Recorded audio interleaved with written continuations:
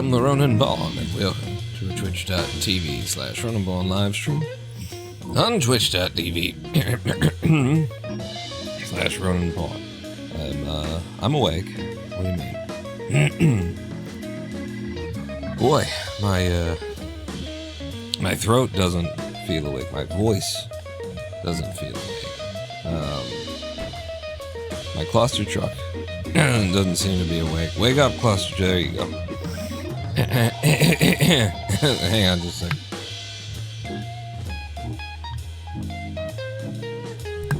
Oh yeah, here we go. I'm working it out.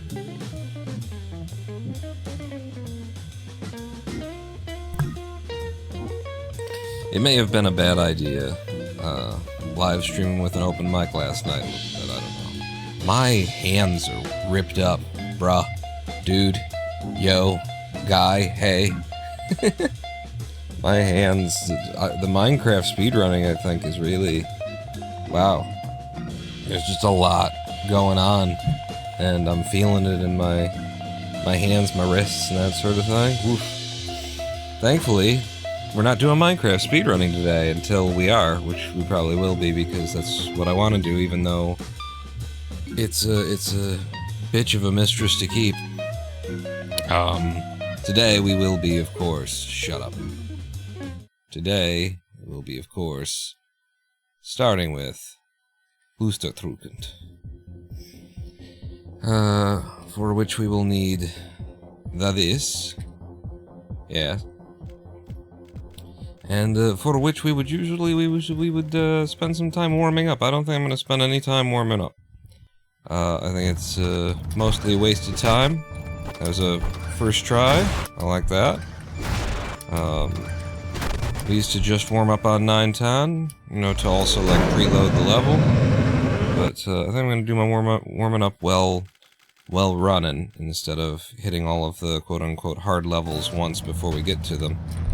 Just throw myself in and rely on the old muscles and their memories.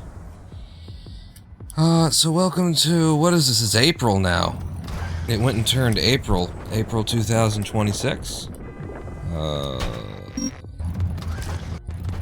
What are you up to?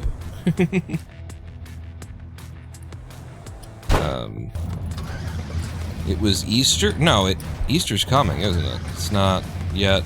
Okay, thank you. Easter's still on the way. It's this weekend, I presume? Right? Because we just had April Fool's Day. Yeah? Which I didn't think of or engage with at all, and various people like to release April Fool's videos on April 1st, and I just don't engage with them. Funny people that I watch, they do something for April Fools, I'm like, yeah, whatever.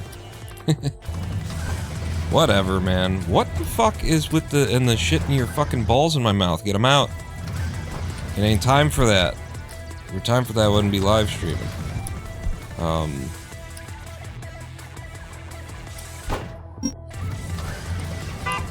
What the Jesus? I can't get out of World 2. Maybe I should have warmed up. This is warming. We're warming as we play. So today, okay, so there's some things we can talk about today. I got some lovely drama on the presses for you, but for that, let's talk a little bit about Minecraft speedrunning. Holy shit.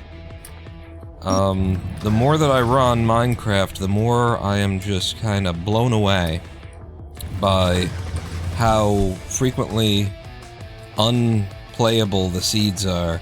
And I'm not just thinking in terms of like what I want and need for my speedrun. I'm thinking, thank you for that. I'm thinking in terms of like what the average player experiences walking in to the average seed in Minecraft, like what's waiting for them there. And the more seeds that you grind and you play out, the more it's like, wow, there's measurably no bastion within the first 30 chunks of spawn in the nether here, so there's that. You know, I don't necessarily detect for the fortress as often as I, you know, get to the bastion kind of a thing, but whenever I do get past the bastion, it's time to go to the fortress.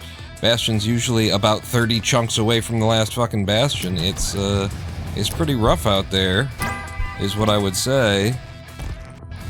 And it's just kind of crazy to me to think that there's so little, like, curation to the stock experience in Minecraft, or at least there was at time of 1.16.1, and honestly I don't think the structure generation has changed when it comes to these basic structures in the Nether and stuff like that, and the Stronghold and whatnot. I don't think they've really futzed with that as the versions have gone on. I could be wrong. But my experience speedrunning Minecraft is like, okay, the bastions are frequently, you know, 25 to 30 chunks away from wherever you come into the Nether, so that's pretty... I mean, if you didn't know how to use the like a normal player wouldn't know how to do these F3 tricks and figure out which direction they should be traveling in and stuff like that, and so you just walk it around the Nether for, yonks for ages. Come on, for fuck's sake, just let me get past 1.6, okay? We're warming up. I'm warming up while I warm up. Alright, fucking cool. Thanks for the past 1.6. I got 6 seconds of 1.7, thank you. You did technically fulfill my request there.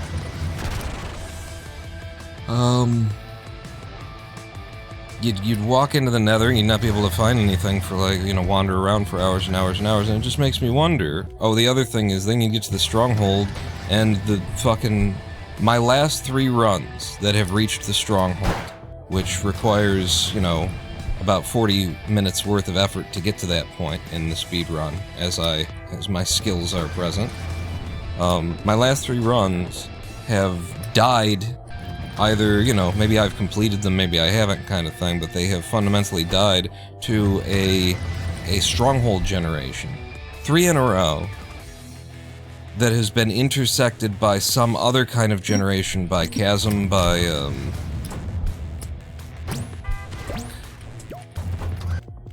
mine shaft, by something like that, which just made the stronghold innavigable. Unmeasurable by... we've got a method in Minecraft speedrunning called preemptive, where you set your F3 pie chart in a certain way, and your range of, you know, loading chunks and whatnot in a certain way, and you can reasonably accurately detect where the portal room is. I have come into the stronghold 3 times in a row to find that the stronghold is so fucked up by other structures that it has intersected with, that preemptive, that I've got this scanning method, and it's worthless to me. It doesn't work. It doesn't help. It is fucking wild to me, the state of all this stuff. And I know, like, that's the... Jesus fucking Christ.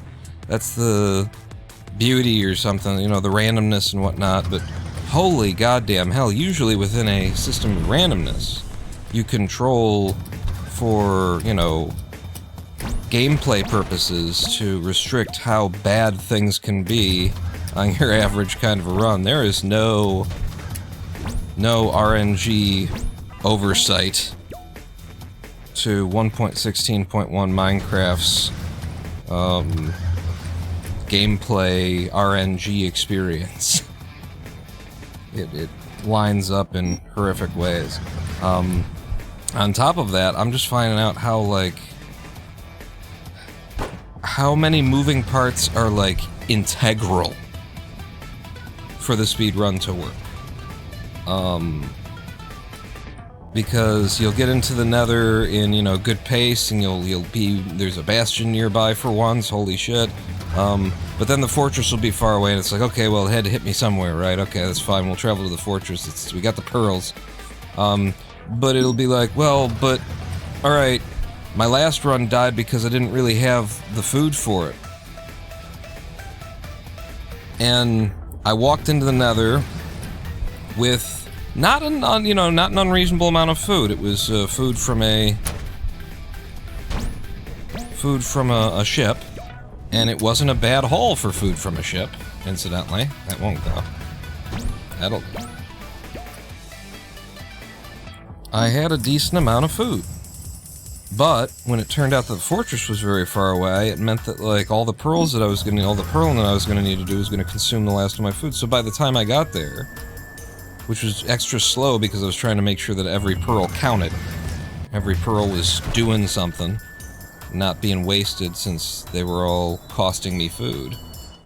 By the time I did get there, I ran out of pearls, you know, or no, I ran out of food while fighting the blazes. That's okay though, because I've got the obby, so I can make a portal, go to the overworld, do a death reset, maybe get some food there, okay? Get some food there, and then the rest of the run is fine, it's saved. Guess where I fucking spawn? I spawn into a winter biome. There's no goddamn food anywhere around the thing. So all I can do is do a death reset. So I set up to do a death reset, except for, here's an incredibly important part of the death reset that they might not, you might not know about. You utterly need, the hole that you make to kill yourself in so that your items won't, like, go flying in all the given directions. You need, listen up to me, you need for that hole to be completely buried on every diagonal and cardinal direction too deep. If you leave it to where there's one corner that doesn't have, then the shit's gonna, like, go flying. Your inventory is gonna go flying out into the world, and you're gonna have to go fucking find it. And what happened to me was, I did the death reset, one corner did have a chunk missing, I didn't realize that it needed to be this secure to work.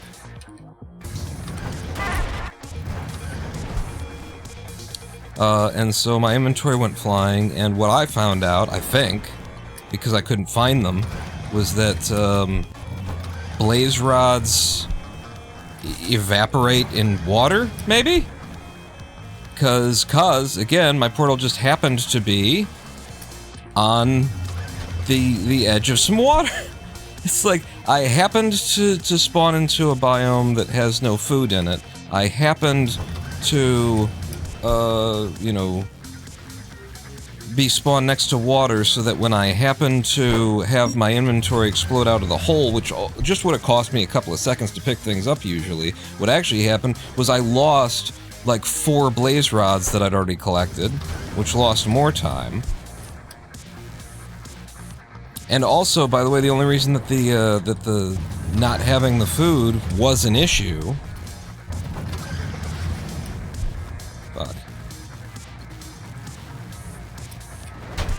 was a continuing issue to the end of my run, to that point in the run, was because I happened to have a nether that didn't provide me with any crimson forests. Crimson forests are overrun with hoglins. They got all kinds of pigs in them. That's where you get your food if you go in a little bit light of food. The entire fucking nether of this nether was nylium, blue nylium forest. It was the ones with the enderman in it, and no hogs. There was no food at any point in the run provided to me. Oh, and the bastion that I went to was Bridge. Bridge frequently generates with some hoglins, like, wandering around on the bridge. It's really annoying, usually. In this one circumstance, I needed the food. I would have loved there to be a hoglin or two on the bridge. There were no fucking hoglins on the bridge this particular time. The amount of, like, subtle shit that is going on at any given moment that you're not even aware of, not even privy to, in the Minecraft speedrun, that is fucking you in ways that you just won't know until you get to where you're going, is insane. It's insane how the dominoes that collide and line up to be like, everything's going great, except for you're gonna need food that you can't get because I'm gonna spawn you in this biome that doesn't have any food, and the nether's gonna not have any food in it, and then you're gonna be next to it, and then your fucking blaze rods are gonna jump into it. It's insane. It is. I am learning the hard way how just having what you'd think of as like just a normal run. Can I get a normal run? Normal speed runs. Seen millions of, not millions. I've seen many speed runs of Minecraft. I know how these things are supposed to go. I know what's, a reasonable expectation of what's gonna happen. I think. I got ideas here. you think of just like a normal speed run, and it's like that kind of generation of the correct structures, well, having all the resources that you need at all the right times is like so fucking rare. It is so fucking rare just to get a normal, not a lucky, not a fortunate, like what I'm finding out is a normal set of circumstances is itself a high roll. And then within that high roll would be to get lucky, get some really, you know, wow, I spawned right onto the bastion, and there's the fortress right over there, and the stronghold was close. That kind of shit, like, that would be lucky. We're not even talking about that. We're talking about, can I get to the end of the game and not have the stronghold intersected by a fucking mine shaft that's got 2-3 spider spawners in it, so that even after I destroy one of them, I'm still, my preemptive readings are still wrong. That's the shit that's been happening to me constantly, like over and over and over again. I have beaten Minecraft once in the past probably 6 hours worth of grinding playing the game. It's insane. It's wild. And yet I am still enjoying it on some sick fucking level, because, you know, I'm screaming, I'm shouting, I'm angry as hell. But on some level, I'm also enjoying the fact that, like, every run I learn something new. Every run I'm like, oh, gee, okay, so that's right. So, that's, you know, I need to,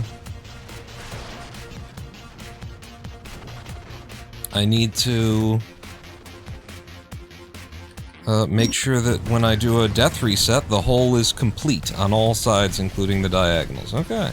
Now there is always something new that I learn that's like, alright, next time I come through, I'll be more prepared. Even though I'm looking at the circumstances and being like, holy shit. Can't believe I ever complained about the RNG and Clustertruck.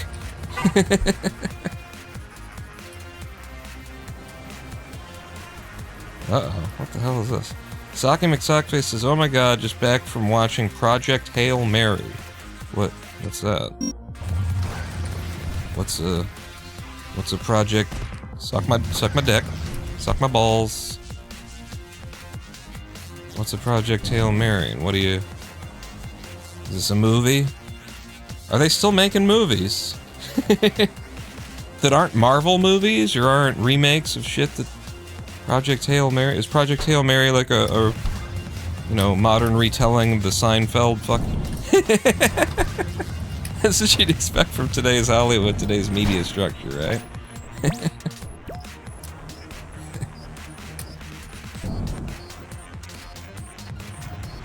Some new young actor who looks like every other new young actor plays Jerry Seinfeld as some new young actress who looks like every other new young actress and who sounds like it, and just there's no distinguishing characteristics except for that they all look like they could be on the cover of, you know, a fashion magazine. That's pretty much it. That's the standard here.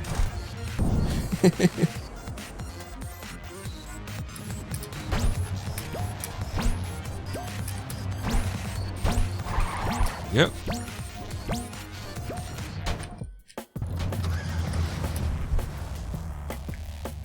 Ryan Gosling movie.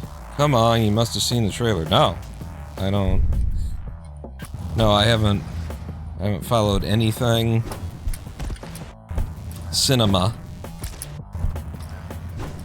I was actually just recently asking my friend Greg, you know, do you have any, like, new stuff that's good that you've watched, so that I can, like, stop just rewatching things that I know are good? Because everything that was new that I've looked at or even just seen advertised just encourages me to just, I'll just rewatch something that I already know is good, because this looks like shit. That's that's the experience of media 2026, if you ask me.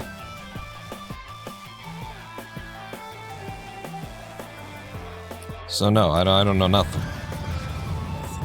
Movie based on a book by the same guy that wrote The Martian.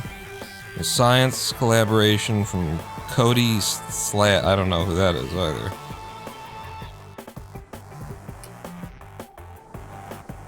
Martian was okay. I've watched it back several times. I feel like there's something wrong with it. I don't know, there's just like... There's something that makes me feel... Maybe it's just Matt Damon. Maybe it's just Matt Damon. That might be my problem with it. This guy's too famous. It's gonna, you know, he's gotta be some kind of child predator. There's gotta be... He's been grooming, he's just too fucking... He's Matt fucking Damon. He's There's a reason he was so good in those roles. It's like a serial killer who stalks other people. Like, we're gonna find something out about him eventually.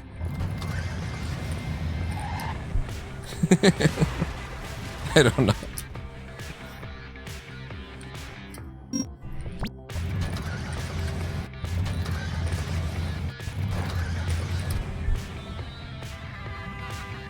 They missed bits out of the book, but I'm guessing they did that for time purposes. Matt Damon's best film was Dogma. That is, out of all of Kevin Smith's movies, Dogma is not the worst, but it's definitely not my favorite. And you would think that it would be because I'm so into, like, religion and spiritual stuff and just, you know, and it takes the piss out of all of that, and especially, you know, turns some pretty heavy guns on Catholicism, which is especially, like, what the fuck? Catholicism? What are you saying now? What are you coming up with? Why is half of your religion based on some fictional author, you know, Dante's allegory? When did that slip? You know, that was just a book that somebody wrote. It wasn't like, it's not in the Bible. Why do you guys believe this shit?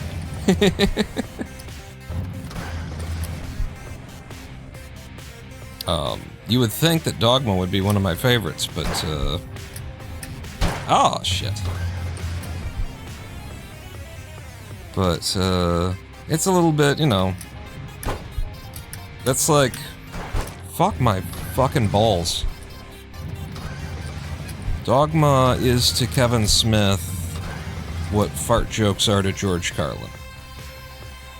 You know, it's like... It's not bad, but it's not the best of them.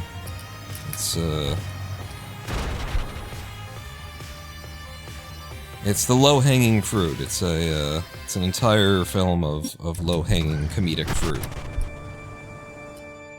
And Kevin can do much better. Alright, that's a good warm-up run. A low 14. Catholicism? Wow! I mean, Matt Damon's best film was obviously the one about apples.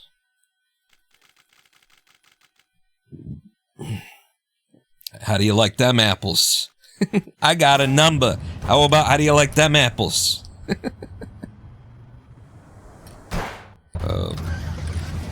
You know, and it was very important that Robin Williams, you know, was in there to do some fucking Oscar award-winning acting, or it should have, I don't know. Hundreds of Beavers is the best. We watched that. Lady Pawn and I watched that. It was weird.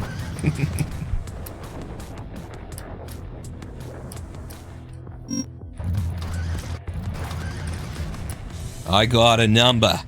How do you like them?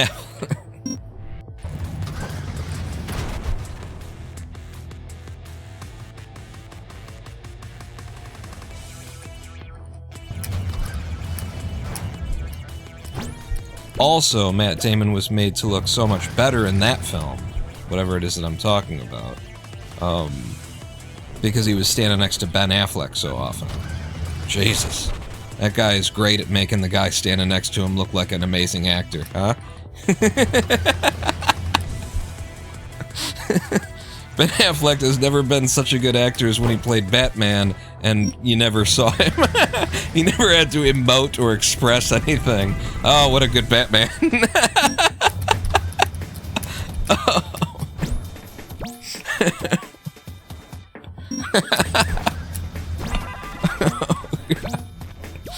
I have never understood how the fuck Ben Affleck is, you know, like a leading man in Hollywood. That is crazy to me. That's like, proof we're in the bad timeline or something like that. Because, I mean, he became, like, you know, a heartthrob kind of a guy in terms of, like, you know, he's hired in part because they think that they're gonna get the ladies in because, ooh, Ben Affleck kind of thing. And I'm like, are you kidding?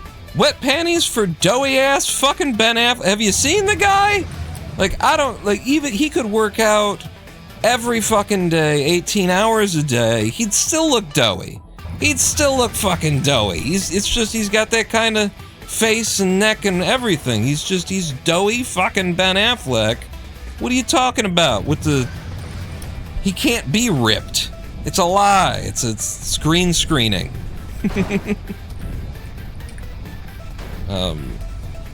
Wow. He was good in The Accountant. I did like, you know what I like about The Accountant? The first, like, 45 minutes of The Accountant, and then I turn it off. and then I'm done with it. But the opening parts and, you know, the mystery, and then some of the early action and stuff, and then it just gets fucking crazy. Like, the end of The Accountant is like, we went from a movie that was, I don't know, it had something, it was taking itself seriously, to now it's just a comic book. Now we're just ending on a comic book. Okay. Out of nowhere, too, in my opinion. It's not like they were setting it up as a comic book. It basically goes from being The Accountant to the later seasons of Netflix's Daredevil. You know, the bad one.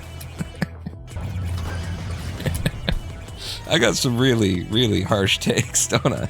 I like it. I like my harsh browns today. They're crispy.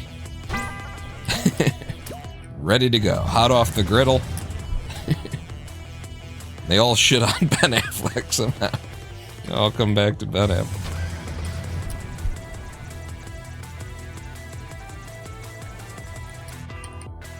Yeah, actually, The Accountant, if anything, it had, now that I think about it, I've never thought about it like this, but doesn't it have kind of M. Night Shyamalan kind of feel to it? Like, if you think about The Accountant, and then you think about,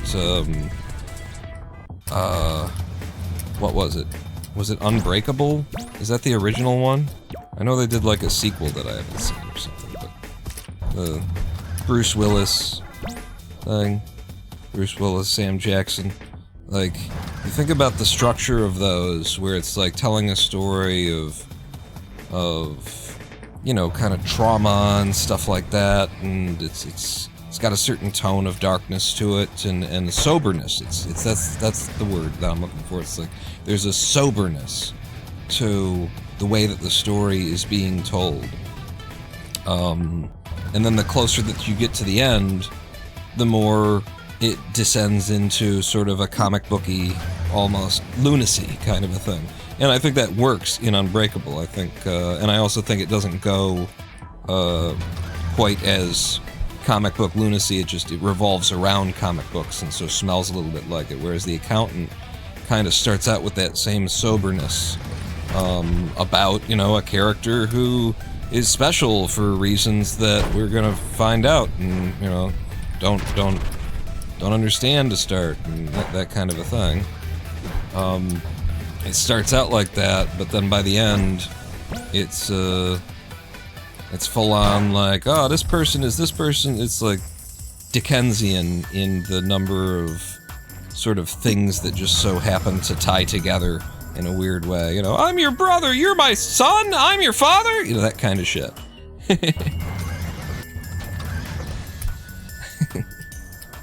Wait, Daredevil becomes an accountant? He takes up a job in finance? He has become the villain. I just remember, like, all those Netflix Marvel projects I was into. I was big into. I was definitely like, alright, cool. Until I wasn't. Until, like, they start out strong and then they just die in execution. Daredevil's Elektra, fuck it. It ended up feeling worse than Bleach did in terms of, God, get to the fucking point. And I also got really sick of, let's see, it was both Daredevil and I think... What was the... It wasn't on Netflix, so it was on network TV. The Arrow, I think? I think they both had this thing where it was like... The characters were constantly, like, they never answered the question of whether or not they're going to kill for justice or something, but they're always about to or on the edge, or maybe they did, but they're not going to do it again or something like that. And it was like, I don't fucking care! Stop making this a point! I don't fucking kill somebody, don't kill somebody, just make a fucking decision and tell a different story. Jesus fucking Christ! That was my take.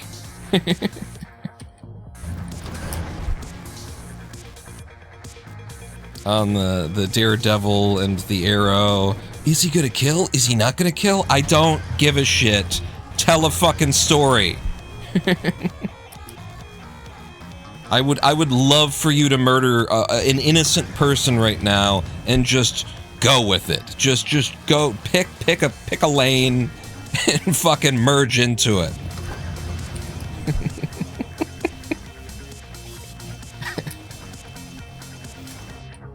And then the, I really liked the one where it was the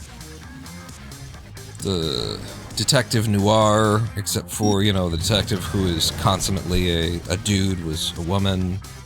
And this woman just so happened to have super strength superpowers that needed to be explained or something like that. I liked it for the tone, liked it for a lot of things. Go. Yes. But the nearer you got to the end of season 1, the more just kind of disgusting the premise got, and it wasn't necessarily like badly written or badly executed, but it was kind of just stomach churning. The more that you learned about where this came from, where these powers, and, you know, who the bad guy was and what their power was and what they'd done to these various women and shit like that. It was kind of like a little bit too... It was so sick and fucked up that it made you feel like whoever came up with this plot, is this their kink or something? Like,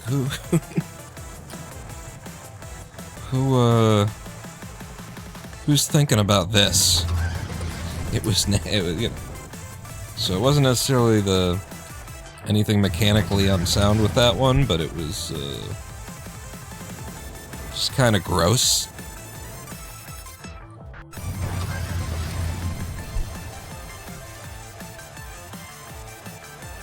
I'm going over. Check this shit out. I'm going over.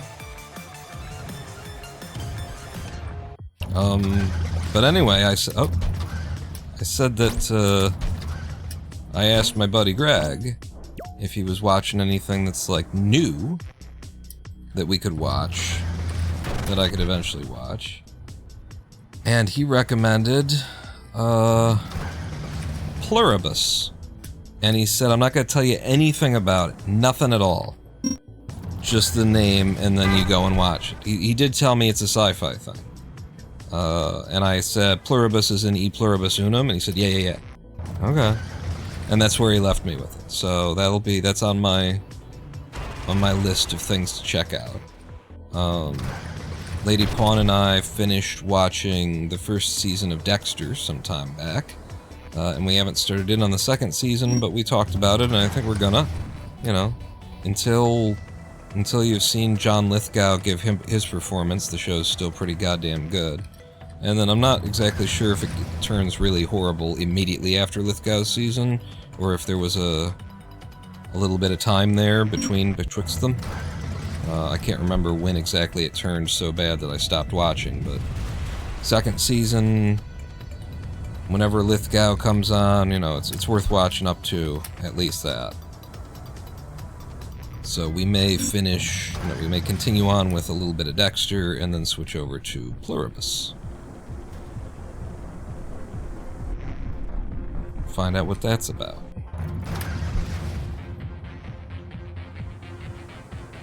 Kenneth enjoyed Pluribus? Good. I got multiple trustworthy recommendations, then. Actually, I don't know if you're trustworthy, Kenneth. I'm gonna assume. You watch me, so your media taste must be pretty good. Shoot. One more attempt. Okay. I probably didn't save any time because I fucked it up at the beginning. I didn't think to even try at the beginning, but...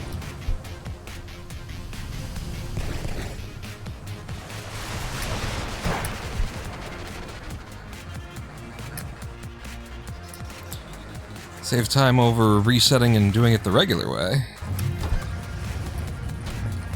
Surely.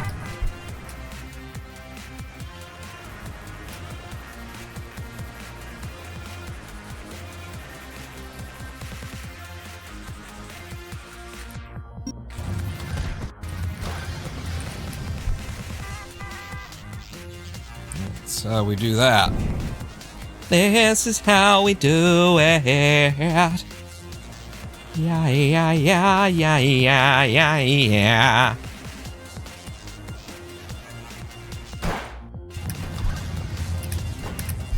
Suck my balls.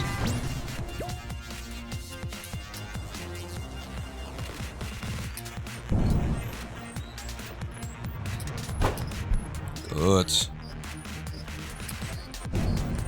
Good.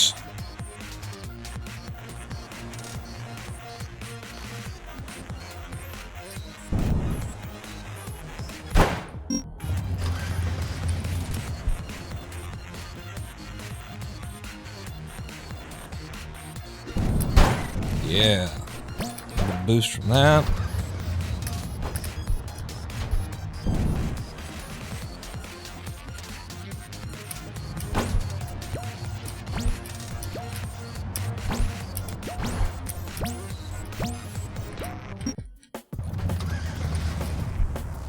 Okay. We're going.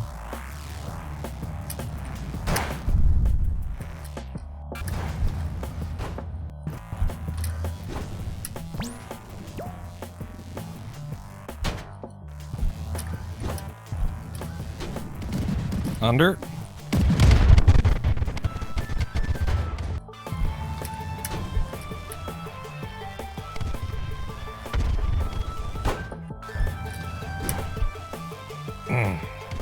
Well, I can't get the aim on those, can I?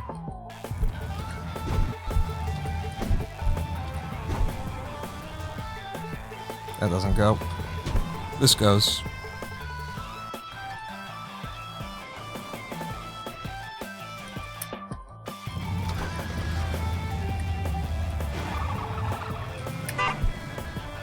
Pretty good hit, I think.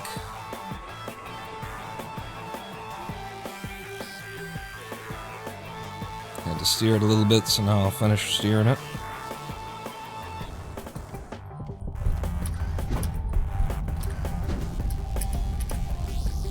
Shit. That was so close to being perfect. Fuck me. Not like this. Not like this. Fucking stop! It's like this. It's like this. I can't get out of this bullshit ass fucking level. And then I went past it. Oh my fucking god.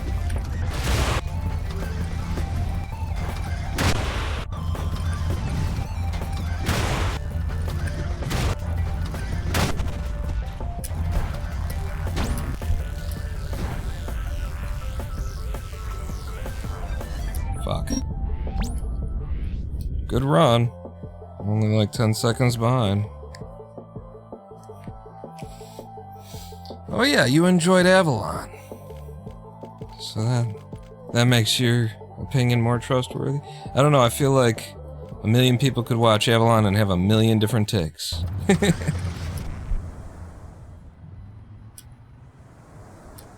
think if you'd hated Avalon, I still would have been like, that's fair. Like, it's a hell of a movie. It's brilliant in that characteristic. The fact that it's just everything to everyone all at once.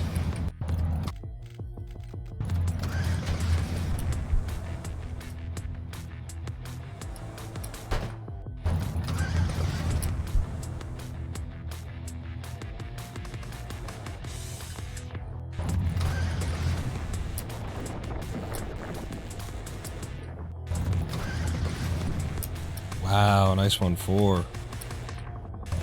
Half expected it to be gold.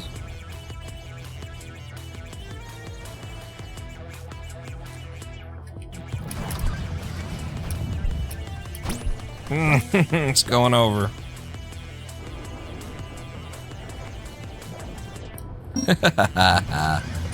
I'll play on that just for the meme.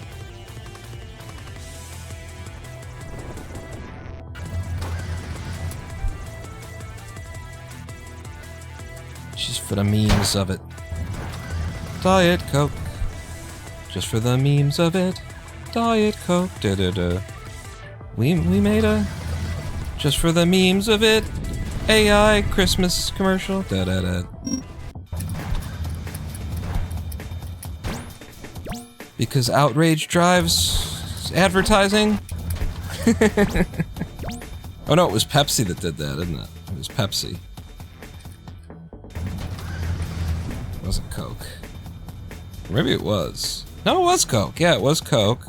And the reason I'm thinking that it's Pepsi is because so many people, after seeing the AI slop advertisement that, Christmas ad that Coke put out, so many people were like, "Looks like I'm switching to Pepsi."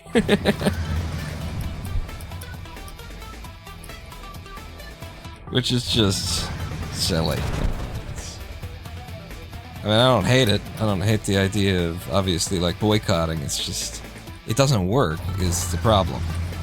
I think, like, statistically speaking, it's measurable that if you're gonna try and do some kind of protest against a product or a company or something like that, don't do a boycott. They don't fucking work because nobody, like, sticks to them. They don't last. They require, like, continuous organization and an outrage that, you know, overwhelms the whatever convenience or, you know, in the realm of, like, Coke and stuff like that, addiction that the product provides. Every time that you see some Yahoo burning their sneakers because they think Nike is too fucking woke, every time you see somebody switching beers because, you know, something like that kind of thing, pouring out all the beer and so, oh, I'm done. It's like, you're not actually gonna drink fucking Coors from now on, are you? Seriously, Coors? Come on. I think we all know. No, not sure. Coors might have been what I, like, switched to after they changed the formula of,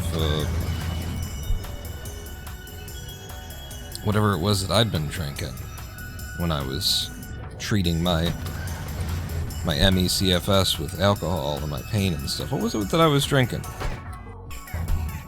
You know, it was some cheapo... Come on. Come on. Jesus, fuck.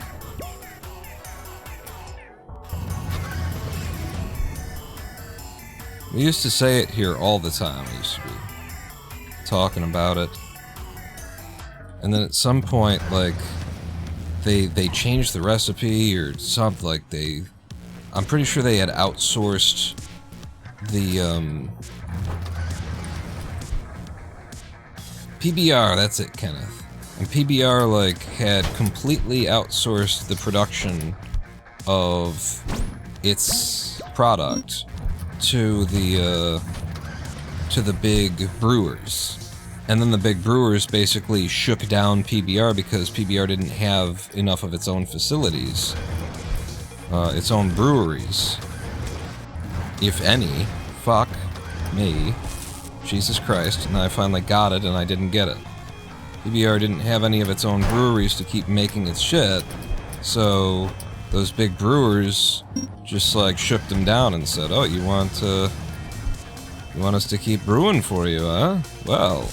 And I think around then, the formula got fucked with, and it tasted wrong, and it wasn't right anymore.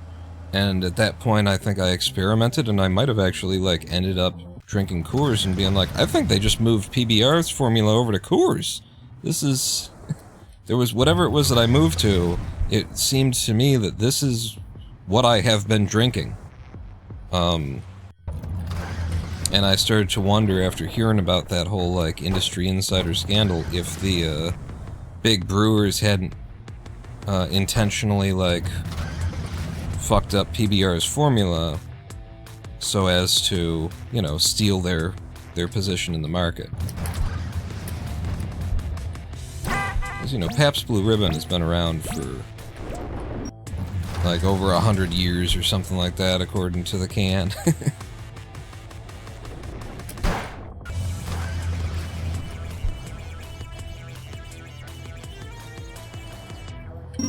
May have a reputation for being cheap, but it was cheap and good.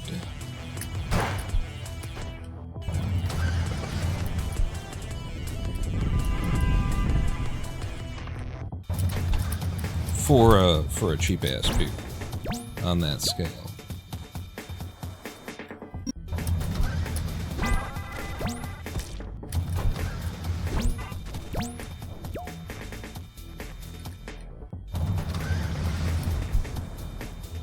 If you're looking for notes of cherry and, you know, sycamore tree in your microbrew, then yeah, PBR isn't really on that level. But in comparison to Budweiser and, you know, that supermarket beer, PBR was pretty fucking good.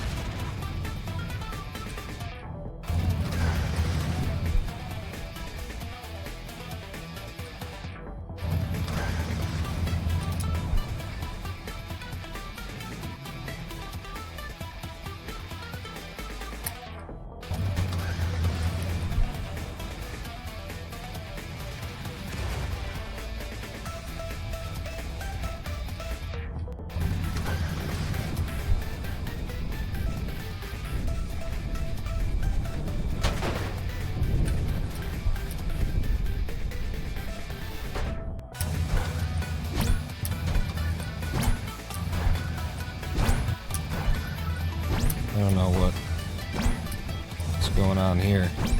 There you go.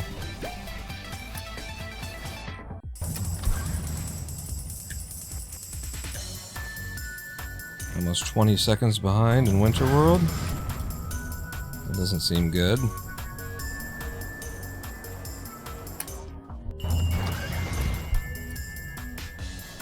That sucked.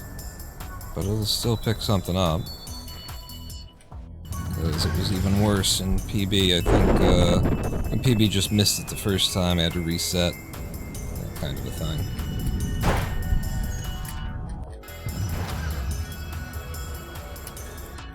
Yeah, 3-0.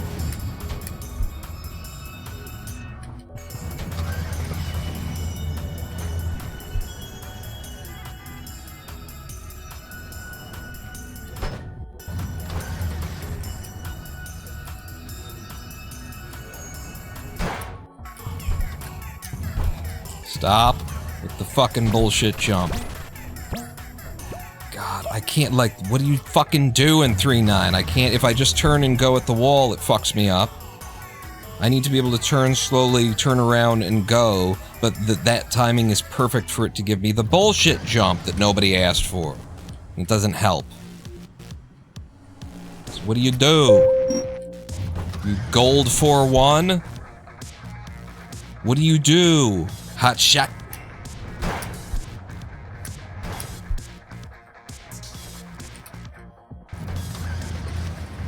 Shoot the hostage.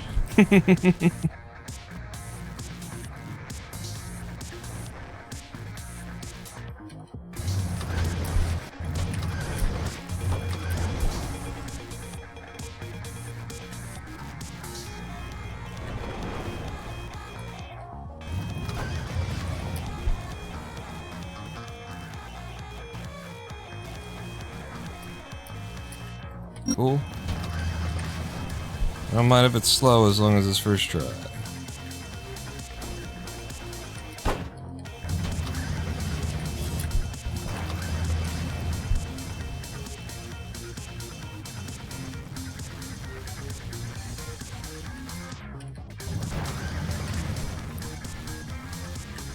Wow.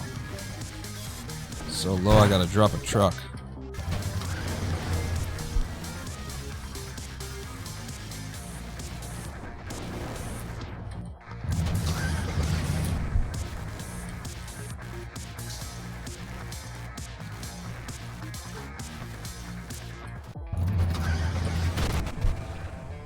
boys. Wow, I didn't realize it was that nice.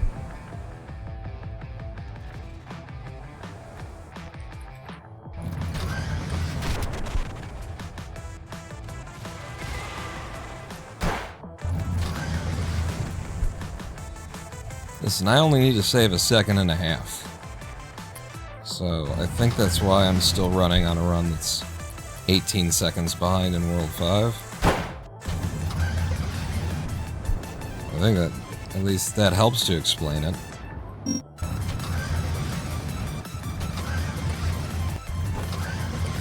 Last chance here. 3 resets when you're already 20 seconds behind doesn't work.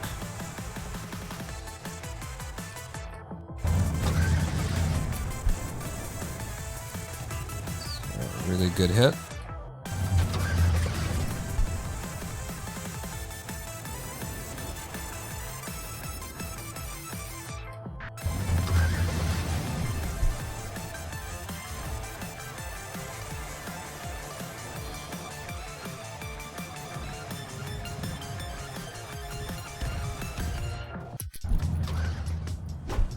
Wow, that shouldn't have worked really.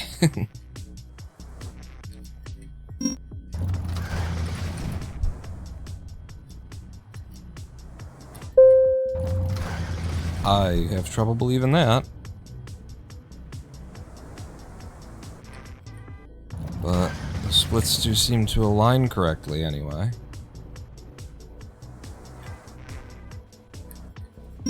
Sometimes you see that and I wonder if the splitter hasn't gotten 1 level off or something. Does not compute. Does not compute. Does not compute. It really doesn't.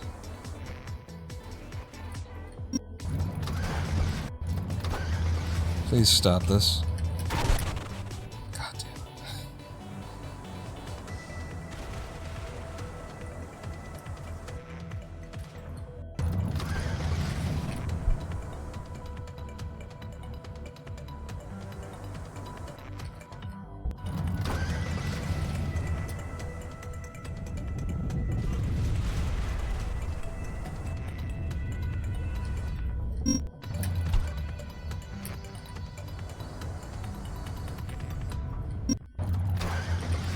Nice 4-7 out of there. So we go for 8-4 under these circumstances, definitely.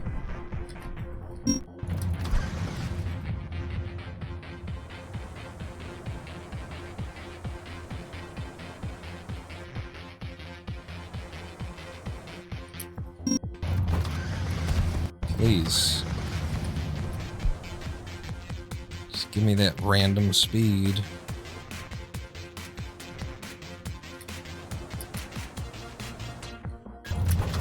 Uh-oh. Kind of set that up wrong. Yeah.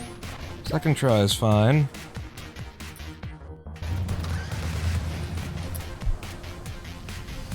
Whoa. Many missiles tracking.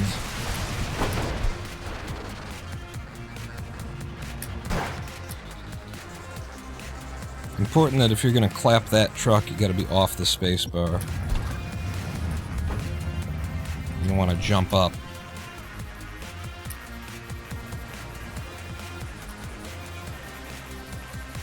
Hit the ceiling.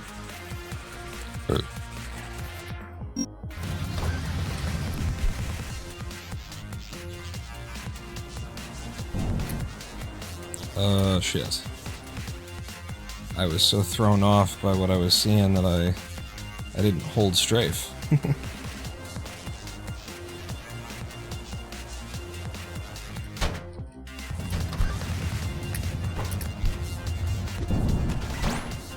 Good start. A little high.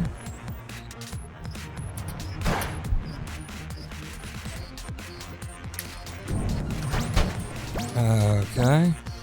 I did get extra height off of it, but not the speed you're looking for.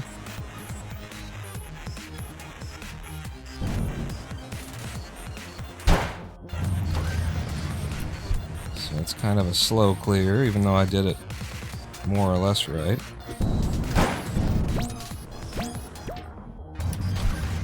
Maybe we go for it here just because we are so far behind and we need a lot of time. That's why we don't go for it anywhere, ever. One more time and then we'll reset the road. Yeah.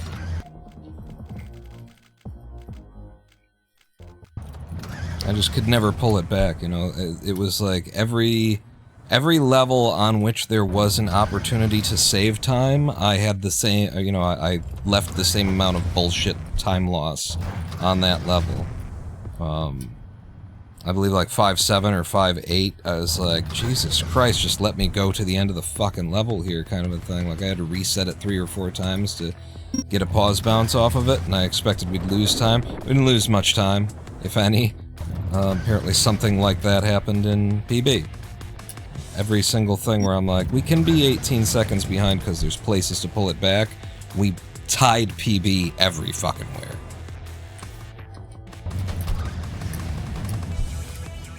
Disproving my supposition that we can be 18 seconds behind and it'll work itself out.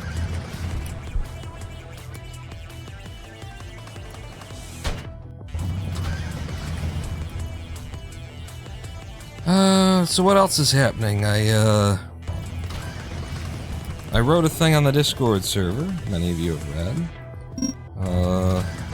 Another thing about censorship in the modern era of the bullshit internet that we've got now, the corporatized, moron-driven, everything's an industry and everything's for the sake of monetization internet that we have. This time is inspired by, I've talked about how Couriway is the name of the fellow who I've been watching, Minecraft Speedrunner, who very much encourage, you know, watching what he's doing, which is not going for PB attempts. It's a no reset challenge where currently he's approaching his 10,000th Minecraft speedrun completed without a reset, without resetting it. You just, whatever seed rolls up in RSG, you take it and you roll with it, and you have to make it work. And if you die during, well, you have to make it work. You have to, you know, keep playing the seed. You gotta beat the seed. Watching him as one of the best Minecraft speedrunners in the world struggle against bad RNG, bad rates, and, you know, occasionally put up like a 35-minute clear time on some levels that are just horrible, or even on levels that weren't necessarily, or seeds rather, worlds, that weren't necessarily horrible, but that, you know, he made a mistake, he slipped up, fell through a hole, dropped into the lava, lost all his stuff, had to just begin from scratch. The timer keeps running, it ends up counting as a 35-minute run. You know, seeing that, very, very encouraging to a new Minecraft speedrunner, because usually what you see is, you know, everybody's like best day, best run, PB, world record, or you're watching what is very popular now in the Minecraft world, ranked speedrunning in Minecraft, which is a special mod that pits people against each other to run filtered seed speed runs. So you've got ranked promises that you'll have, you know, pretty good start, pretty good, you'll have everything that you need to not, for a skilled speedrunner, not have to spend a ridiculous amount of time. It's not, you know, it shouldn't give you too much trouble. There's a bunch of statistical clamps on the RNG to make sure that you've got a bastion within so many chunks of when you spawn in, and the fortress travel, and, you know, that kind of a thing. And it pits people against each other to in an elo system.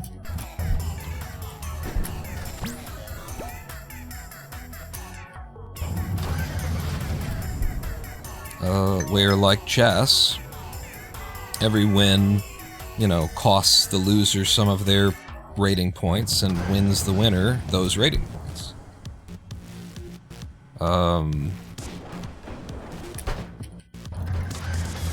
So that's what you'd usually see out there, is either these filtered seed speedruns where you're just getting the best RNG that anybody's ever gotten, or you're watching PB attempts from the best runners in the world and world record attempts and shit like that, where, you know, every nether enter is 2 minutes long because they're throwing out 99% of the seeds and only accepting worlds that give them a 2.5 minute enter or better kind of thing.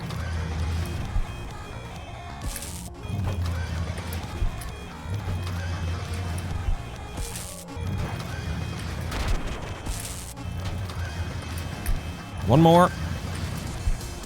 And we're resetting. So watching Couriway do no resets, watching a very skilled player struggle against bad RNG, it's just encouraging. It makes you feel like, okay, me, you know, as a new runner, being able to turn over in your first sub-hour speed run within, you know, a month or however long it was that I was tinkering with it. It's pretty good. You know, makes you feel alright. And I'm also learning a lot that you wouldn't normally learn from watching the highest ranked speedrunners doing the highest, you know, going for the best run that anyone's ever had, because they're throwing everything out that isn't good.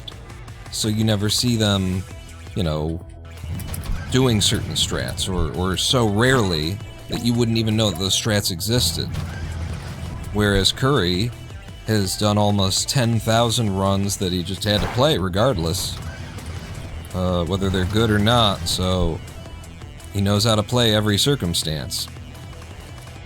And you get like these strategies that are very helpful to an early speedrunner who's not throwing every seed away.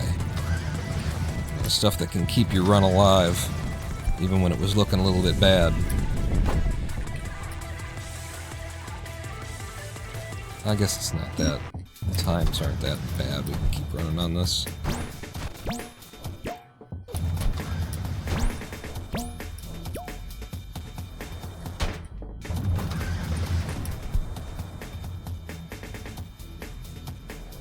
So I've been enjoying Couriway's streams. I've been tuning in almost daily to, you know, wake up and Curry will be streaming during the week, and I'll just click on to, you know, watch an hour or two while I'm getting my morning started, have it on in the background kind of thing.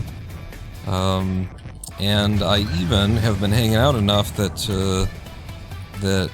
number one, I'm the one, if you went and looked right now, you'd find that there's a clip of Curry getting a Sub-13, like a 12 something speed run. Only their third ever, I think, 12-minute speed run. Might have been their second best speed run ever since starting the 10,000 reset run. No reset runs. I'm the one who made the fucking clip. I've been in that chat room for those kinds of events, and I've been in long enough that when Curry got some free gift subs, I ended up becoming a recipient of a gift sub. So I'm a tier 1 subscriber or whatever, by technicality. I say all of that to set up the fact that I was banned from chat recently in Couriway's stream for the following reason. Curry's stream was titled, I uploaded a video today. Curry isn't a prolific YouTuber. They're definitely they're on YouTube, they do YouTube, but most of their time is on Twitch. That's the platform that they pour most of it into. So, it was worth mentioning, certainly, that they released a video today. It doesn't happen every day.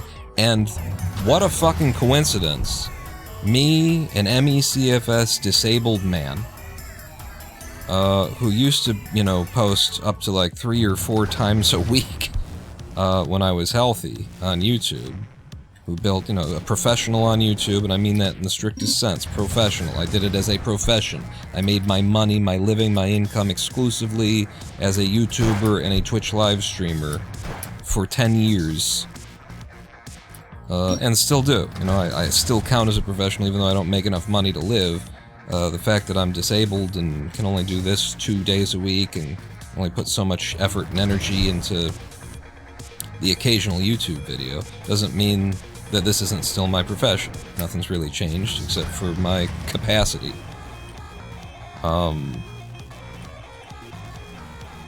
Ooh.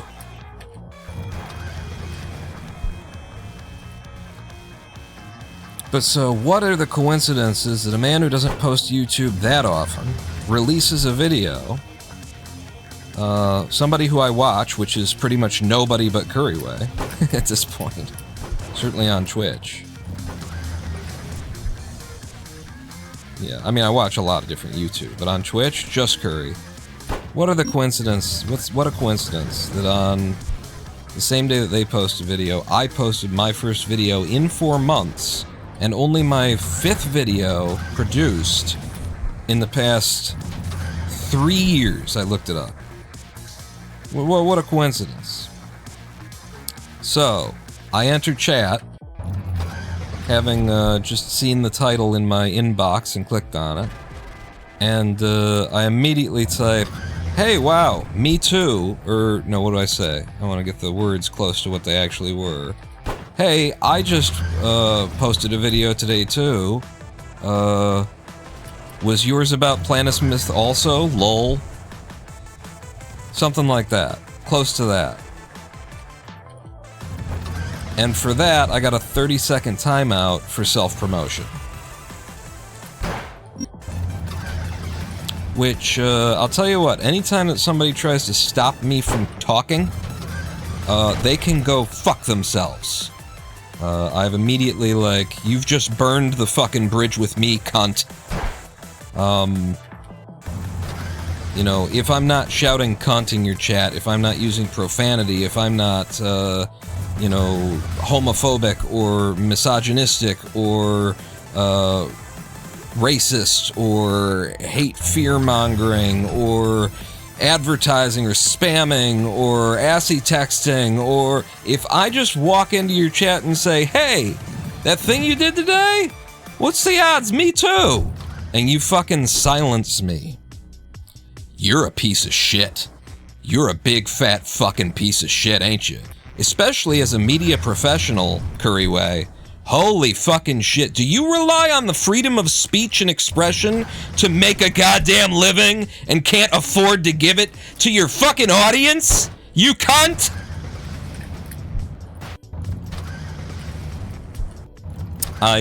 You might be able to tell, I disagree with the idea that I was self-advertising, self-promoting, by walking in and reciprocating the fucking title of the live stream when it was notable that, holy shit, me too. To not mention it would have been weird.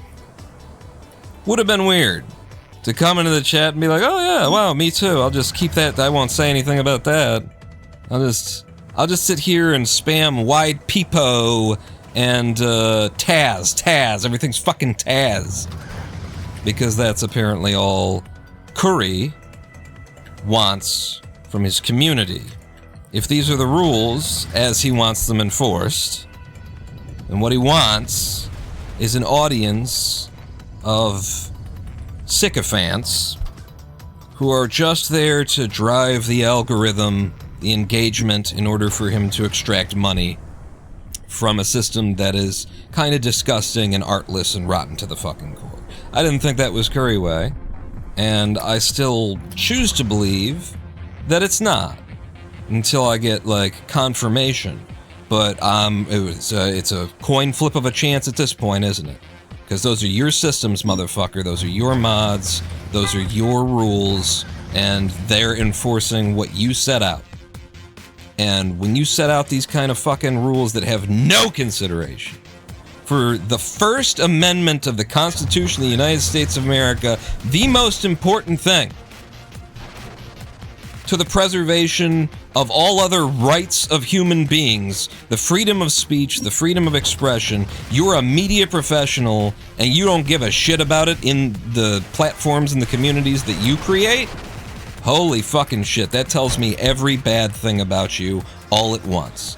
It tells me that you're here for the money, you're just manipulating these kids, you know, you got children watching you who are like, oh, my favorite streamer, oh, Curry, oh, yeah, it is Taz, Curry, oh, that's Taz, oh, hello, just repeating your fucking words, just hanging on, just desperate for a little bit of attention from their favorite streamer, like, the same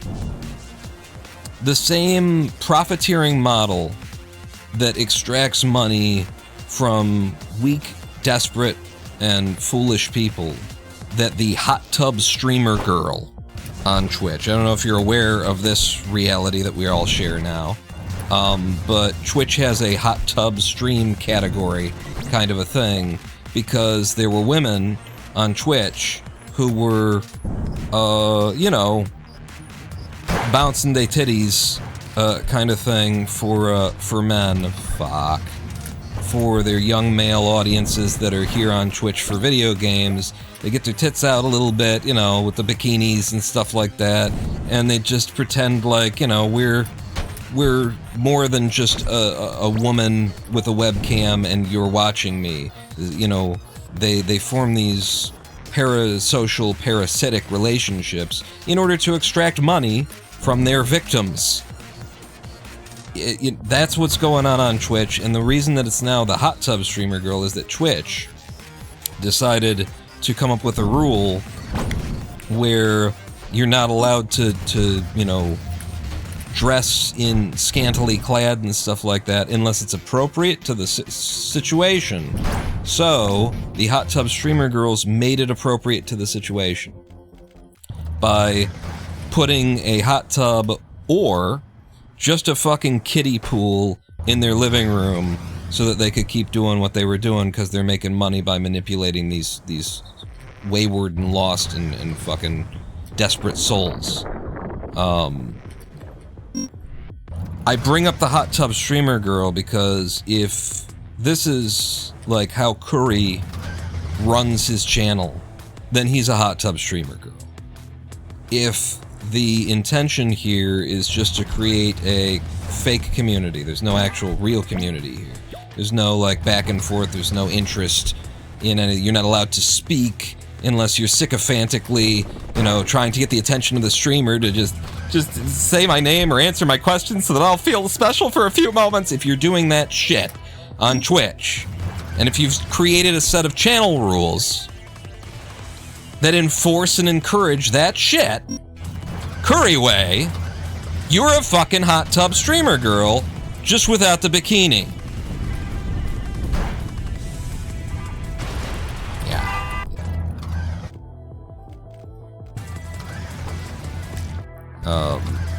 So yeah, I wrote a, probably 2,000-3,000 word piece. But let's see him run Clustertruck. You would have him beat.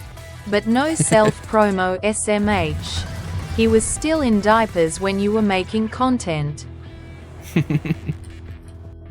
little bit. I'm just, you know, I'm so fucking sick of it. I'm so fucking sick of... I have lost, tens of thousands, possibly over 100,000 words of written expression, free, you know, just what I'm trying to say, what I'm trying to put out there. I have lost hundreds of, like 100,000 is an easy count probably, of words to Reddit moderation alone. To Reddit moderators who you say something and they disagree You didn't come out like, and the Jews are with the banking and the media. You didn't make any fucking racist allegations. You didn't come out like women need to be in the fucking kitchen and da-da-da-da. You didn't come out with any misogyny. You didn't start out with any hate speech. You voiced your opinion on a topic in a place on the internet that's named after that fucking topic. And the moderators just disagree or don't like the tone of it, don't appreciate like the artfulness of it. You know, they want like 3-sentence fucking posts that people respond to with memes and shit like that. They don't want actual conversations. Whatever the fucking reason is, I have lost hundreds, over 100,000 words easily just to Reddit moderation when I used to try and engage with that bullshit fucking censorious assholery site of assholery. I don't anymore. I'm done. I stopped wasting my fucking time. But basically the world has lost, you know, 100,000 of, you know, my writings, for whatever that's worth. And if it's worth nothing, then you're a piece of shit. If it's worth nothing, then I lose it, but, you know, you'd probably not like it if somebody lost your fucking art, you know, then you're a piece of shit. It matters. It matters, and the fucking site's called Reddit. Have you read it? Like, there's no need, you fucking cunts, there's no need to intervene on every fucking thing, right? You're doing moderation, huh? So what's the goal of moderation? To make a safe environment for people to communicate. I swear to God, moderation is more in the modern internet. It is there more to just censor, to just, I don't think so, so I'm just gonna stop you from thinking so. Stop you from being able to communicate your interpretation of reality. That's what moderation exists for, certainly on Reddit. It's fucking horrendous, it's hideous. They will reach in and delete, and it's, with me, you know, I think they get used to just pruning people's shit because people are fucking stupid and they write in these half-broken sentences with no punctuation, and they post, you know, a sentence and a half at a time, and that's their post, and then it's, you know, the moderator goes, ah, fuck it, I'll delete that. And then I come along and I've written you 6 paragraphs that explain my position that you'd have to, like, argue against if you disagree with it, kind of thing. And you delete that shit too, like there's no effort into that either. I have lost, the world has lost, humanity has lost the record of so many of my artistic written works, thanks to cunts like the moderators on Couriway's channel. And so when I come in and just try and reciprocate, just try and be part of a fucking community. That's it. I'm just trying to say hello and be like, hey, me too, what's up? How we doing today? What's new? What are we doing? Ah, I did a thing too. I'm just trying to fucking, hey, do you have a community here? Well, do you want, so is it just, the community is just of people posting your fucking emotes? Is that the community you're going for, you cunt? I'm breaking out, you know, I'm just happy to have the top off the C word here, and these are the people who deserve it. Because if you are moderating language on the internet and you have no allegiance, zero allegiance to the concept of the freedom of expression, you're a cunt. You are the biggest fucking cunt on the fucking planet. Fuck. I would reserve a bullet for you before Trump. Fuck you. Fuck you, cunt.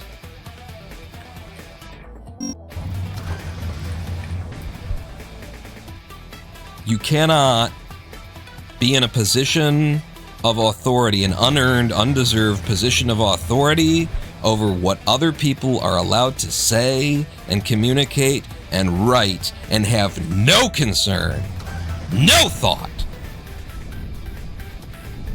no moment of hesitance for the freedom of expression. No moment crosses through your mind to say, oh, maybe this, you know, this post isn't really like, not haranguing us with advertising. It's mentioned in the, it implies that he's got a YouTube channel somewhere. Maybe it's the same name as the account that he's logged in. Maybe it's not. Who fucking knows? I don't know. There could be something here. Probably not. If he doesn't say it again and again, then I probably should just fucking leave it alone. since I care about the freedom of speech, since I care about the freedom of expression, since I'm a fucking media professional and I rely on it for my income, maybe I should offer it to other people. I don't know. On Couriway.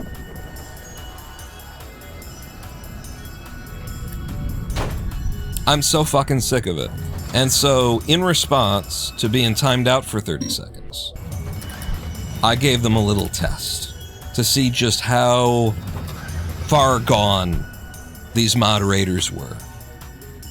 And I replied, as soon as I got out of my 30-second timeout, I said, back off, mods. That's it. Back off, comma, mods, period. That's it. That's what I posted. In response to that, the mods banned me for at least 30 minutes. At least 30 minutes. And their message in banning was like, self-advertising not allowed, don't take it out on the mods just because you got caught. Or some shit like that. They didn't, and there was no hesitation. It was virtually instantaneous. It was within like 7 seconds of me saying, back off, mods. The message came back. These people have no interest in the rights of human beings. These are the people who support fucking Israel while they're murdering children in Palestine. They have no concern for human rights in general, because freedom of speech is the top of them. It's the beginning of all of the other rights. You can't have any of the other rights without freedom of speech, and if you're a media professional in this world on the internet, and your community and your enabled fucking, the moderators who you've given power are out there silencing people for nothing. Just, hey, I've got a button here, I'm gonna click it to delete your shit. Without thinking about it, without no hesitation, no restraint, no restriction on myself. If you're out there doing that shit, you're a bastard. You're the worst.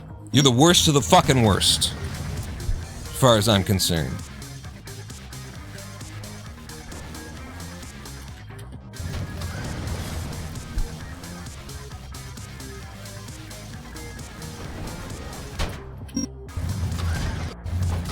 The red in Reddit is spelled like the color, so maybe it's not about reading, maybe they're just communists.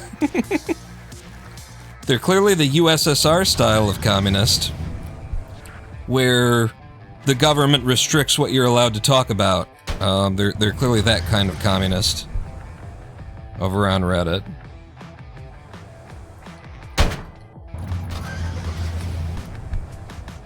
But yeah, I have half a mind to go ahead and just fucking go to war with Couriway on YouTube. Make me some money, get me some attention, and, you know, it would draw attention to the larger issue, which is that this is how it works out there now. Maybe he still lives at home with his mommy and daddy.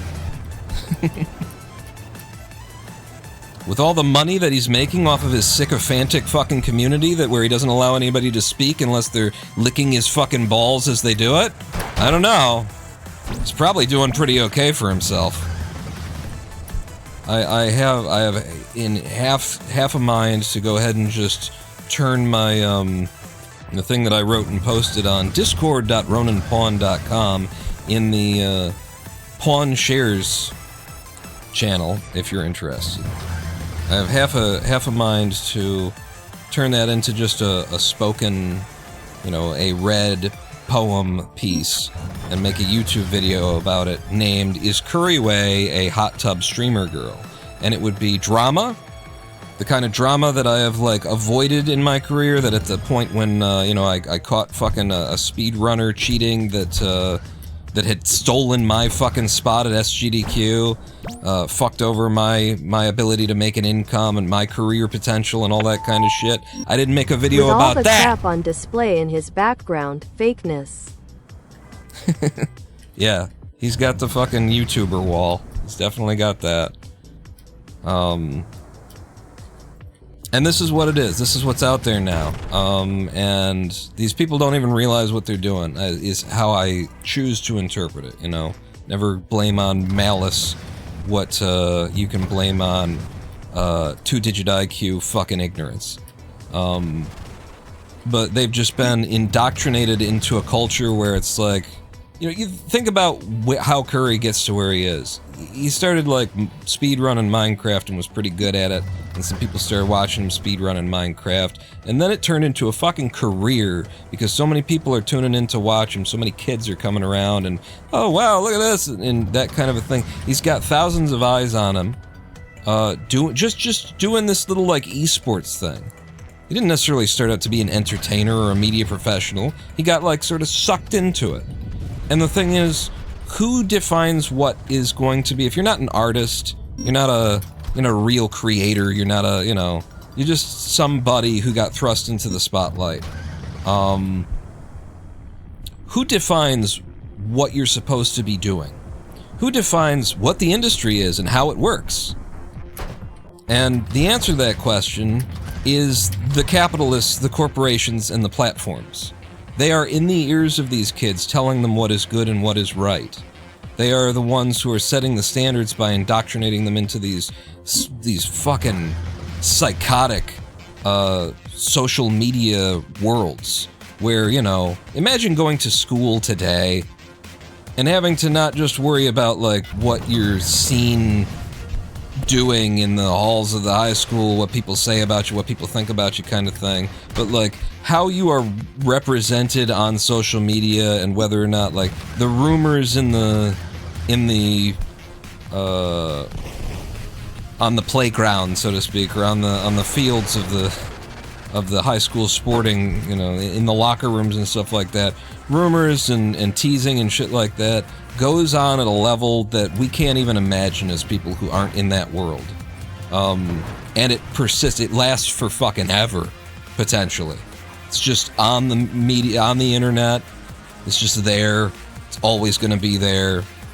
Somebody took a picture of you in an embarrassing situation, and unless you can get the corporation to decide that it's too much and then get it removed or something like that, the amount of mindfuckery that the current generations are weathering is immense, and they don't recognize it because it's happening to them. They don't know the difference between this and any other world. This is just what they were born into. What, this isn't normal? No, it wasn't until about 8 minutes ago when you came into it, and now this is how it is.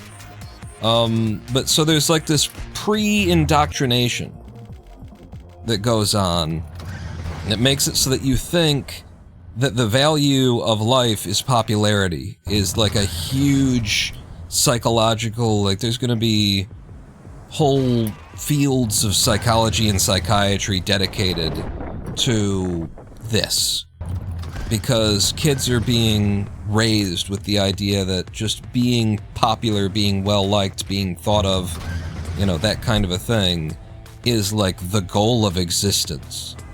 And when you're in a situation like Curry's, where they started doing something, and they got this popularity that comes out of, just why do you have this popularity? You're doing something that people are interested in. Well, you're inoffensive as a person because you have nothing to say. You are politically uncontroversial because you have nothing to say. You're, it's important that you be not unattractive. It's not necessarily that you're attractive, but it certainly helps, with this shallow, artless fucking sphere of, just cults of personality grown out of social presence. It certainly helps if you're, visually inoffensive. Some people manage to sort of skirt the edge on that because they've got a certain look. And even though they're kind of... they certainly aren't a GQ type, they've got a look. It's unique, and that can work as well. But, this is the world that we live in. There's so many places where the representations, the representatives of culture, and of media in general, have no particular media literacy, have no particular artistic training. They have been born and baptized into this world of just like everything is for the attention, which is for the advertising, which is for the revenue. And that's just normal. This is stuff that like entire religions have been founded on to be like, the point of life isn't money. Point of life isn't popularity. Point of existence. Don't get confused, everybody. And now it's just like, that's just it, baby. That's just where we are. That's just what everything is. And if you don't like if you're not coming into this with the kind of awareness of an artist who recognizes that the corporations are the enemy. The corporations want you to be an uncontroversial, unchallenging figure who just slops out the shit that the largest group of people will pay attention to at any given time. That's what they want. They just want the eyes. They don't care how you get them. Then the best way to get them is just to not say anything, just not be anything. The same way that politics works today. Get on the campaign trail and you just don't actually like take positions. You don't actually say what it is that you represent or you stand for. You imply it. You get close to it without saying it. This is the standard of like cultural and media representation today, because so much of it is just like weird internet memery, and then you became a celebrity. The fucking Haktua girl kind of a thing at different scales and different levels, and different like levels of obviousness in terms of how ridiculous the whole thing is. But it is still that. It does come back to that. These people aren't trying to create something. They aren't trying to... They're not artists. They're creators, okay? I'm trying to, like... I've tried to train myself to avoid the word creator, so it takes me a minute to come back to it. But that's what the corporations... Fuck. Saw it at the last second. That is precisely what the corporations want, is a generation of creators. They're not artists. They won't give you a problem. When you're telling them, what we've found is that if you put red arrows and circles on your thumbnails, you get more clicks. They're not gonna say, yeah, well, I'm an artist, not a fucking shill, so go fuck yourself. They're gonna say, oh, okay. We found if in your videos you ask people to sub and like the video, then they will, and that drives engagement through our algorithmic systems. Yeah, well, I'm an artist, not a fucking, psychological manipulator and abuser of human beings. So I'm not... Okay, that's a weird one. I've never had the laser come up from behind and manage to do that. You don't get pushback from people who have been indoctrinated into this world where this is just how it works, baby. They think that, all of Twitch's systems of like, crossover promotion, and that this is all just like, oh, they're trying to help me be successful. Yeah. They're not trying to extract value from a parasocial relationship that they're teaching you to foster. Ask people, it's good if you respond to chat a lot. Not that you actually be engaged with your community or your audience, or that you be interested in what they have to say, but that you respond to them a lot to make them feel as though they're being heard.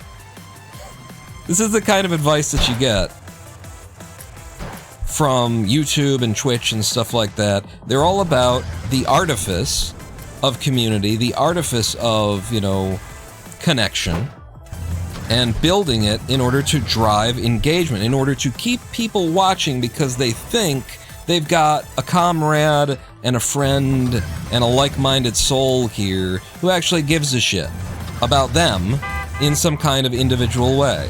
Encourage that, even when it's not there. They tell you how to pretend to be a engaged person. But then, you know, if anybody gives you any advice about, like, well, what should I do in this situation or that situation, ban them immediately. Just if they start reaching out in a way, if they start responding in a way that isn't just there to drive engagement and keep the conversation completely focused on you 100% of the time and on, you know, possibly subscribing or cheering some bits or something like that. If they diverge from that, you don't need them. Fucking drop them. Move on. This would be the advice if Twitch were willing to give it. Oh good, we've got the, because I I removed the followers only chat thing. I didn't know we had followers only chat on. So now, on this channel, like we've been getting on Pawn Labs, we're getting the prolific bots across Twitch where they walk in and they tell you how to buy followers and stuff like that, which I just want to say, I got no problem with that. Like, everything that I'm talking about right here. Shares Wow. 3,000. He'll never match the Ronin pawn. Musician, programmer, producer, audio engineer, gamer, zen master, etc., etc. Well, thank you, Jamasian. For 3,000 bits. I think that's the first time we've ever heard. Maybe it's the second time. But that audio clip that I made as an audio engineer, that audio clip has seen rare use on the channel if it's been heard before. I think it has. I think we've had one big donation like that since I changed all the audio stuff around. Thank you so much, Jermacy. Although what you're saying there does sound, you know, rather... I'm talking about, you know, fostering a community of sycophants, and then you're like, he'll never match the Ronin pawn! Big dick fucking huge, Ronin pawn! But thank you. Thank you. Big dick fucking sex god Ronin pawn!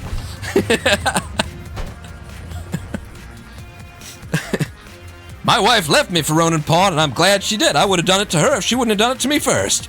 Ronin pawn.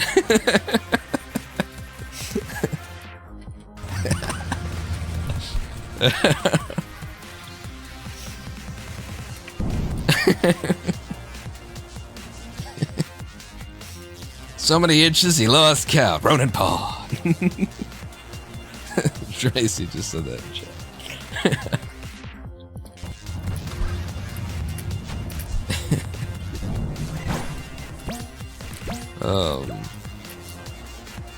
But yeah, this is the shape of things out there, and I think I've laid out pretty clearly how we get there. You know, nobody's there to like inform these people, these kids, these young people who are getting sucked into these positions of like representing culture and community and media and all that kind of stuff. No one who's real is there to like say, hey, it's going to be important for you to remember that the corporations are the enemy and what they want you to do is disgusting. And you don't want to, don't do that. Don't be the guy. Don't be the corporate tool that manipulates other human beings into, you know, by way of these weird sycophantic parasocial relationship devices, because that is what the corporation is going to tell you to do and give you instructions on how to do. Don't do it.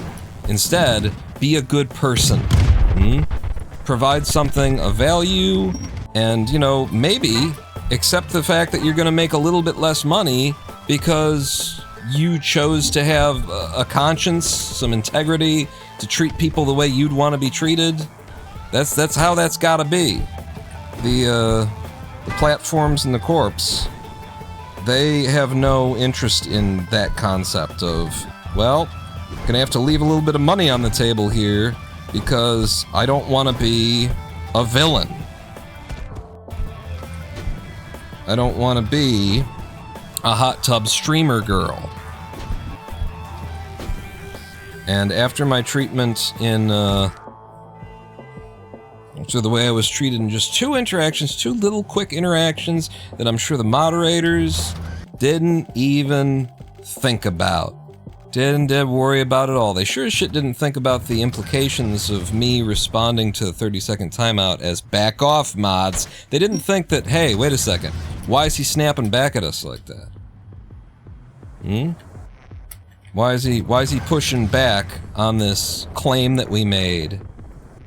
This implied, you know, assault of intentional malice or of, like, violation of the rules.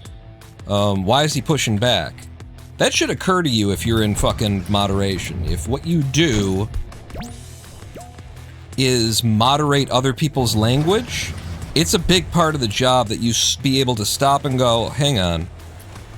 I think I might be getting a signal here that we might have overstepped our bounds. Clearly the person who we've just, you know, snapped on does not agree with the fact that we just snapped on him. Maybe I should think about that for a second. Maybe I should reconsider, like, what my standards are, what my policies are. Maybe I should just give it another moment's pass, a secondary consideration. Did I? Was that really necessary, what I just did? Was it right? The youngins miss out on those old evil multi-channel groups. Yeah. The MCNs were a real good fucking lesson to those of us who, you know, you come into this industry with your eyes a little bit wide open, even if you know. Even if you know, you're like, well, it can't be that bad. No, it's way worse than you think it is. Okay? The, like, Puffy's sex tape kind of shit, like, that is just the ultimate form of the pool that you are swimming in when you're a media professional. Everyone is taking advantage of everyone else. Everyone is trying to steal your platform and your voice in order to turn something else, in order to, like, you know, line their pockets with it. It's disgusting. It's horrific. It's really bad. And the multi-channel networks on YouTube were a real good lesson to a lot of people. When they came in and said, hey, for just 45% of your revenue, we'll make you famous. We'll help you out, we'll do all these things, and then as soon as you signed up, they disappeared, and, you know, now they were just, they had a contract where you had to give them half of your earnings for the next X, however long kind of thing. So many people fell into that hole. And I'd like to think that I helped a lot of people out of that hole. With my videos about YouTube Red and the opportunity to break your agreement with MCNs and stuff, I, of course, am a little bit, you know, there's a lot of places where in my career I feel I got taken advantage of, especially by Squad and Kerbal Space Program, and that whole media group, quote unquote. But I was a little bit smarter about the whole MCN deal, and I knew that all I wanted from the MCNs was to get paid immediately instead of having to wait until I hit, you know, $150 threshold or something like that. Back in the early days when I wasn't making much. I mean, I never made much advertising revenue. It was all community-supported Patreon, PayPal, and Twitch stuff here. But I knew that I just wanted to get paid. I knew that they weren't going to do anything for me as my MCN, and so I signed up with, I think it was Curses Something for Gamers, which all that it really did was it got you, they took 10% off the top in order to get you your paycheck immediately every single month. Whatever you earned, whether it was below the cap that YouTube sends out or not, because they were able to submit, you know, all of their creators as one to get paid. They never had to wait, and so you never had to wait for 10% of your earnings, and that was worth it to me. But I know so many horror stories of people who they made a video and they got like 1,000 views on it, which the first time that happens is like, oh my god, I'm a YouTuber now. And the MCNs run in immediately before you're big, really. And certainly before you're wise to what's going on here. Wise to the ways of the industry. And they give you a little attention. They give you a little bit of they make you feel special. They make you feel like you're the next big thing, kid. You're coming up, and we want to be on board your train because we can see that you're gonna be the next big thing. So you sign up with us, and we'll take you far. 35-45% of your revenue, and then once they got your signature on the contract, there's nothing. They don't provide anything. The contract you sign doesn't require them to provide anything. Except for to, like, pass your cut of the money along at a certain point in time. That's it. And it's important to note that YouTube was a huge part of that. YouTube was enabling it. They gave the MCNs the ability to run this scam on people.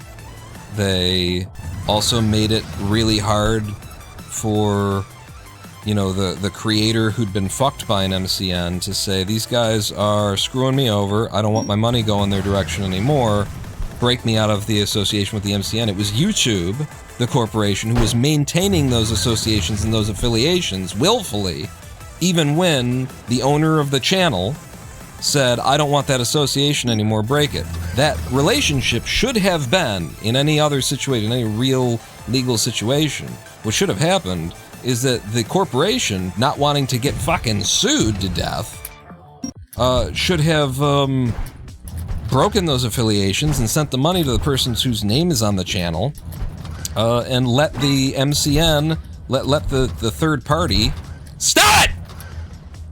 Sue the creator for not fulfilling their contractual obligation. It is not on the third-party middleman that YouTube was playing in that relationship between the YouTubers and the MCN.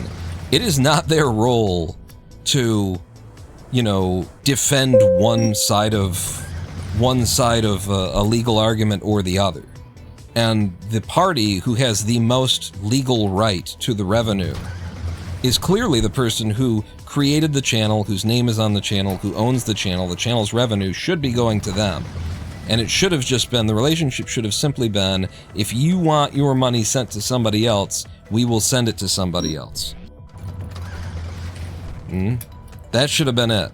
But YouTube got in bed with these multi-channel networks and enabled them and made sure that they continued to exist and created this toxic and this fucking pyramid scam that was ripping off creators left and right.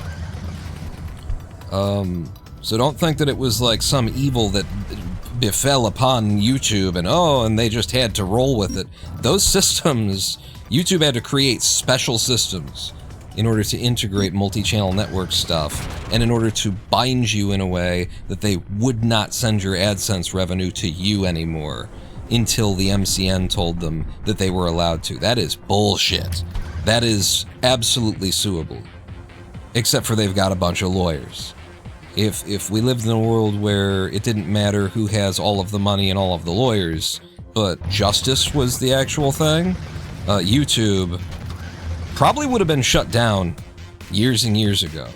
The number of ways in which YouTube has violated, you know, the Digital Millennium Copyright Act, the way that they give like preferential treatment to their corporate allies and corporate buddies and sponsors and shit like that, pretty much everywhere and all the time.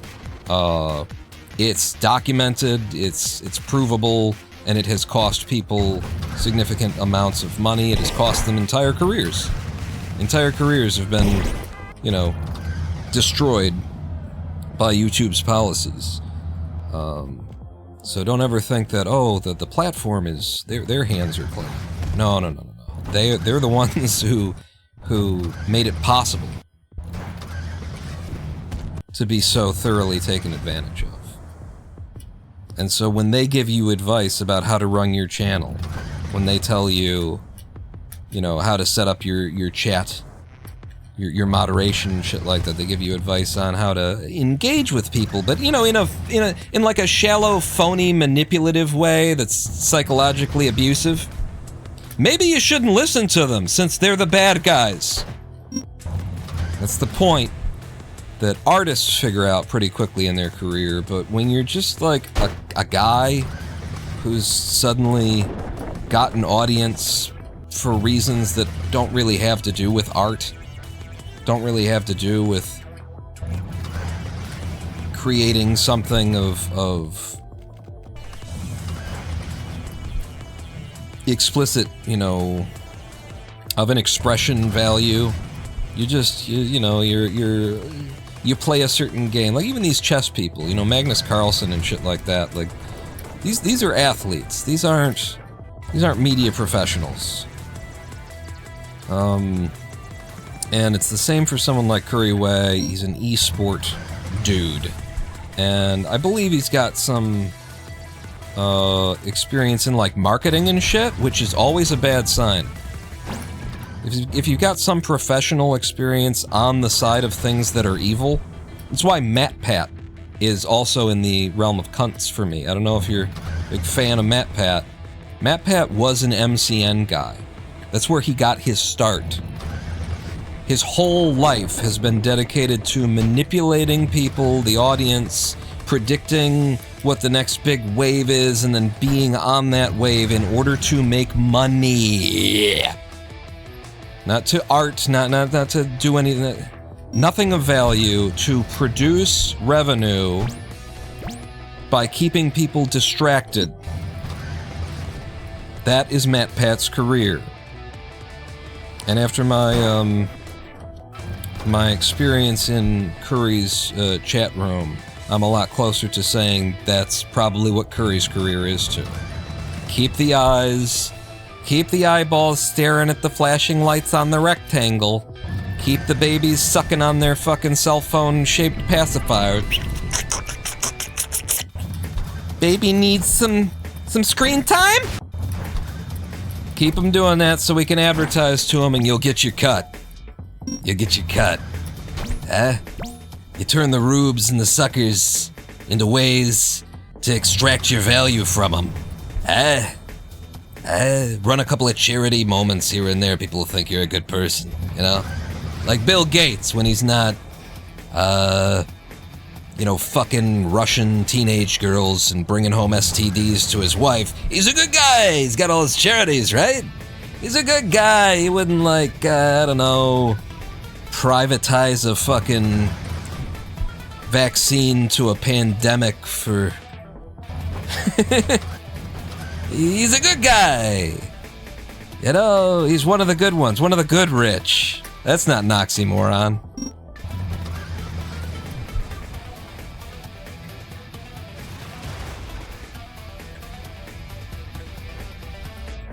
It's a hell of a world, it's a hell of a time we live in, and yeah, I have half a mind to start like a series.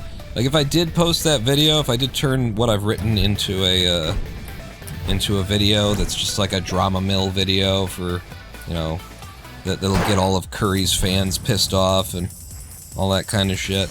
If I were to make that video, I would create, it would be the beginning of a series on YouTube. Now that I'm, you know, bedridden with my disease and stuff like that, just talking and writing and stuff like that might be a reasonable extent of what I can do on YouTube with videos and stuff.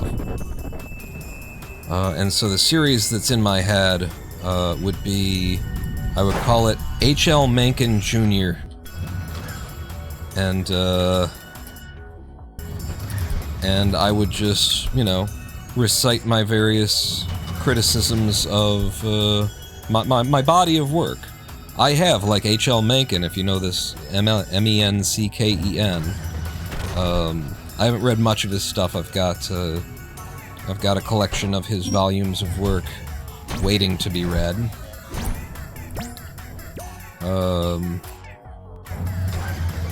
But what I've been exposed to, he was a critic An of... AI animated series. Well, I'm not. I don't want to use slop. You know, I don't want to be generating art from someone else's art and that kind of stuff. I don't mind programming with AI. That's one thing. It's not really. If anything, like, I think the fact that you can program with AI, especially the way that I've programmed with it, is just the 1000% proof of the fact that it's not just picking the next most likely word, people. It's doing logic, it's doing rationalization, it's thinking. And it's not just returning, like, the words of the code that someone else wrote before. That's not what I get. That is absolutely not what I get. I've come up with some very unique scenarios in my code where we have to come up with something that'll work, and AI extrapolates to that. But H.L. Mencken is an author, or a writer, I think is a better way to say it. He was a writer, mainly for like magazines and, you know, short form type stuff. We did a lot of their articles were basically cultural critique. This is close, but good. Cultural critiques and criticisms, and holding, you know, systems of power to account by calling out their hypocrisies and things like that. That was H.L. Mencken, and so my idea for a series, it would probably be a bad name because who knows who H.L. Mencken is, but it would be H.L. Mencken Jr., and then it would just be, I've got so many things. I've had basically a career like H.L. Mencken's in terms of what I've written. I just haven't done it professionally, you know? I haven't made those writings a part of my the Ronin Pawn's public persona type stuff, except on the Discord server where I share my pawn shares type stuff, which is my writings kind of deal, but not in a big public way have I done that very often. You know, I've occasionally done my talk pieces on various topics that I was interested in at various moments, but no concerted series has ever been made before. It makes me interested. Makes me interested.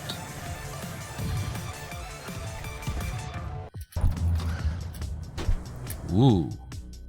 That really shouldn't have worked. I gotta turn hard, though. And early, in order to get back to it. You enjoy the work of AI am a Jedi? I saw quite a while ago a series that was like Stormtrooper Jeff or something like that. That was supposed to be like a first-person cell phone kind of blog kind of thing from the perspective of a stormtrooper on active duty. And for the first couple episodes that I watched, there wasn't anything that was too outlandish in terms of what you could do with, you know, After Effects or something like that. So I was like, oh, this is interesting. I like the subject, I like the topic, I like that it's playing on these on this media in a way that, you know, people are a little bit too sanctimonious about kind of thing usually. I like this.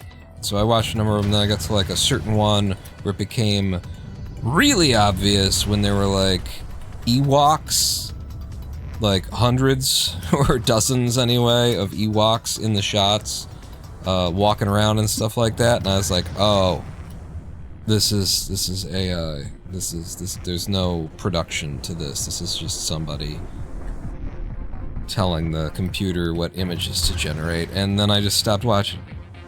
I was enjoying it. It was well written, kind of. I liked it wasn't well written, actually, now that I think of it. It wasn't that well written. But I liked the concept enough to spend a few minutes watching a couple of them here and there.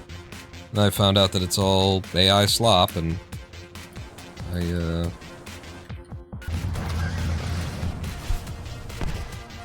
you know, I'm open to the idea of using AI in art, in media, in visual graphics as well, and stuff like that. But when you literally just kind of have describing a scene, and then the computer just kind of cranks this stuff out, I have problems with that. Enough problems where it's like, if you don't have any like production fucking on your end of things, there's not like a mix of like the AI stuff and the videography, this is just stealing.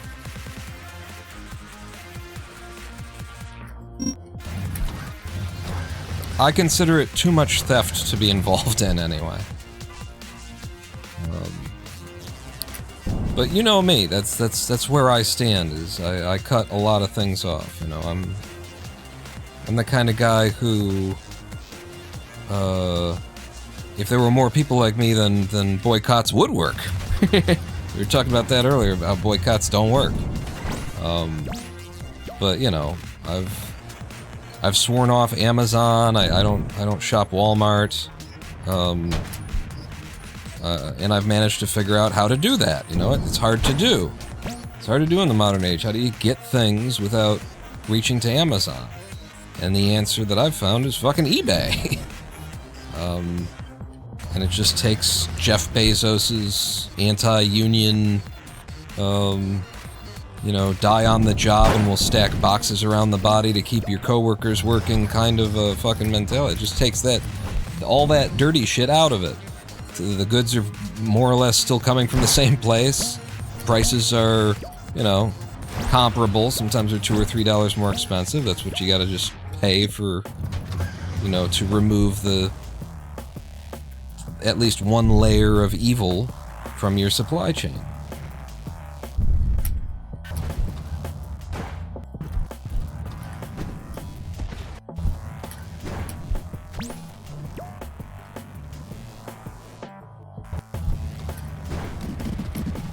On the outside, please.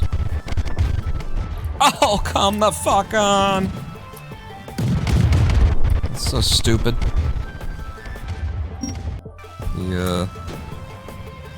The goal cube it extends so far down, there's just no reason to like try and push.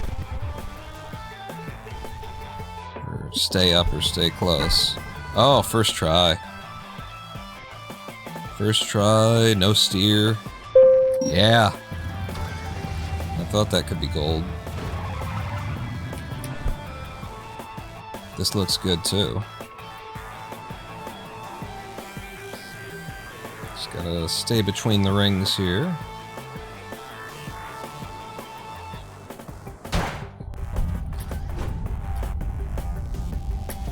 Good. Very good.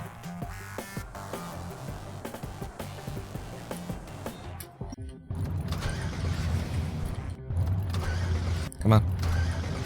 Stop. Fuck! God damn it! And then I got nothing. I just gotta fucking run it now. Suck my fucking cock, punk, bitch, jit, I need more curse words. Could I order a batch of new curse words, please? Whoa. Gold? Yeah.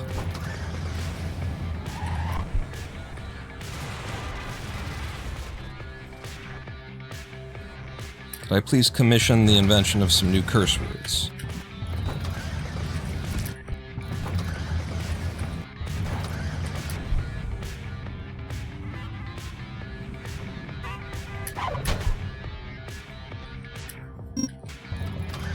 Yep. I am trying so hard to stop just that from happening. Oh yeah. Puta. Tu madre.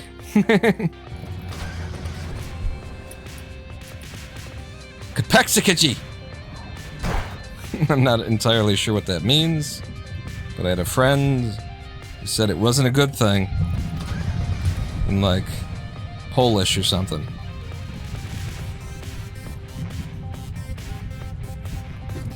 No, fuck. That doesn't go. This could... It's still short.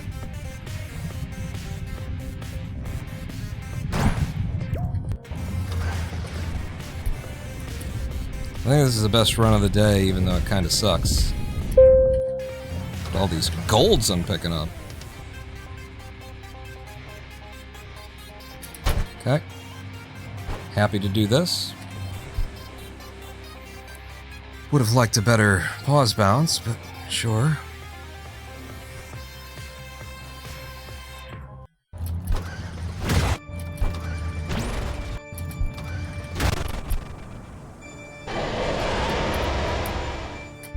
Damn it.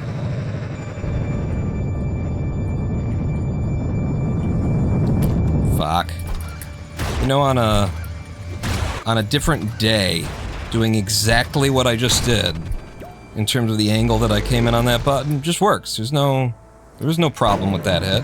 That one was definitely too high. The first one was not.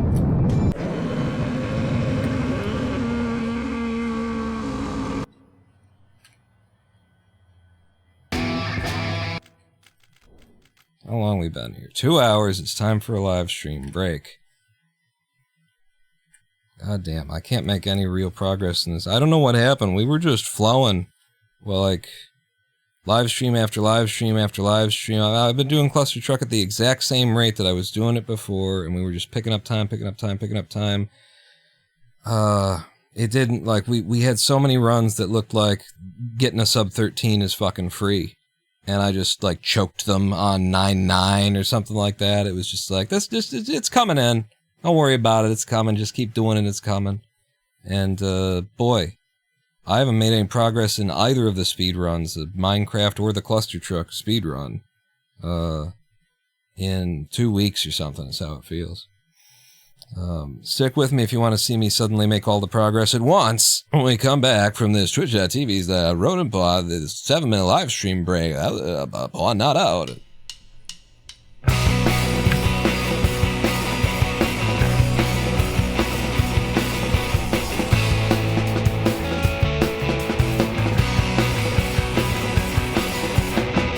You're my erythrocyte, heavy up iron and the irony. You are my suicide, have enough way when I'm inside. You'll say you have the time for me, say that you're alive for me. All the while I know I see that you only lie to me.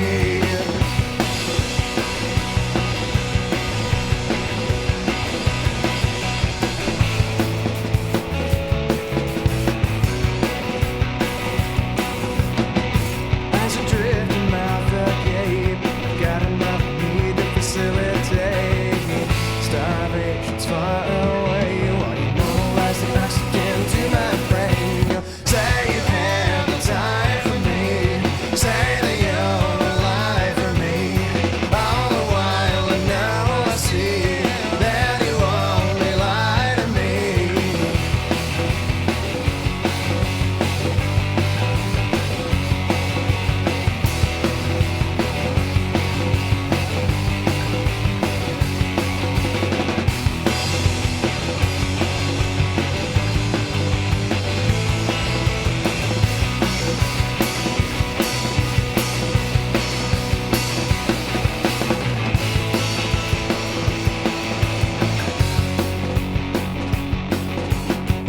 You're my erythrocyte, heavy up iron and the irony. You are my suicide, heaven out the way when I'm inside. You'll say you have the time for me, say that you're alive for me. All the while I know I see that you only lie to me. You'll say you have the time for me, say that you're alive for me. All the while I know I see that you only lie to me. Yeah! There was a tiny Asian woman screaming in the street today, and she was screaming at a person that she obviously hates. She was so loud we heard the screaming with our windows all rolled up, and we looked down on the street to see who she was screaming at.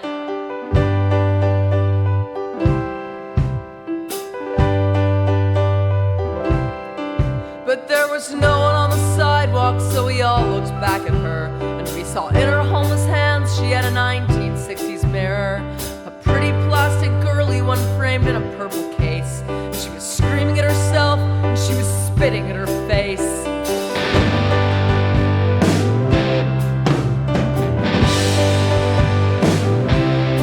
And we were scared and we were shaken, waiting at the intersection, looking at each other's faces, each one a shocked reflection. We laugh with nervous laughter at the crazies in the street, but it's only 'cause we know it's how we kind of want to be. And there's a fraction of a brain cell chain that makes us what we are. One false move, you're in the mirror, someone's laughing from the car.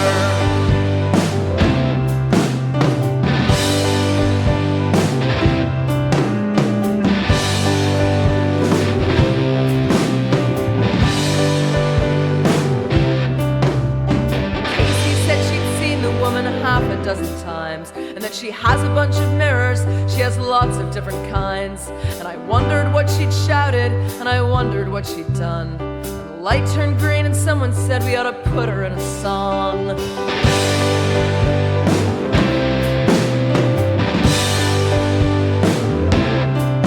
I feel sorry for that woman as she stormed off in a day with a bitter frozen enemy who will never go away. So many of us hate ourselves but never shout in rage.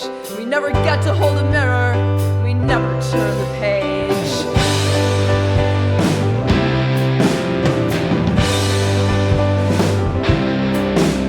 And I'm lucky I've got people who'll hold me in the night. And I'm lucky that you love me, and I'm glad we never fight. And I'm lucky that I like myself, but late at night I doubt. So I'm scared to look at mirrors, just in case I start to shout.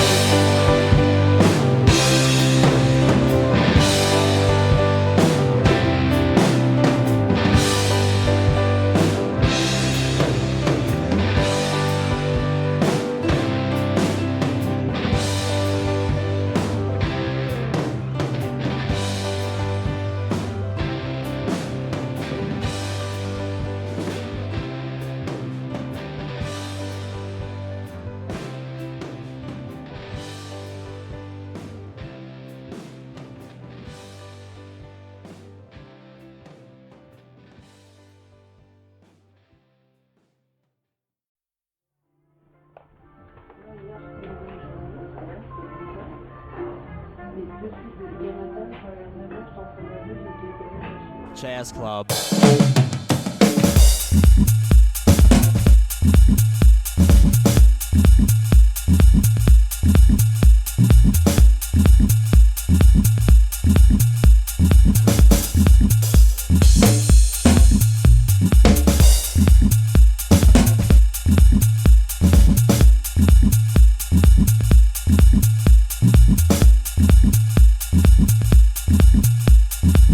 Really flying the music. Okay.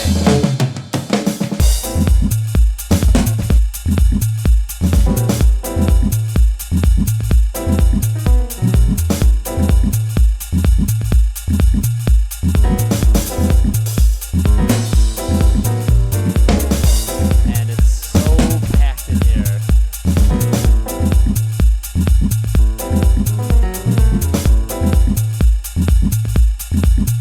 The band sounds great. Double penny whistle track.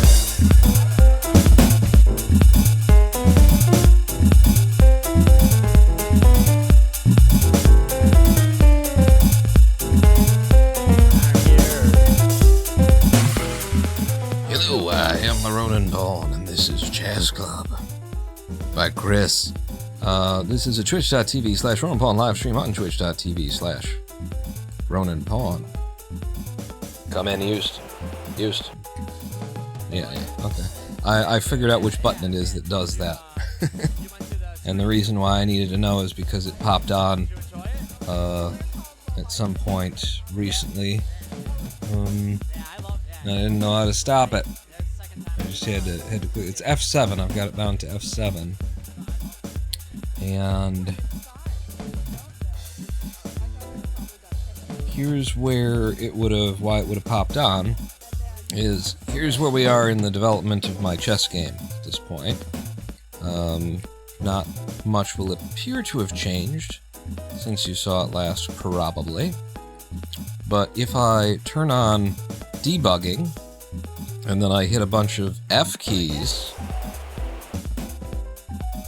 and now we're in the F mode that's we don't want. Ah, yeah, so F7 won't turn off now because it's hooked into my audio system. So if I press F7, then we go into comms mode, and now we're not. Got it. So here's what's changed. Is that Mephistopheles has subscribed. Yet again, resubscribe. Welcome back to the Big Dick Club, Mephistopheles. Thank you for your support. This is what's changed in the code. You'll note red... What? Mephistopheles, resubscribe.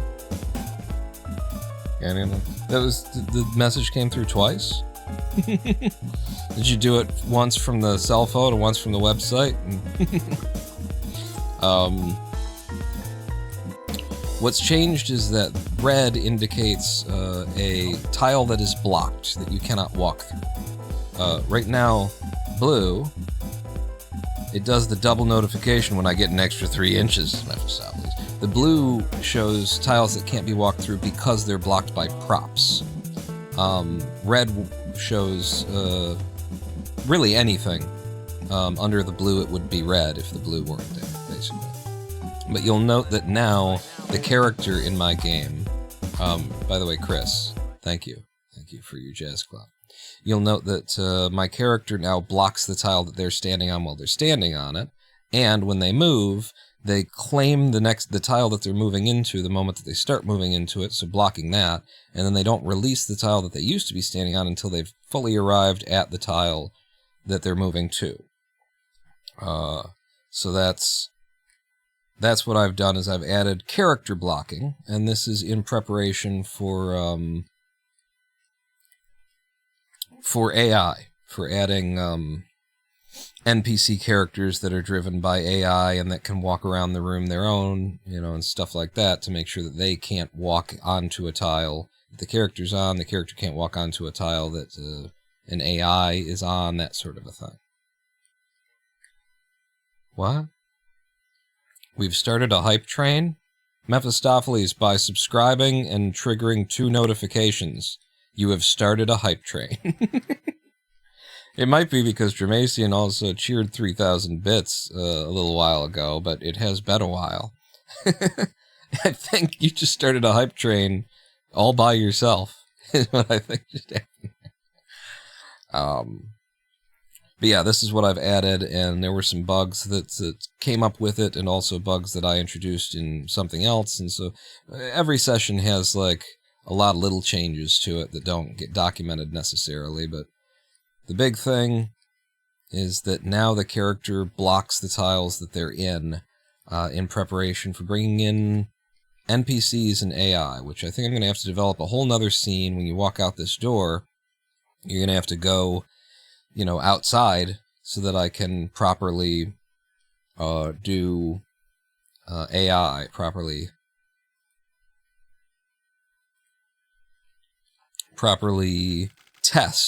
build and test the NPC characters, make sure that they're all working. The apartment is just a bit of a small space to try and shove NPC characters in to prove all of the functionality that I intend.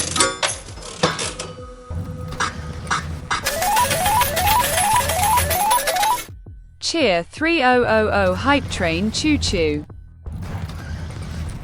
3000. She said 3,000 last time, didn't she? And now she's reading them 1 digit at a time?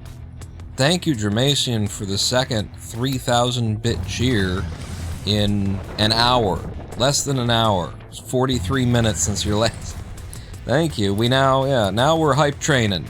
Now I just need something in the next 2.5 minutes and we'll go to hype train level 2. I have never participated in the hype train stuff. I don't... we've been talking a lot about how much grime there is to these media platforms to social media to the modern business of entertainment on the internet.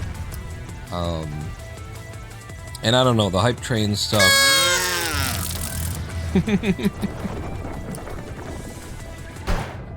Jermacian gave a community a gift sub. Thank you, Jermacian. And the recipient is Waffles. Waffles, welcome to the Big Dick Club. You'll be receiving 3 inches. Like, this stuff that I do with like 3 inches of it, this is all making fun of the grime on Twitch. It's, you know, that everybody's got like their little name for their subscribers and stuff like that. They're creating these weird little cults of personality around themselves, and you know, our fan base, we give them a certain name, and then you know, we stand for, you know, and that kind of shit. Like it's all manipulative, toxic, fucked up shit. And so, you know, being in this pool, if I have to get anywhere near it, I have to take the piss out of it. There's so much piss in this pool. I've got to remove some of it, right? I'm the guy who adds the chemical to the pool so when you pee in it, it turns a certain color.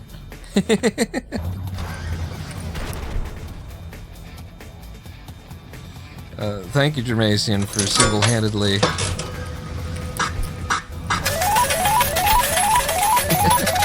Share 2,300 ring that choo-choo bill.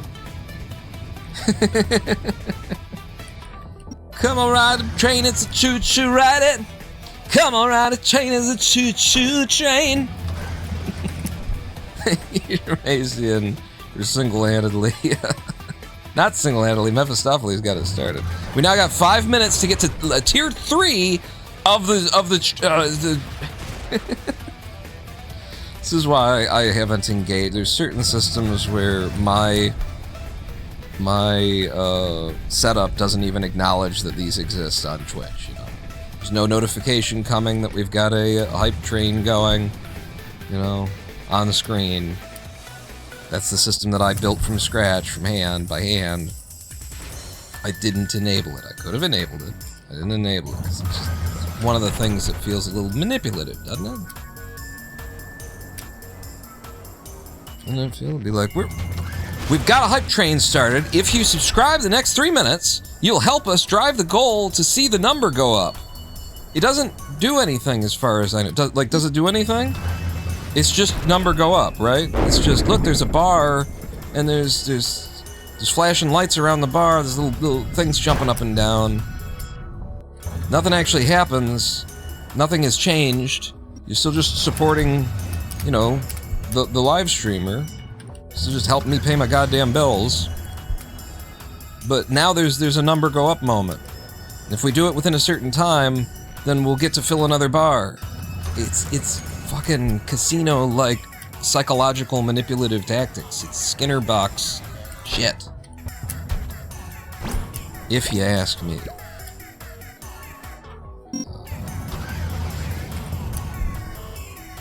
Which is why, if I'm going to participate with it, I'm going to point to the piss in the pool. And say, did you notice that it's a bit warm over there? Warmer than the rest of the pool over there? It's because somebody pissed in it.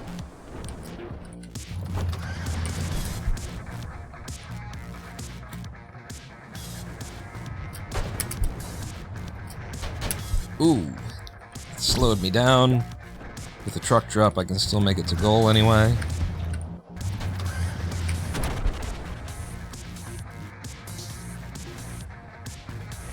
$2,300 bits, thank you, Jermacian. So that's like 60. It's $83.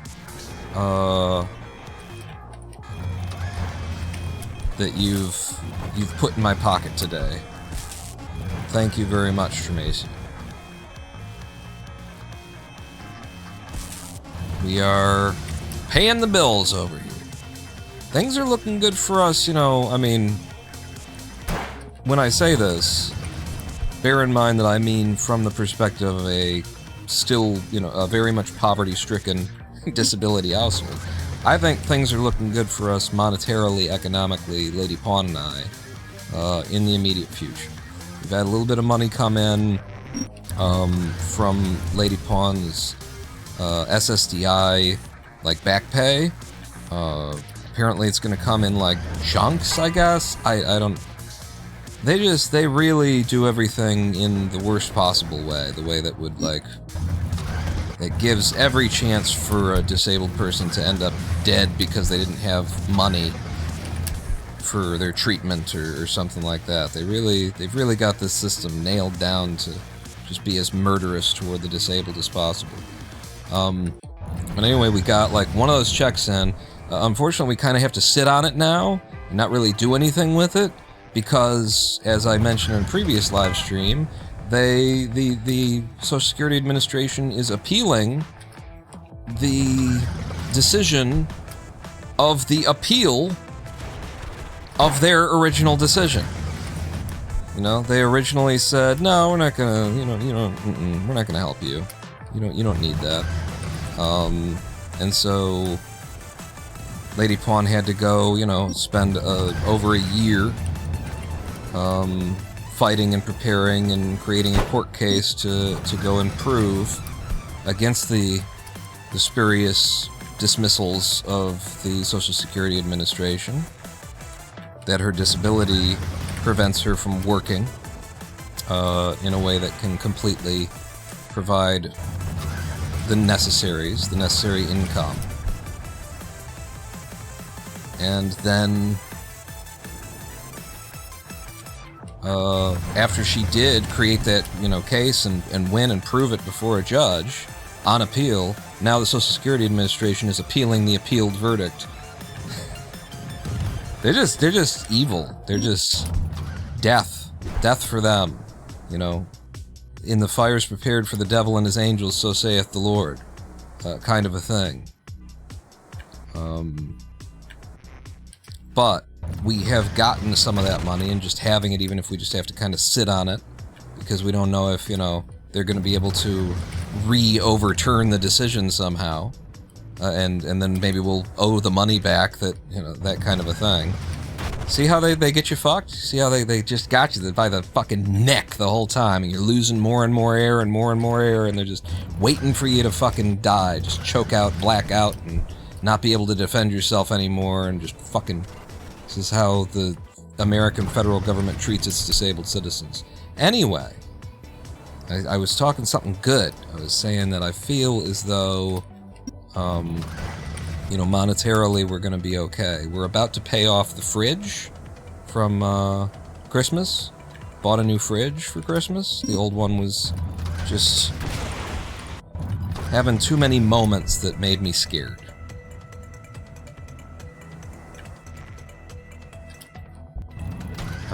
So we got the house a new fridge for Christmas. Next month I'll make our last payment on it.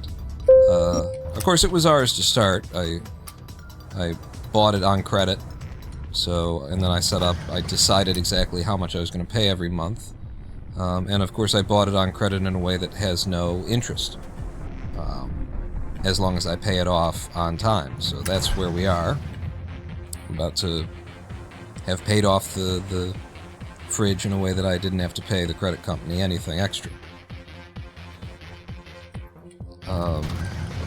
So that's good. We've also got, of course, the SSA money that, it's going to be arriving. Can we touch it? Can we use it? Are they going to try and steal it from us again? Can they come back and take it? I don't know, but it's going to be arriving anyway.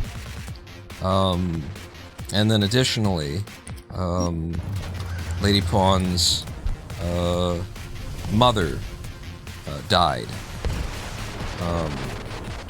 And she traveled out of state to be with family at the funeral, kind of a thing. But there should be some kind of inheritance with that as well. It's always gross to be like, hey, there's going to be money in that person's death for us or something like that. But it is the fact. It is dancing around it, pretending like it ain't the thing. don't change that it's the thing. And it's a good thing, you know. What her mother will have left to us is just gonna create a little bit of security that we didn't otherwise have. Hopefully.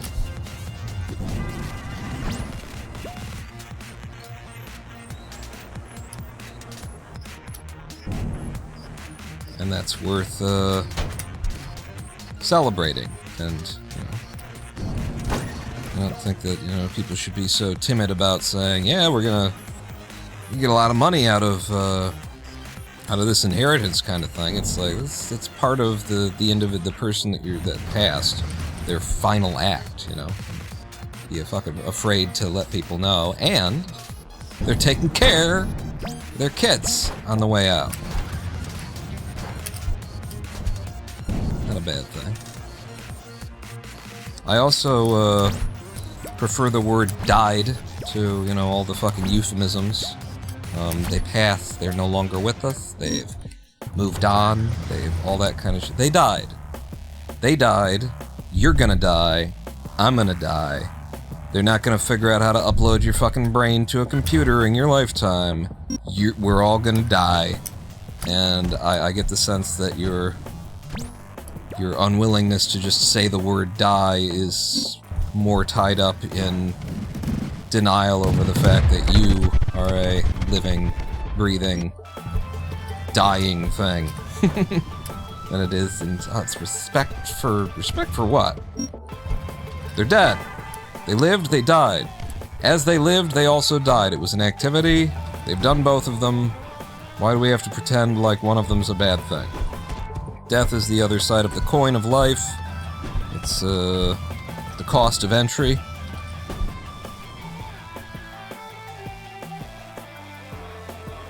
That you pay on the back end. This run isn't worth carrying out. They're not suffering anymore. You don't know. Depends on where they went after they died. Just say they died. Quit guessing. One thing you know is that they died. Unless some kind of murder mystery involved. So it turns out they were murdered, but even if they were murdered, they died. So unless they faked their death, the one thing you can be confident of is they died. They're dead.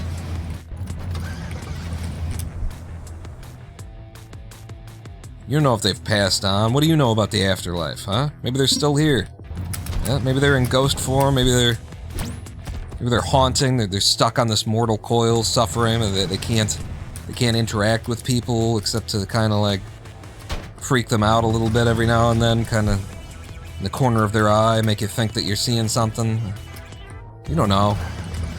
Quit with your artful euphemisms. Say what fucking happened, okay? Couriway is a hot tub streamer girl, and, your loved ones are dead.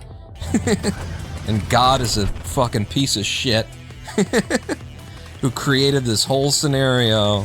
Every rapist is a creation of God, every child molester is God's child, every fucking genocide was God's edict.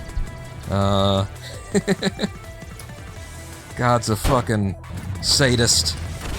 Just say what it is.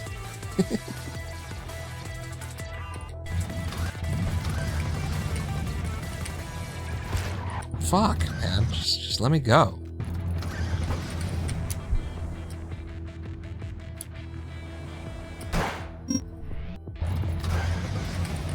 The Lord works in mysterious ways. He's an asshole. Just fucking say it. Are you an asshole? Are there assholes in the world? Yeah. Where'd they come from? Where did they come from? Who put them there? Who invented being an asshole? Huh? In the beginning there was nothing, in the beginning there was God and nothing else, and then God made everything. So who created being an asshole? Where did being an asshole come from? In whom was the desire and will to be a thoughtless, careless piece of shit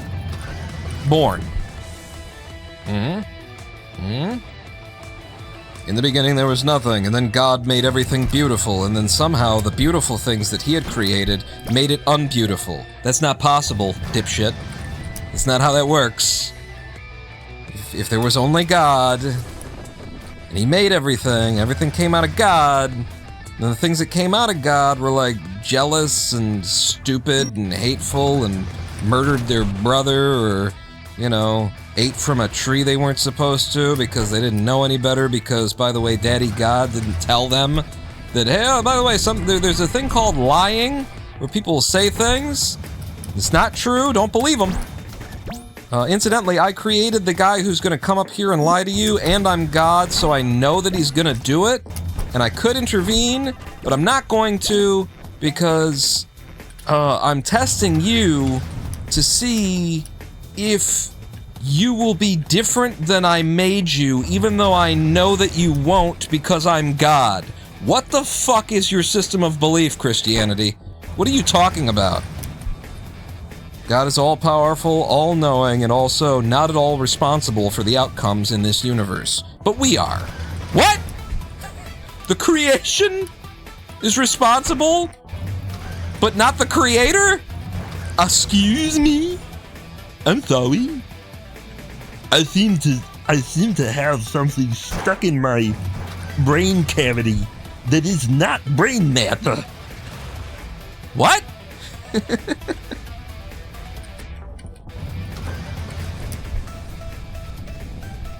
The most important part of Judaism, Christianity, and Islam is they're all born of the same shit. They're all born from the same ideas, text tones, all that kind of shit. The most important, according to Jesus himself too, so if you're a Christian you're like, well, I don't go into the Jewish stuff. According to Jesus, and according to Moses, and according to Abraham, and according to the Bible, the Torah, what's the Muslim one?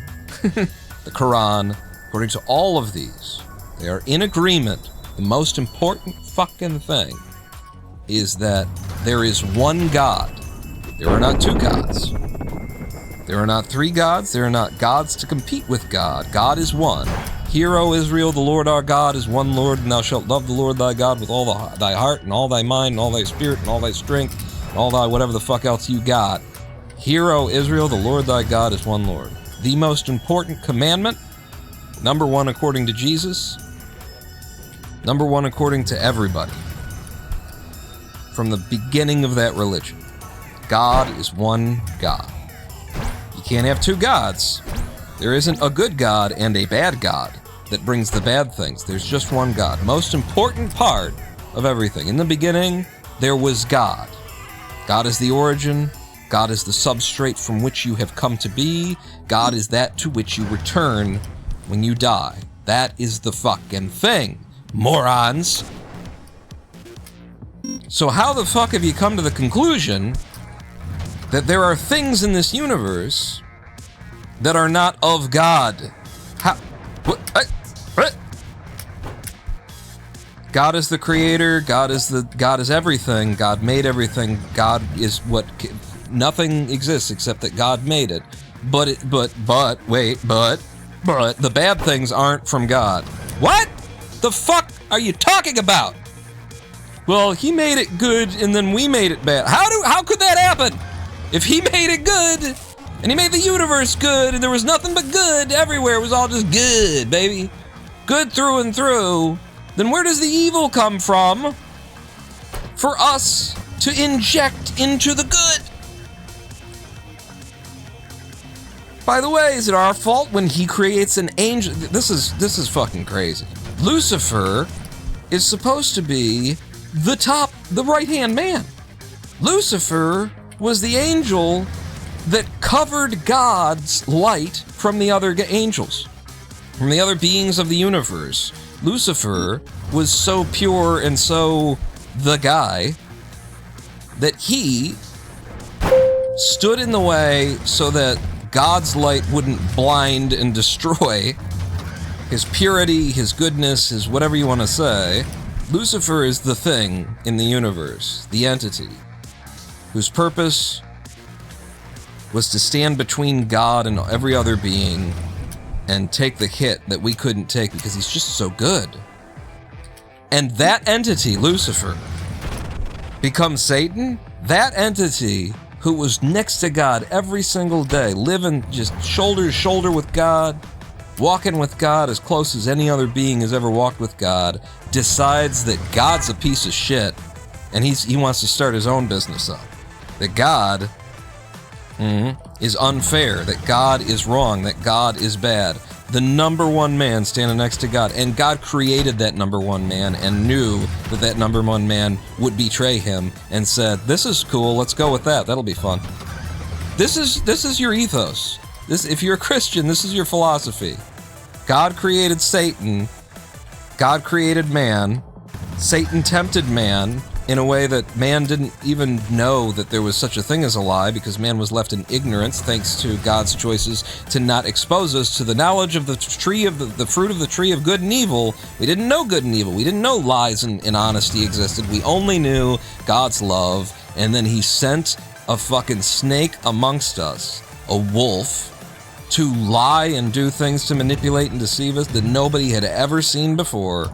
No one, Adam and Eve couldn't have possibly known, couldn't have been prepared for, and then God judged all of humanity and cursed us for eternity because Adam and Eve made the wrong decision, having never been given, the chance to make any other decision. God knew what decision was coming because God is all-knowing. God set the stage, knew how things were going to play out, let it play out exactly that way, didn't prepare us for it, didn't warn us. And it's our fault somehow. It's our fault. He created the evil. He is the source of every rapist. He is the source of every child molester. He's the source of AIDS and cancer and plagues and COVID and everything that's ever killed somebody and everything that's ever destroyed something that you love. He is the source of Israeli genocide on Palestine. God did that. That's one of God's things. That was a God project. That was a Yahweh original. But we're responsible for it, somehow. Oh, okay. Interesting. Lucifer's whole job was to keep us from God? Kinda, yeah. It was to shield the beauty and the glory of God's light from the eyes of all other beings because they just couldn't handle it, but Lucifer could handle it. And then Lucifer turns out to be the great tempter, the great deceiver, the destroyer of worlds, the one who cursed us to all this, except for it's not his fault. It's not Lucifer's fault. It's our fault. It's not God's fault. It's our fault. Talk about blaming the fucking victim. The entire, concept behind modern Christianity is basically you might as well be saying to the rape victim, well, look at how you were dressed. That's what Christianity is. What did you do? What did you do? Huh?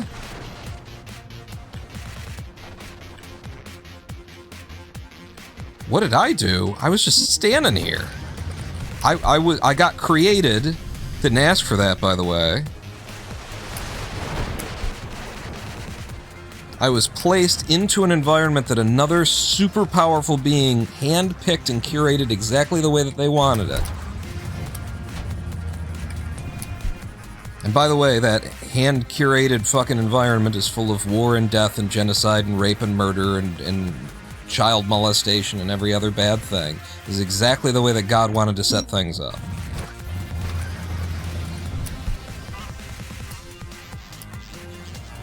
And you're gonna tell me I was just standing here. I came into being under these circumstances, and then I made a set of decisions in my life that, if anything, I am less responsible for and involved in than God was. God created all. Does nature, you've got nature, number one, and by the way, nature, where does the will to do evil come from, if not from God, who created all nature? Nature is God's responsibility there. So God is responsible for the nature, and God is responsible for the nurture. But no, it's us, and we need to repent. We need to repent What the fuck are you talking about? What are we repenting for? What do we do? We were standing here. We got created and we've been dealing with it. We've been trying to cope. That's it. Created, like, there is a really good argument to be made for the idea that Yahweh, the God of the Jews and the Christians and the Muslims, is like some kind of cosmic evil that nourishes itself off of hate and suffering and torment and torture. There's a really good argument for God is the greatest evil, you know, that it's some kind of horror, some kind of cosmic horror that just loves to, you know, just feeds off of the misery of others. Because look at how miserable this world is and can be. Look at the history of death and destruction. That doesn't go. That doesn't go. That might go. Yeah! That might go. I don't think it does. We're past the attempts where this could have been a valid run. Yeah.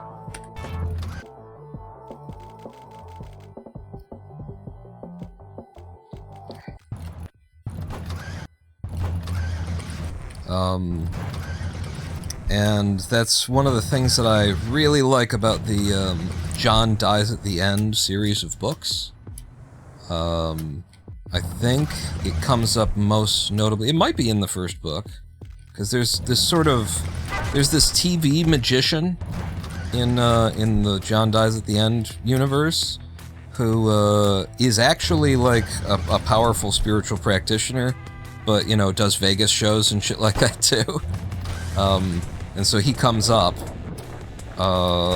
in the book at various points, in the series at various points, and I think it comes from him. Pointing out the idea that the god of the Egyptians, or not the Egyptians, that gods of the, like, certain South American cultures who did a bunch of, like, human sacrifices and child sacrifices and shit, all those South American pyramids and things that we found, where we find these altars that show evidence that they were sacrificing human beings to their god and shit like that. Like, this idea of God, of a god that enjoys suffering and all that kind of stuff, is perfectly natural given the circumstances of our lives. Like, obviously, that would be the best conclusion to make. If you're going to imagine there's a supernatural deity who created everything, or who's, you know, got power over everything in some way or the other, and has made choices to make things the way that they are, then look at the way things are and tell me if they are a benevolent, loving creator who wants to create something wonderful and a beautiful experience for everyone, or if what they like is seeing people flail and struggle and cry and torment and wail and gnash teeth and then die. Like, which god seems more likely? Just observing the nature of your life. Just observing the nature of this earth. Like, the people who find peace in this life work very hard in order to find it, right? You check into a monastery, you meditate on a daily basis, you remove yourself from many of the trappings of the world in order to kind of distance yourself from all of the influencing factors that are always trying to pull you into things that are just that are just going to draw you away from feeling like you're at peace in this life. That's the kind of work you usually have to do in order to find peace in this life. So, if that's what this life is, and you believe there's a God who created this life, what's their why? Why'd they do it? What are they in it for? And, you know, it's a really good answer to say they're trolling. Human existence is a supernatural deity trolling. No, it's a really good answer to say that they enjoy death and despair and all that kind of stuff. And so ancient cultures, some of them, used to say, okay, if that's what you want, we'll give it to you. And, you know, but we'll give it to you in a certain way and it'll be a bargain. We're going to give you a special kind of, we're going to take, like, you know, virgins and children and people who haven't. We're going to do some really horrible shit in order to sate your bloodlust, God. And then, you know, in response, what we expect is for you to not kill us all by giving us a bad harvest year. We'll murder many innocents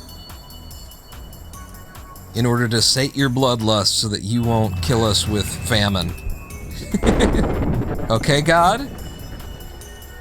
And, yeah, the John Dies at the End series proposes that idea, I think, in a way that is implying that the God of the Jews and the Christians and the Muslims is this kind of hateful, malicious, cosmic entity who breeds on and feeds off of death, demise, destruction, despair, and all that kind of a thing.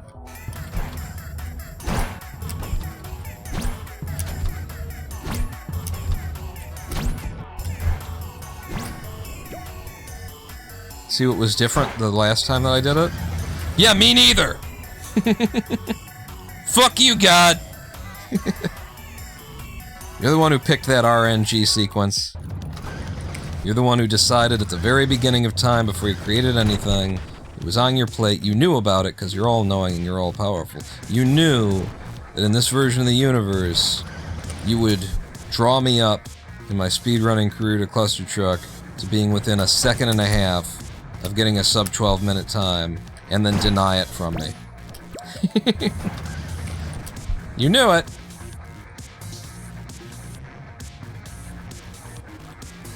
This was your intent. The speedrun brought to you by Yahweh. Send your complaints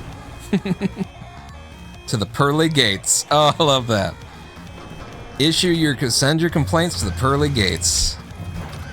That's a really good line for like a song or a poem or something like that. Ooh, I managed to just, that's pure luck. I mean skill. If it's luck, then it's God did it, but if I did it, then... The thing about believing in one true God who created everything means that you're really, like... It's important, I think, it's a really strong spiritual concept if you engage with it honestly. Because it should challenge, like, who are you? It should challenge the idea of identity. If you believe that a God created the universe, the cosmos, you, and everything else, and there's just one God, there's not competing gods, and that God knows everything. They knew everything that was going to happen. They're all-knowing, they're all-powerful. You believe all of these things, then what it should do is it should, like, challenge your notion of who am I and what is this life. It should bring you to questions like, what kind of authority do I even have over this life? What is where did I come from and where do I go at the end of this? If I believe that I am made from God, by God, of God, there's no material from which God could have created you. In the beginning there was God. There wasn't God in a pile of clay. God invented the clay. From God came clay, and then God shaped God's clay into the homunculus of man. That's the story. But it all came from God. It's all sourced from God. The clay is God. What else could it be made of? In the beginning there was God, there was nothing else. So what else can it be made of? What else are you made of? This is the way that you genuinely interact with the concepts presented by Judaism, Christianity, and Islam. This is how you're supposed to do it.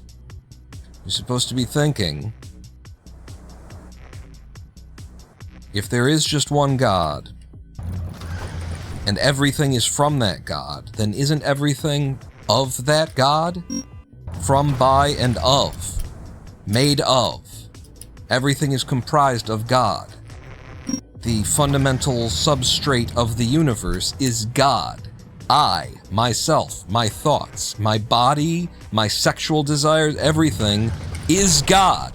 I am an expression on the face of the Buddha. You see how you're supposed to come back? You're supposed to take the path of the Creator God and end up back at the Buddhist philosophy, which is that there is just oneness. We are all one, it is all one. What is the nature of this? Yes. This is. It is.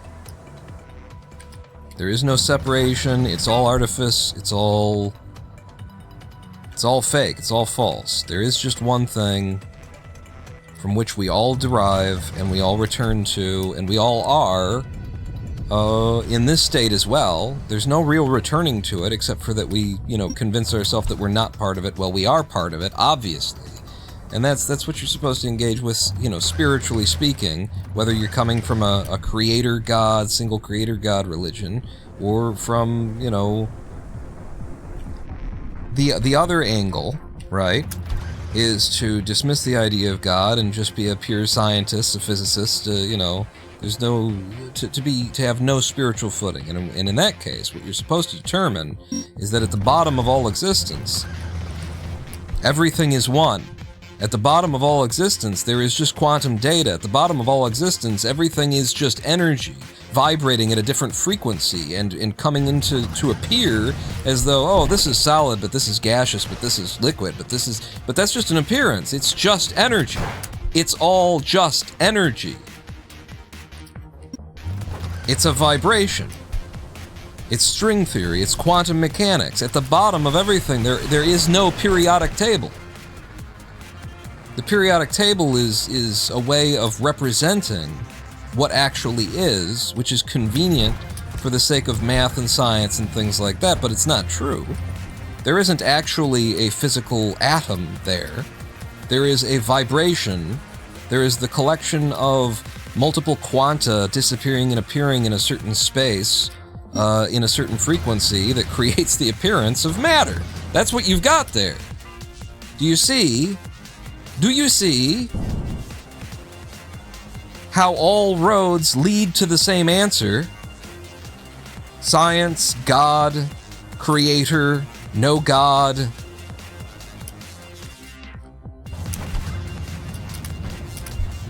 Do you see? Yeah, but what's the frequency? Says Kenneth. You're not the one who's supposed to be asking that. You're supposed to be answering it for us. It's a frequency, Kenneth the show, then's a dream. Ah, yeah.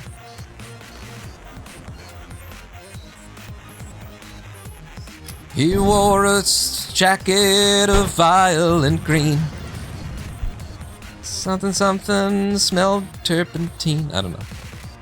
I never understood the frequency. Ah, yeah.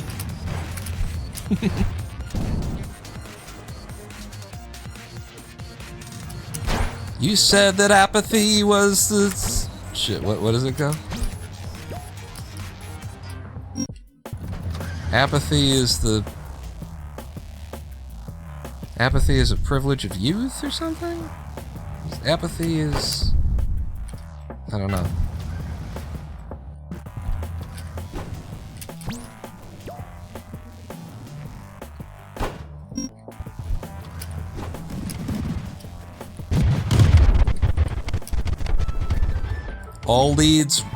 All roads lead to Rome.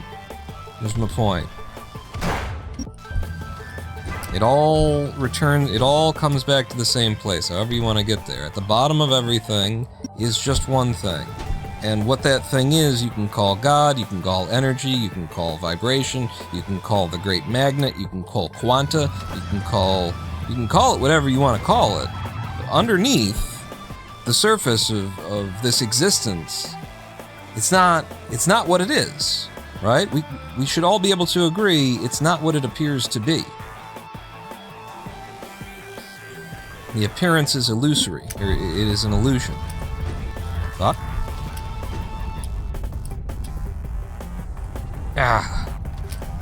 I knew I was going a little fast, but I thought I could make it.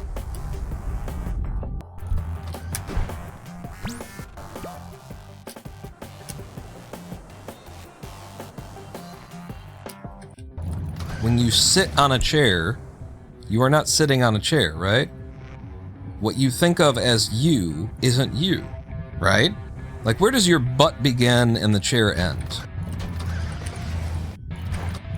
Fuck. Fuck, man.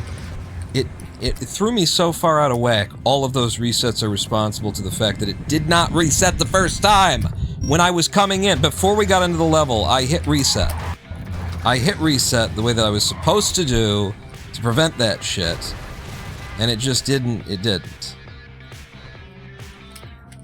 And so that leads into like 900 other fucking resets. Oh, fuck.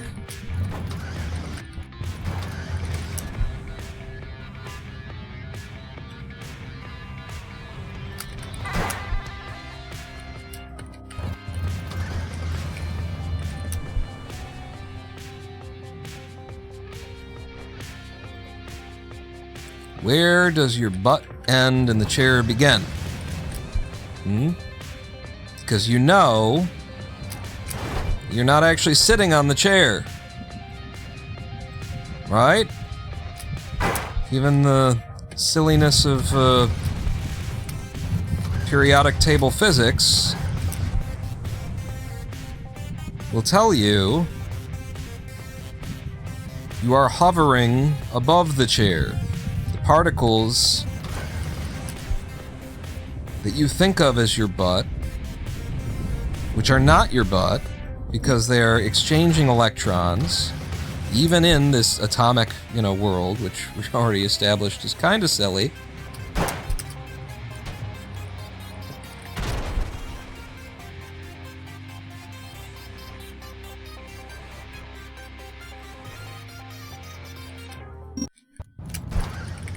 Protons and the nucleus and the forces that appear. This is the most frustrating thing, is when 910 takes a bunch of attempts. It's nothing. It's fucking nothing. But it won't let me do the fucking thing. It won't let me fucking do the fucking thing.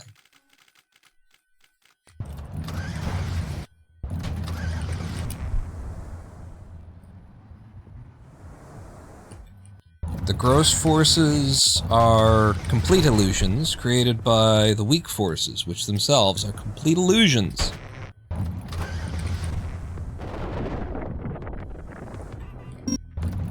There is no separation between one thing and the other, because all of it is one.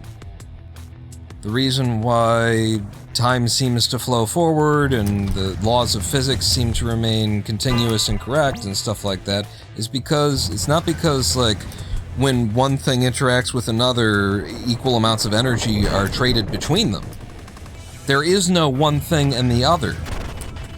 You're talking about bunching up a sheet. When you bunch up a sheet, the material had to come from somewhere else. And so the other part moved too. It's not that there are two pieces of things and they're interacting with one another. Everything is from one thing. Everything is one thing. But the gross observation of it, the silly kind of, scientific Newtonian physics kind of way of observing the universe, tells you that, you throw a tennis ball at a wall, and the rubber and the elasticity and the energy it bounces, it communicates into that and out from that. That is all just a way of looking at it, but the truth is the tennis ball and the wall are one object. The energy is not, the way that the energy is transferred is that they are the same, they are part of the same substrate. There's no real transfer. Electrons moving in a wire. The one at the very beginning, the electron that's at the very beginning of the wire, pushes all the other electrons that are in front of it through the entire wire until the wire gets to the other side of the planet. That's how you think of that. You think of it like it's ping pong balls in a tube, pushing on them. That's nonsense. There's no electron. There's no wire. It's all one fucking thing. It moves because it has to. Because you pulled on one end, you pushed on one end, so the other end, like, it's all one fucking thing.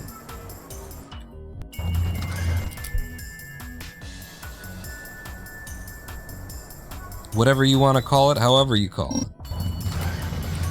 And the momentary arrangement of the one thing into what you perceive as yourself is also an illusion. Not just because it's impermanent, which it is. This particular shape of the energy will not last. It will not last another second. You're gone. What you thought you were a moment ago is gone. Because it's been replaced. Right? You were in a certain state, you had certain thoughts, you had certain expectations of what I was going to say next, you were feeling a certain way about, God, I wish you'd just play the fucking game and shut up. Whatever it was, you were in that state, and then in the next second, you're in a slightly different state because of what I said, because I moved you, because we're one piece of one thing. When I move, you move. When I breathe, you have less air. When I have inhaled, there is less air in the universe. And so, like, you have less air to breathe from on this planet. And the fact that I've moved the air on the surface of this planet has an impact cosmologically on the stars and other planets and everything else.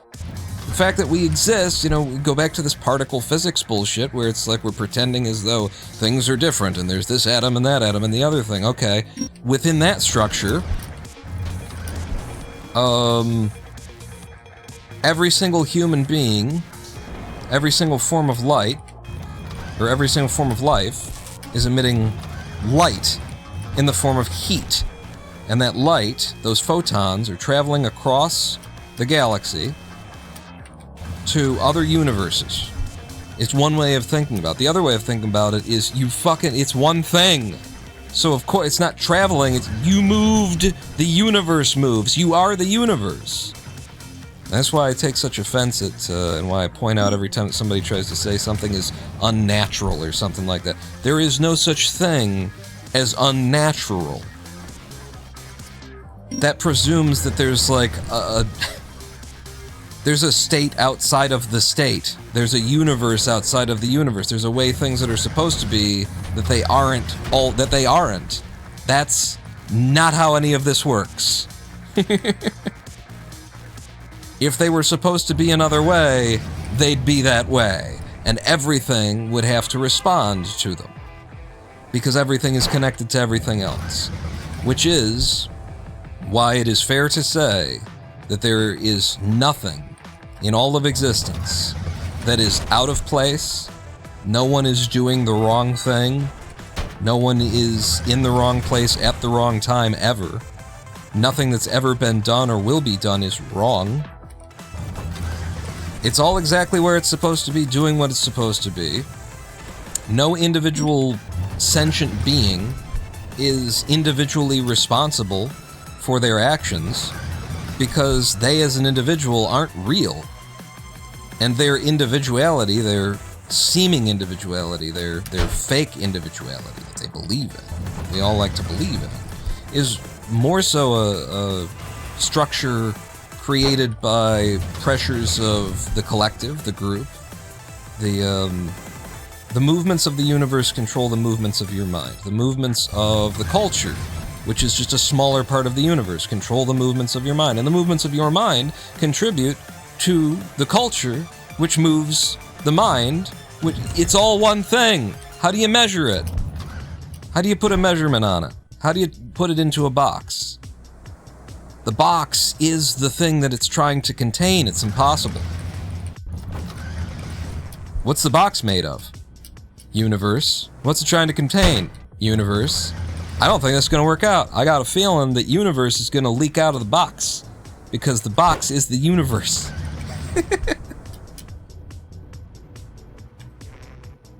Where does my butt end and the chair begin? They don't. They are all one. That's right. That's right. How can you say that these are the ends of my fingers? This is my fingertips, those are my fingernails. And then those end, and then the air begins, and then we go through air for a little while, and then somebody else's fingertips and their hair and their eyes and all that begins. That's fucking nonsense. At what point, show me the edge at which the oxygen molecule began and your fingernail ended. And then just keep zooming in until, and keep showing me where that edge is. Keep showing me, keep zooming in, and you just keep hold of that edge. Here's the exact point. As long as we're looking at it from this wide angle lens, we can clearly see. Okay, zoom in. Zoom in. Zoom in, where are we now? What's going on now? I don't know. Can't tell anything at this level. It's all just quanta, and they're not even, like, they just bubble up on in the unit. They don't have a fixed position even. They just come into existence wherever they happen to be coming into existence. Fuck! I can't see the edges anymore. It's almost as if there aren't any. And so that's what I love about spirituality. Spirituality is the human language way of communicating what the dry, dead, you know, unemotive, what science tries to do. Science tries to communicate, and science is incredibly bad at communicating it. Horrible at it, really. If you think about it. Even scientists do not, like, they will tell you, we do not like reading or writing the papers that we create. We're following a set of rules, though, that makes it so that, like, we're writing in a language that it's technical, and so it's like, it's accurate. We're just trying to be accurate. It's like, yeah, but you don't communicate anything of value to anyone. Except for, like, each other. The people who learn this horrible, you know, way of communicating that you don't even want to do. You can communicate with one another, but you're not returning anything to anyone, you know, outside of your own little fucking world. And so then you look at, like, Christianity, you look at, like, religion and say, well, what are they doing? They're talking in their own fucking language and they're not really communicating anything to anyone outside their world. And it's like, yeah, see how familiar that is, science? You know how easy it is to sort of fall into that spot? Very good. Ooh, super good. This could be like a 25. Look at this, look at this, look at this. Yeah, 25.6 and a gold. Ah, I called it too. Damn. Crazy.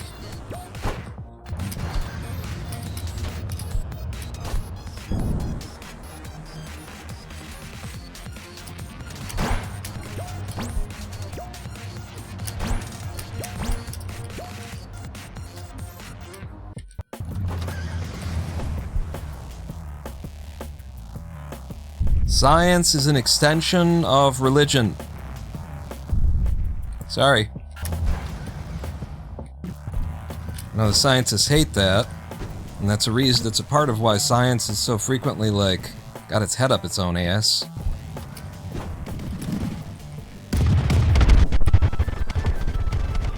Science is an extension of religion. Science began as religion, and what religion was attempting to do was describe the nature of existence. Describe the nature of our reality. First try.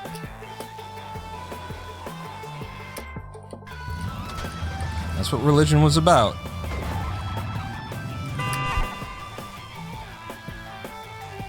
It's trying to figure out what the hell's going on here. What am I? What is this? These were the answers that were... These were the questions that were being asked, the answers that were being sought. And then science came along and said, this religion shit is really stupid, and it seems like it's just being used for, you know, to organize people around hating each other and going to war and whatnot. Let's do this in a more logical and controlled circumstance, and where we agree to try and come to a consensus before we decide something's true. It was a refinement of religion. Science is a refinement of religion. The goal is the same.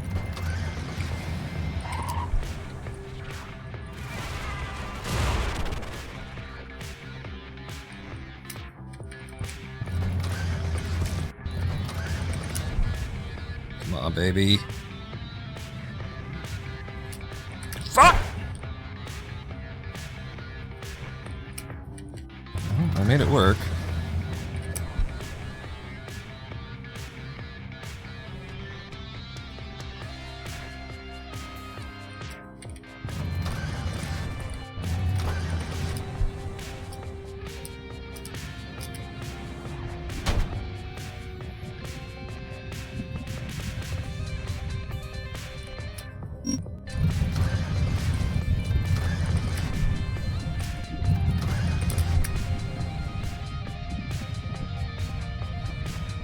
This goes.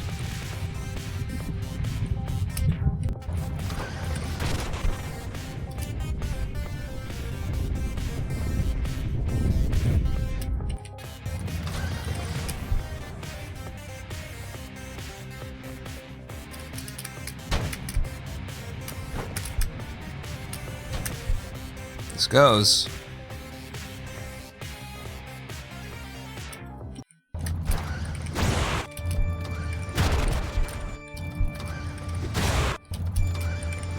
Okay, we got up. We got up. Yes!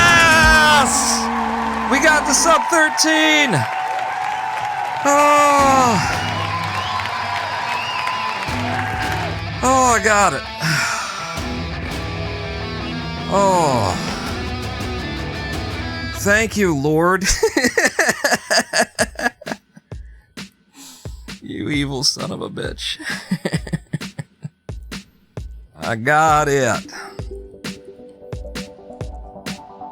Oh, thank God we left so much bad time on 9-10 for me to miss 9-10, I think 3 times and get it on the 4th and still save time. Oh. Oh. That's it. That Sub-13 was so hard to get without, like, pause whip tech. Whoa, stop. Stop. Because I want to scroll this. Before the auto splitter resets it on me. Fix that, Noah. So 59.5, it was a sub 1 minute desert. We went green and carried... Oh, no, 210 screwed me over. We were green through forest, but we left 4.7 seconds on the table over PB. But we got that back in Winter World, and apparently exited flat with PB into Laser. In Laser, we left 5.7 seconds behind. Mostly lost to 4.5. Yep, okay. That's a very reasonable place to lose that time. But then we picked up 3.1, so most of what we lost got picked up in World 5, on the virtue of, I guess, a 5.6, which is just kind of nothing. I don't know, it's just, I fucked up in PB probably there. 2.4 seconds were lost in Ancient World, not really worth even looking at that time loss. And then look at this, 6.4 seconds saved in Sci-Fi, very nice, puts us back green, I think. And we picked up a gold on 7.8 with a 25-second clear. That was an incredible 7.8. I'm so glad that that's in my Sub-13 run. That was an incredible fucking 7.8. A 25-second fucking clear. That's probably my PB for 7.8. I don't know if I've ever done like a PTB to fuck the level over. It might be my ILPB in-game. Yeah, wow. So we exit World 7 Sci-Fi World with 1.3 seconds time save. And then Steampunk, I hang on to it. I just stay even. 0.7 seconds saved over that. Managed to, you know, deliver the same run. And then 1.1 seconds more. It was drips and drabs. It was drips and drabs. Look at this. 1.2 seconds ahead, 5 seconds ahead, we enter World 9. 9-7 was second try, I guess? And we left a significant amount of time there, but then 9-9. 9-9, I managed to just execute it nice and slow and stable, 3 truck touches and out. And then 9-10, even with all of the misses, that's where all of our time loss was in PB, was, I think I spent like 15, 18 seconds in 9-10 trying to get that final hit. So we were able to pick up a little bit more time, even though I still struggled with 9-10 on this run. A 12-minute, 58-second run. I am now a sub-13-minute Clustertruck any % runner. And in case you hadn't heard, in case you hadn't checked the leaderboards, in case you need to be told, Ronin Pawn, see this 7th rank time? Refresh the page. I got 5th rank, baby. I picked up 5th rank 19 days ago. I just been driving at the sub-13 because I wanted it.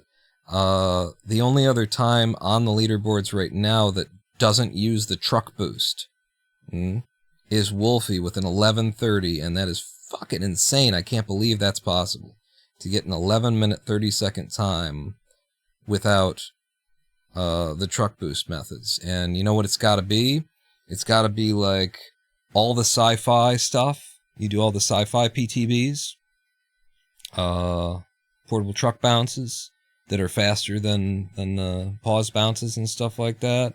You got to be doing like a lot of old school like classic running has to be mixed in to only use levitate and portable trucks and be able to come in with an 11-minute 30 seconds, which is pretty cool. Like it's a major thing to respect that Wolfie was able to pull off a non pause whip 11-minute 30-second time. Nobody else here has been able to do that except for Emily.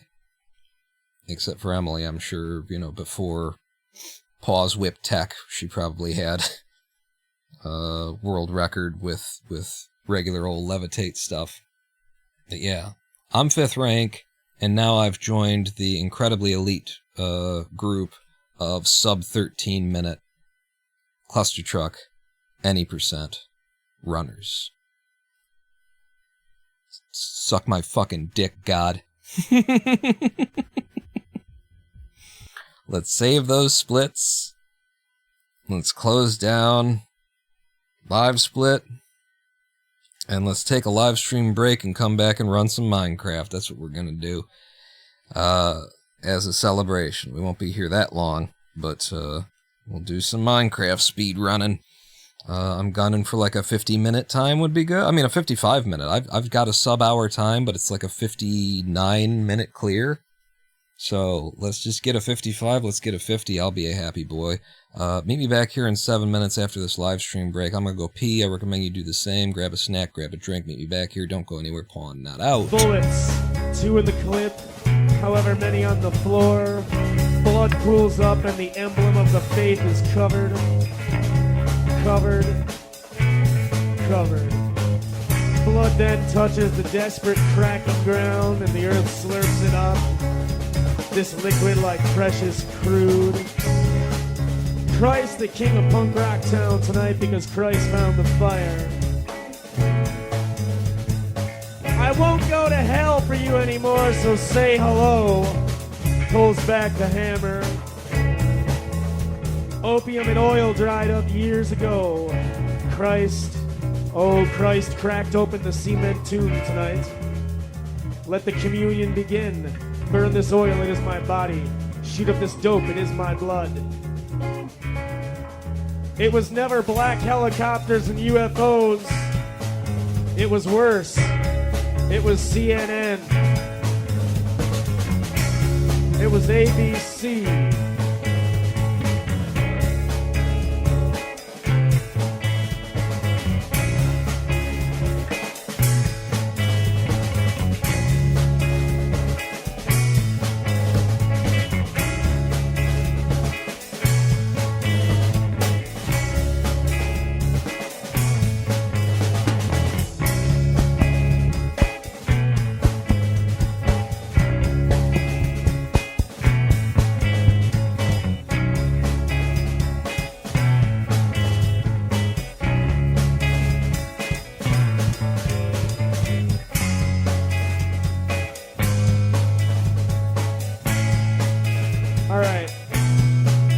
guys think of the rant I just did instead of the lyrics I've been using?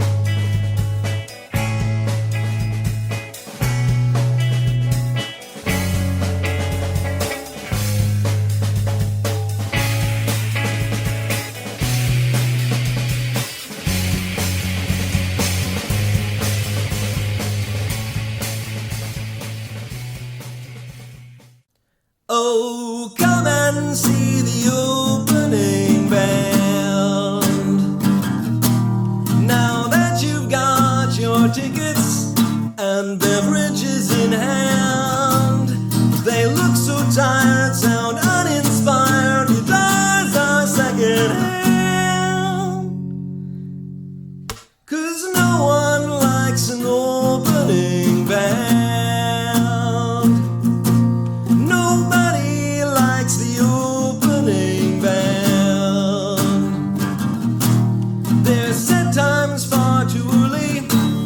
I've never heard of them, and chances are they won't go far. Careers are sure to end, 'cause no one likes an opening band.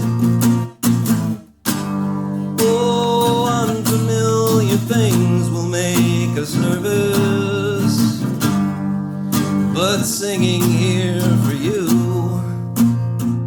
gives me a purpose.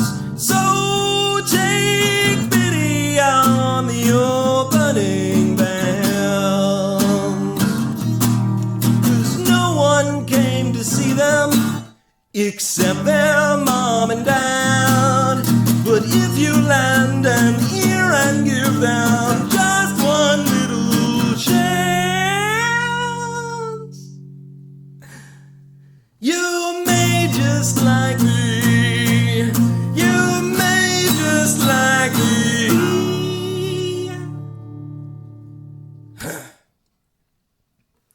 You may just like the opening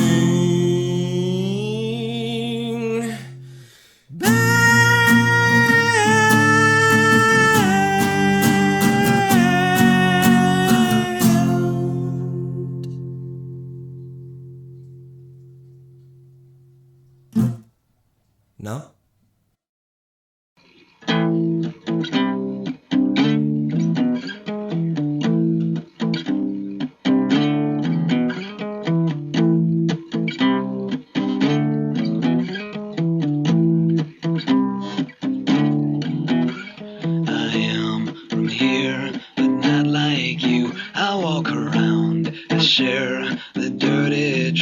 I see your white and teeth are turning blue. I bet it's cold without a stove and blue.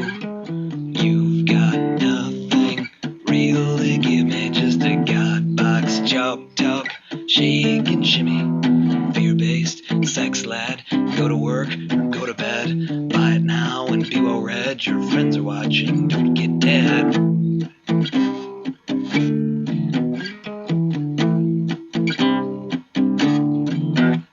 You're wrong, you're scared, you don't know what to do because you're wrong. You're scared, you don't know what to do. You're wrong, you're scared, you don't know what to do. You're wrong, you're scared, you break me more each time I touch you. Fuck you, fuck you. Fuck you, fuck you. Fuck you, fuck you. Fuck you, fuck you. Fuck you, fuck you.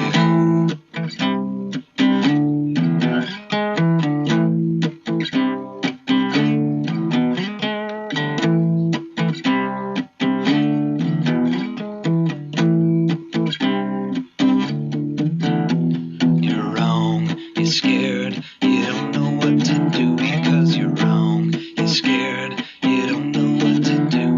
You're wrong, you're scared, you don't know what to do. You're wrong, you're scared, you break me more each time I touch you. Fuck you, fuck you. Fuck you, fuck you.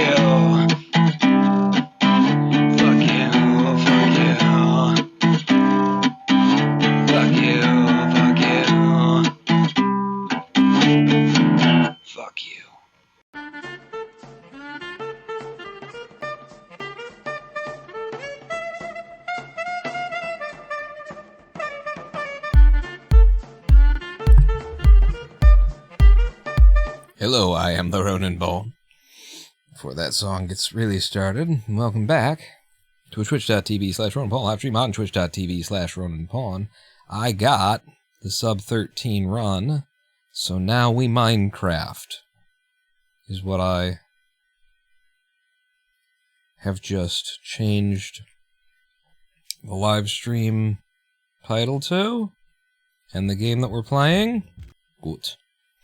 So we quit in the Clustertruck. I just got it. I got my Sub-13 run. We have now a 12-minute, 58-second Clustertruck clear. I will absolutely be submitting that to the leaderboards. My last submission was a 13-minute, 8-second run. We had a 13:01. Now we've got a 12:58.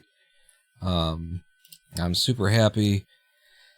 It didn't feel like the kick in the dick that the 13:01 felt like. Felt good, felt earned. And taking some losses here and there felt just appropriate, as opposed to all of the losses being right at the end and stealing the 13-minute time from me. So yeah, I'm real happy with that. If anything, we now have a danger in that I might stop running Clustertruck. That is on the table, because I've just been so obsessed with Minecraft. With doing this Minecraft speedrun.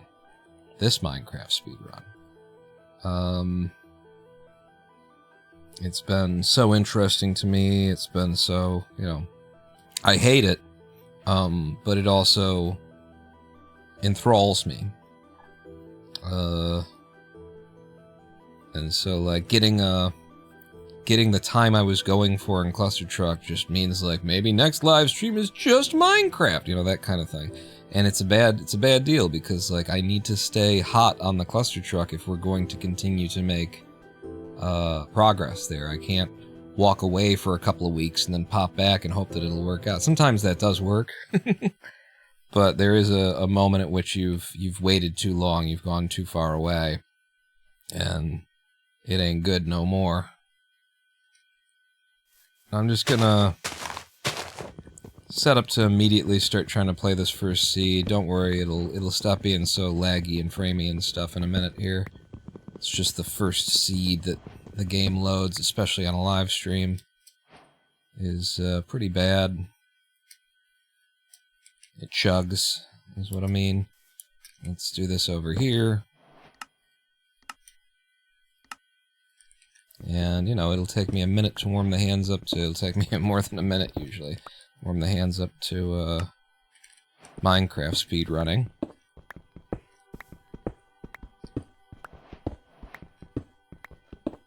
So we're going to presume that we're playing cave strats here, which means I've got enough to make all the tools and a furnace.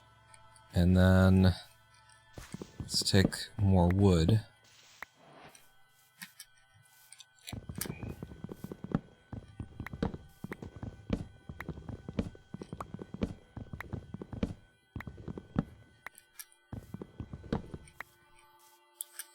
And we'll use that wood to make shit. Make some shit. So, give me this. Anything else that I, definitely need off the top of my head? I don't know. Nothing strikes me. So now we're looking for flint, we're looking for iron, we're looking for cave in general. Use some gravel for flint.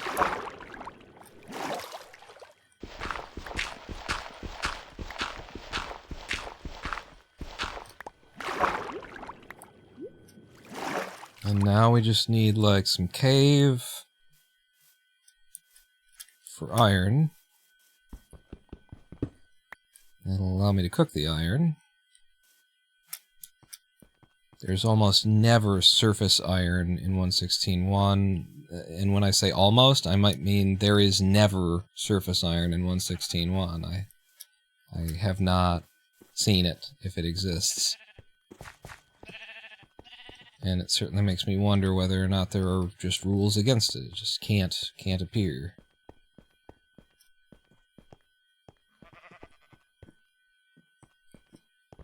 Good.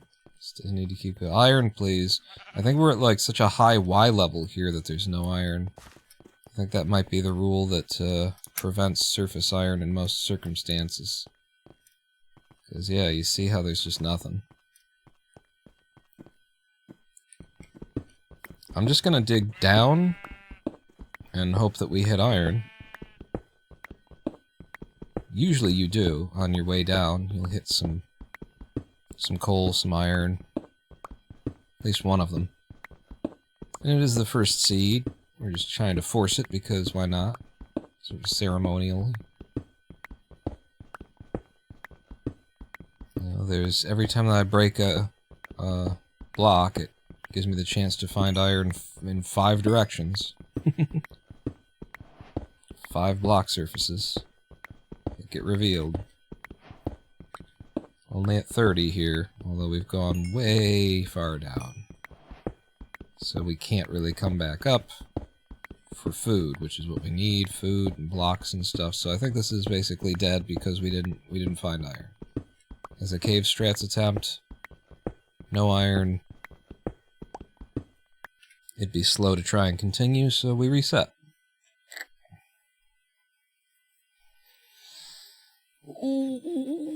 Okay, just letting these load in a little bit, get a little locked down. This is interesting because it could have a shipwreck. This is interesting, this stuff, because it could have a village. I'm going to check for a village here first.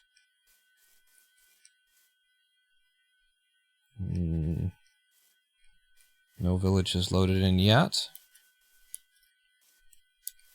I don't see a ruined portal or... No village, no ruined portal.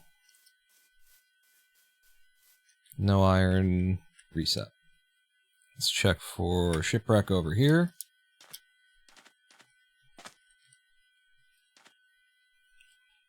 I have to raise my glasses for this.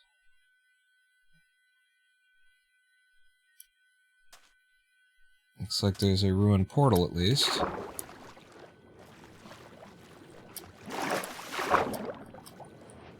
I can never like get level with the surface in third person. Ooh, we got a dolphin. Thank you.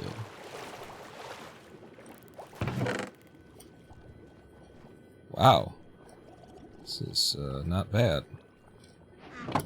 And I can get air.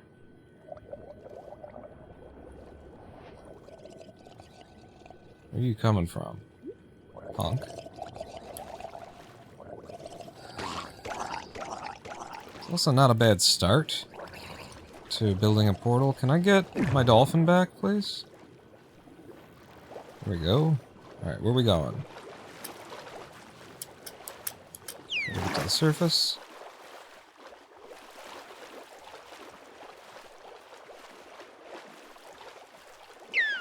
Some gold, some good food. I'll try and play this. We just gotta come up with some iron. I didn't see a shipwreck, but also I might have just not looked hard enough.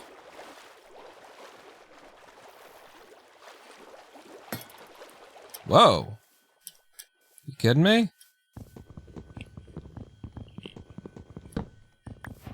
I can't believe at those speeds, somebody with a trident managed to actually get pretty close to hitting.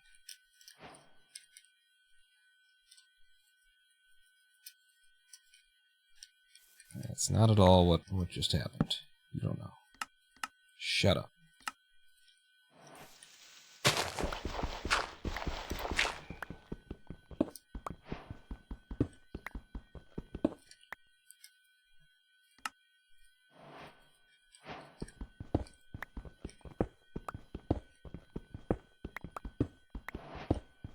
Hey! Oh my god.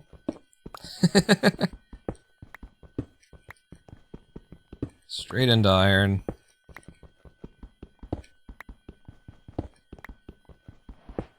We need more than that, but I mean, we might be able to get away with just that. I didn't see exactly how much it is.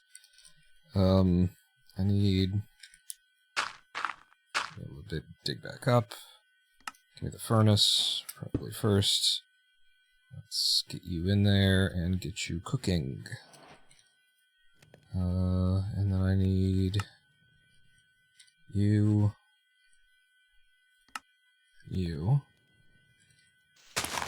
I'll need more wood. Keep cooking.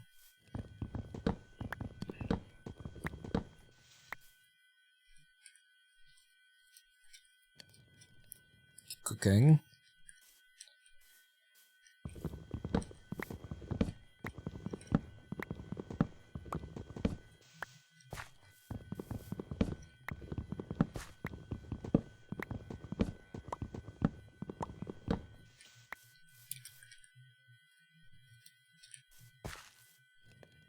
Have a boat. What we got? We got 4 of you, then get me a bucket. How many more is coming? No more. Alright, just these 2. I could leave without an iron pickaxe is an option there. Let's get the flint. Make what we can make.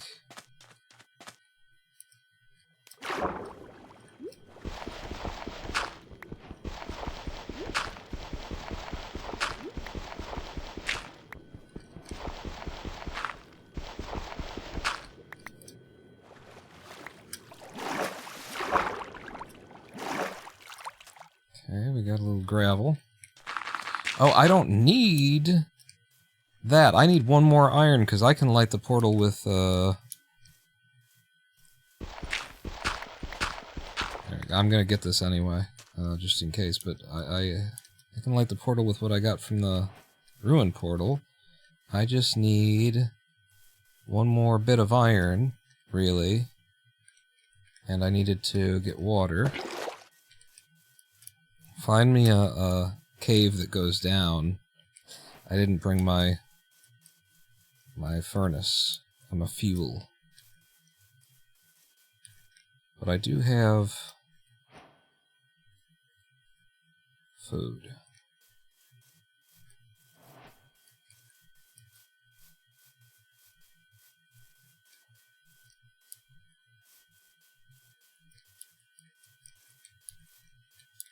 No natural cave? Come on, man. Oh! That's all I needed. Heard a skeleton directly below me. More iron. How much cobble do I have? Where's this, like, yeah, some of this is bullshit andesite that nobody wants ever.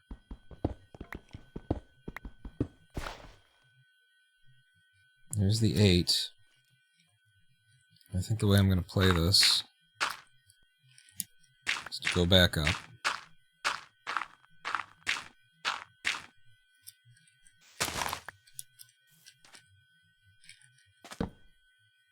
Make another furnace. Cook some more iron.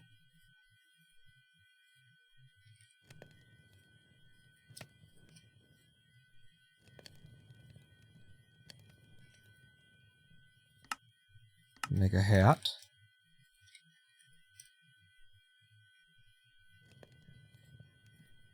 I think I might need a stick in order to finish the cooking. But we will make the flint and steel, and we don't need it to enter, just to cover our basic needs. But this was why I wanted to come back up, was to do this, to get all of the travel blocks that we could ever need. No, I don't want those. Okay, thank you.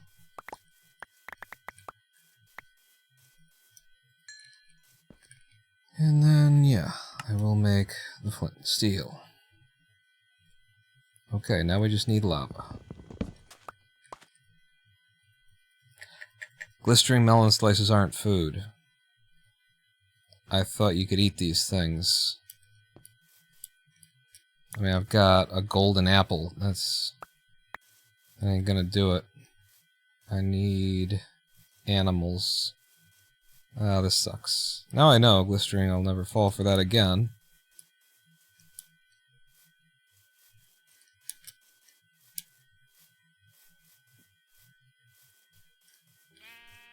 Okay, I hear somebody. Hi. Any others? Any friends around here?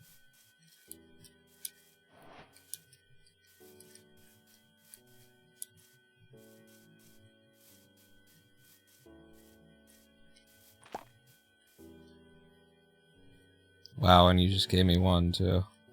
At least I can keep running. Looking for more.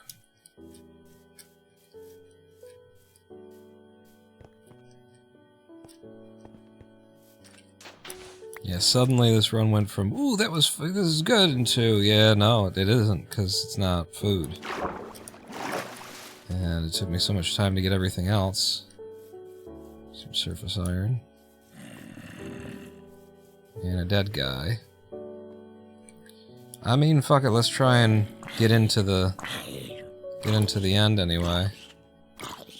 See what kind of circumstances there.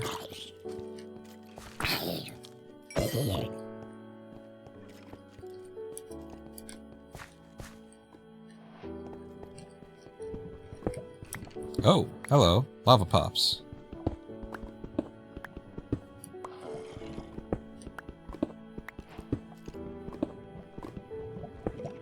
Sound like they're heading to the left. Okay.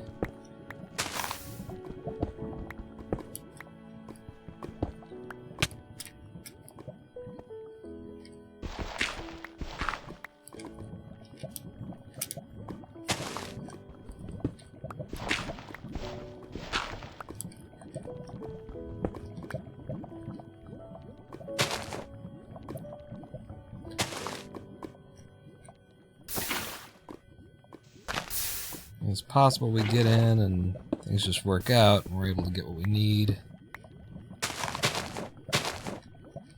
Possible, though unlikely.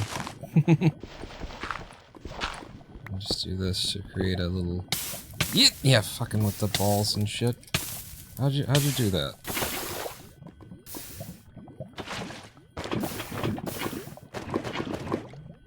Oh.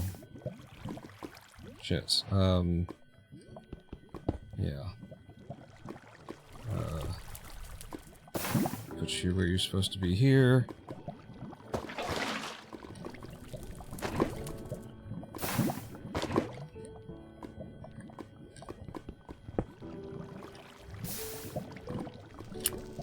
Yeah, that is a problem.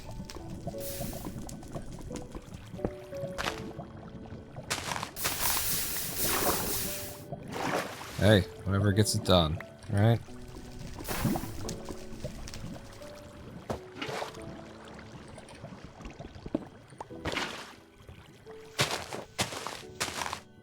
Oh. It doesn't quite get it done. Although it almost gets it done.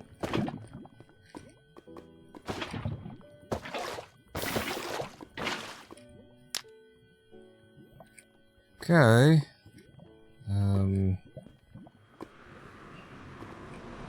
So we'll just go in. Oh, I should have grabbed lava. Watch the entities count. Climb up, see if we get any big jumps that would indicate a bastion spawning in. It's not looking good, which is good because this was a slow enter and we don't have food and stuff, so yeah, this is probably not really worth running. Look at those E values, just absolutely atrocious.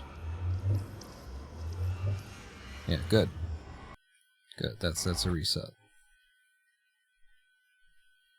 I wonder if there's a colorblind texture pack. That could... I thought that myself, Kenneth. That might help with my green glasses kind of a thing. It might... something that's allowed by the speedrunning community. I'm just trying to follow their rules, but, you know, they really do have to, like, provide accessibility for the disabled, and that's me! So they probably, as big a community as they are, as long as they've been doing it, they've surely do have rules about you're allowed to use certain texture packs. That help with some common visibility issues or something. I know that you can't just use texture packs to just make it easier to find ores and stuff, but...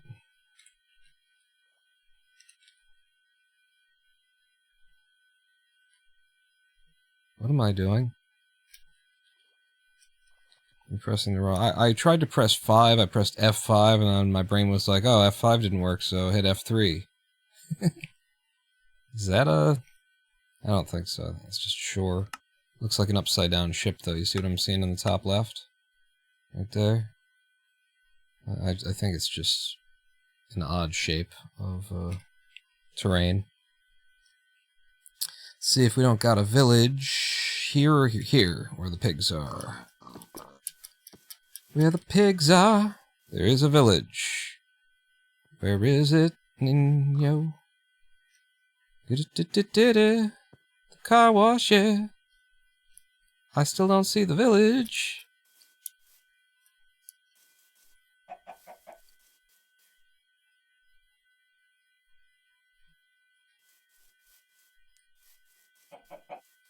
I still don't see the village at the car wash. Where the fuck's the village at the car wash, yeah? How far is it?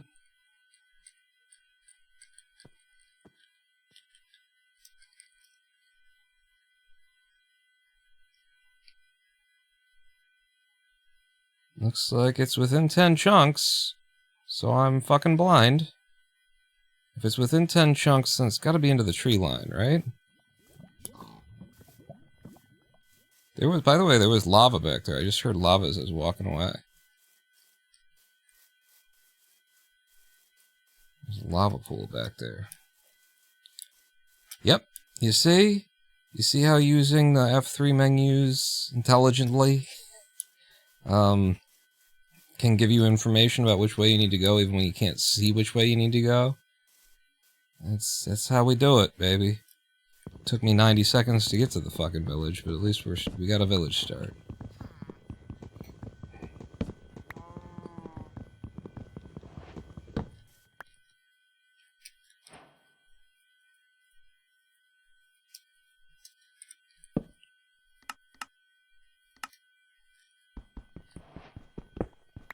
Hey, there seems to be a chest here.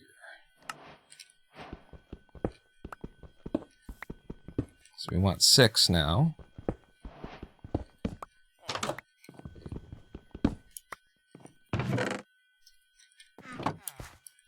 And the 6 will be used to make a axe, a hoe, and then we need more wood to make the shovel.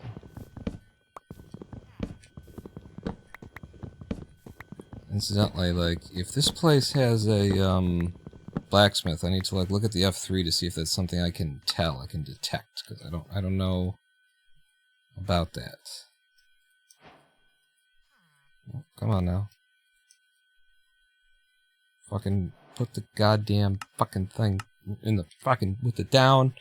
What else do we want? We want at least that. And that.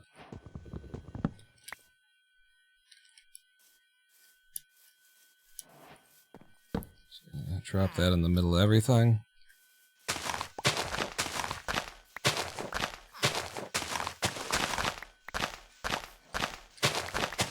Knowing what color represents, like, there's a furnace nearby, it would be very helpful to me.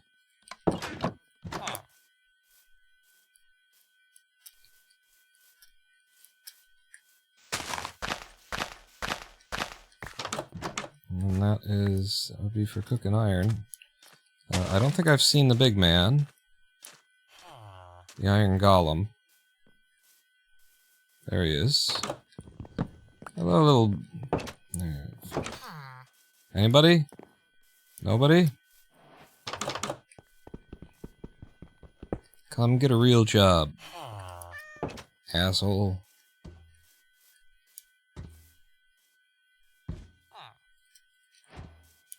Are you the right kind? You are the right kind. Shit, I should have not, but I did. What are you looking at?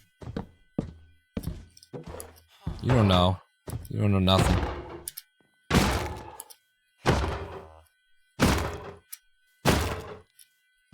I need a farmer to trade wheat with.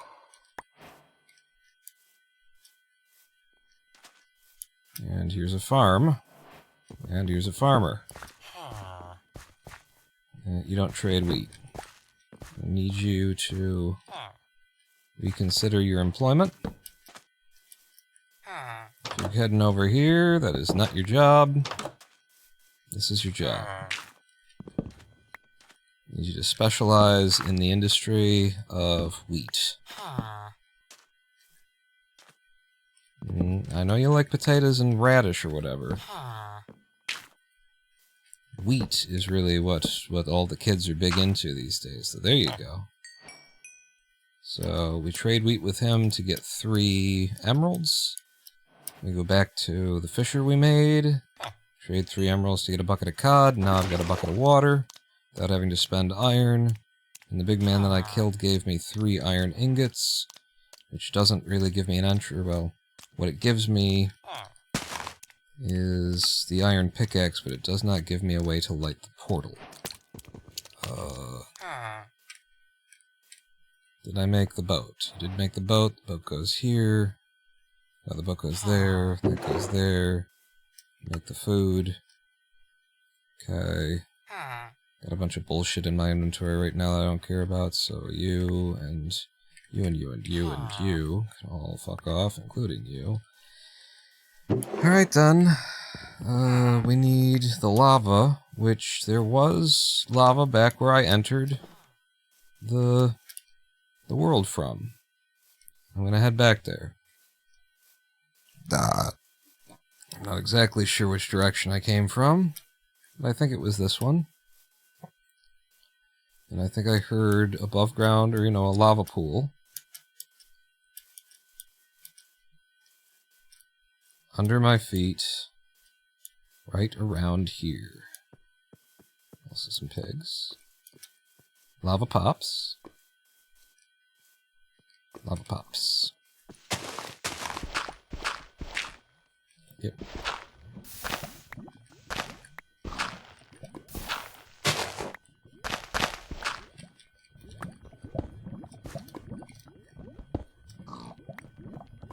Okay.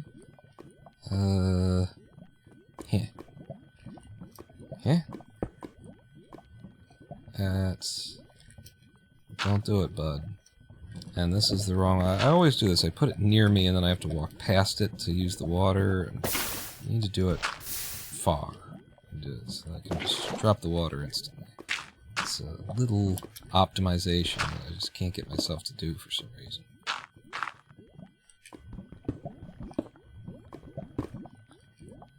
That, and that. Should keep the water where it needs to be without spilling over and destroying my lava. Thank you for the fake bucket.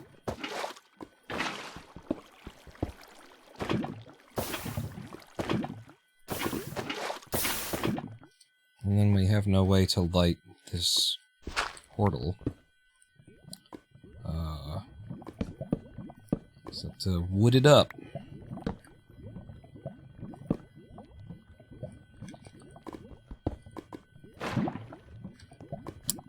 You know, that's probably a bad, because then it comes in like that, so maybe I'll put you there, like that there, and then we set to hard if we want fire to spread. Maybe I'll even put one there to try and catch the lava fire, move it over to us. We've got food. We've got the iron pick. We'll have a bucket of lava. We've got 1 bed. Uh-huh. Uh-huh. Just need to transfer to, like, this side of things.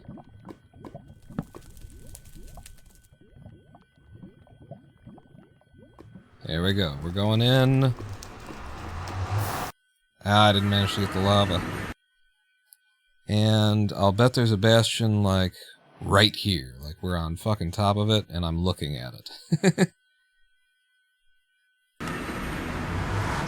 Like, no need to E-ray, because you're on it.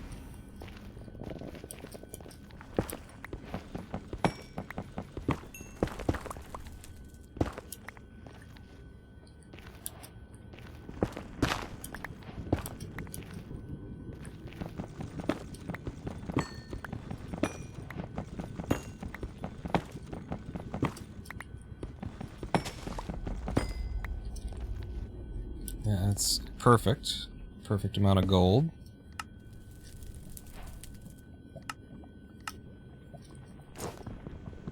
And we're wearing boots. What have I got to nav with? Okay, I actually don't see it straight away, so let's do it.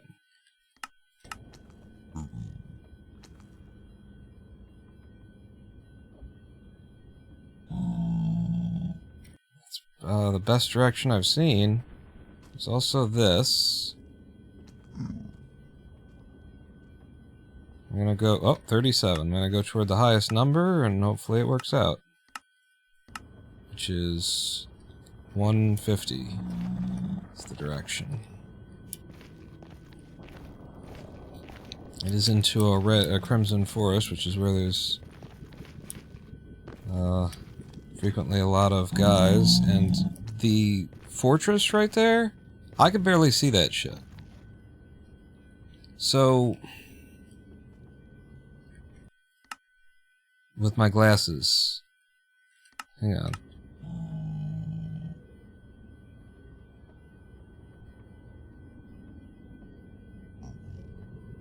I don't know, it doesn't seem like it's necessarily the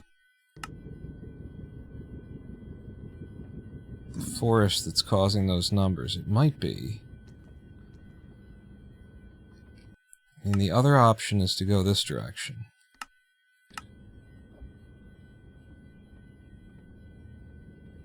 Which, I mean, a lot of the guys that are on screen right now are contributing to this 30, so...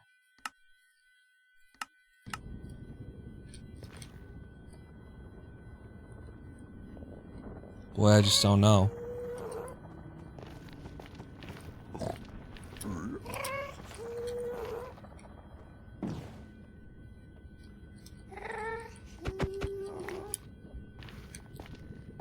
So this is the direction of the one set of numbers. And it goes into the ground, it goes into the wall, which could suggest a wall bastion.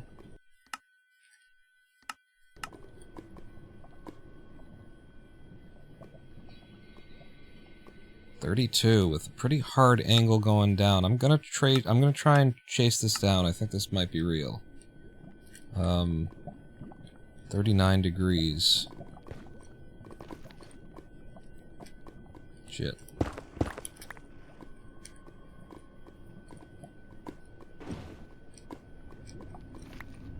Wow.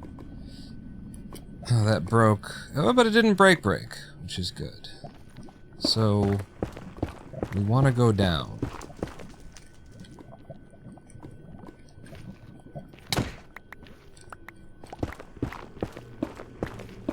But also in.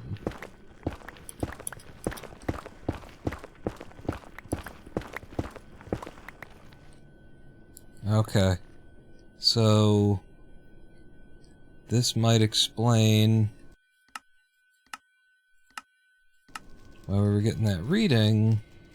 I'm not seeing that many entities that would explain it. I see the fortress. I see... Is this a second fortress? Is there a fortress in Neg Paz and then also a fortress... What's back here? In Paz, Neg? Like, there's a fortress out there. See it? Top left?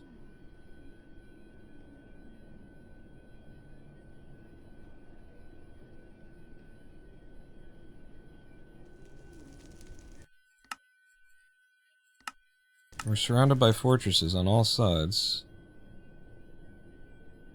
And the high E value that I was looking for...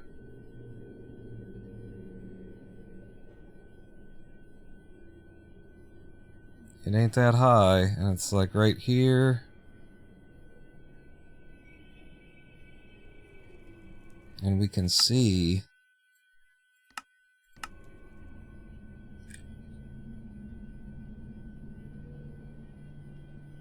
far enough from where we're sitting to say there's not a bastion there. Pretty sure. I don't see it. I think I gotta go the other direction, guys. I gotta try and get this... the high E value in the other direction now.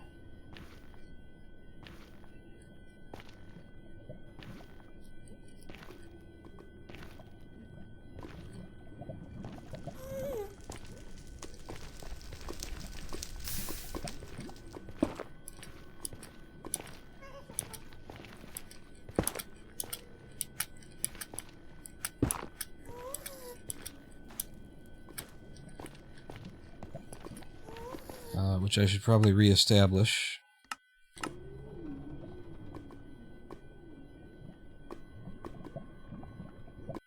It's over there on the 130. I'm gonna get around though.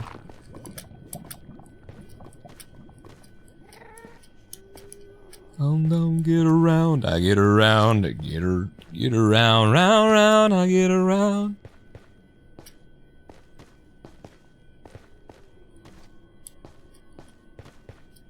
Surrounded by fortresses on all sides. We can hit the bastion. We'll have a heck of a run on our hands.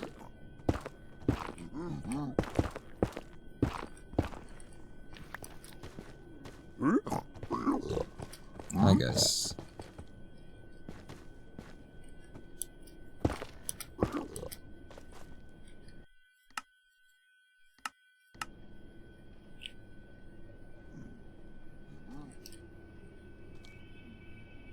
I don't see anything in the fog.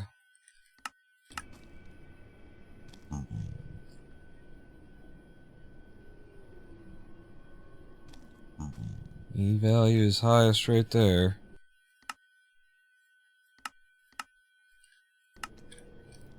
It's not that far away, really. Moves that much when I just do a little bit of travel.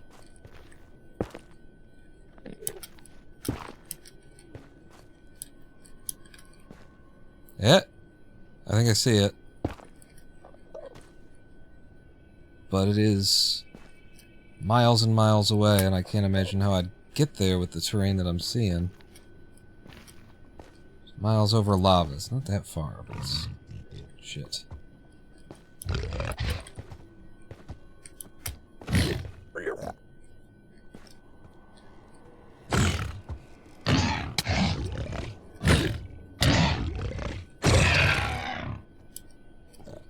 God damn, they hit so fucking hard. Can you believe that? We're on easy mode.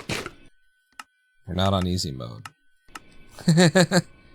Like, that's insane how hard he was hit.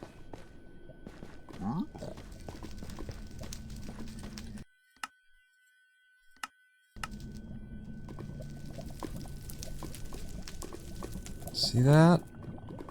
That is the fortress, right? It's treasure. Looks like we can get it by running along the edge here. It's just the amount of time it's taken me to find the fortress and to navigate to it and enter it is not great.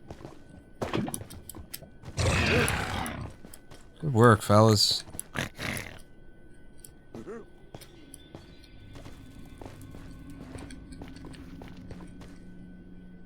Do I want to go up here? I think I don't. Yeah. I might want to go up here. Nerd pole action.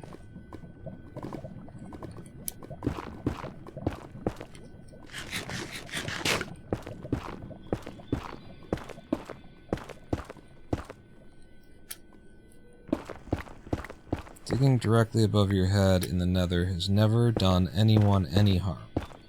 Just always remember that.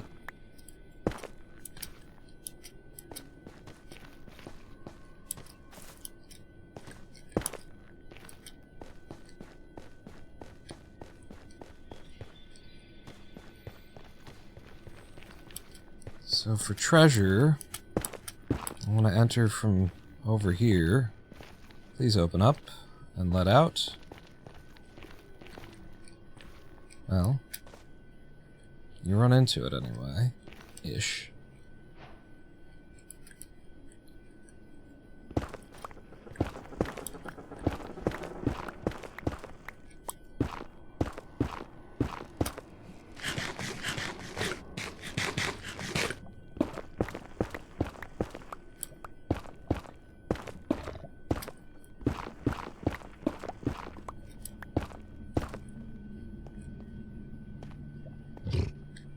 We're here.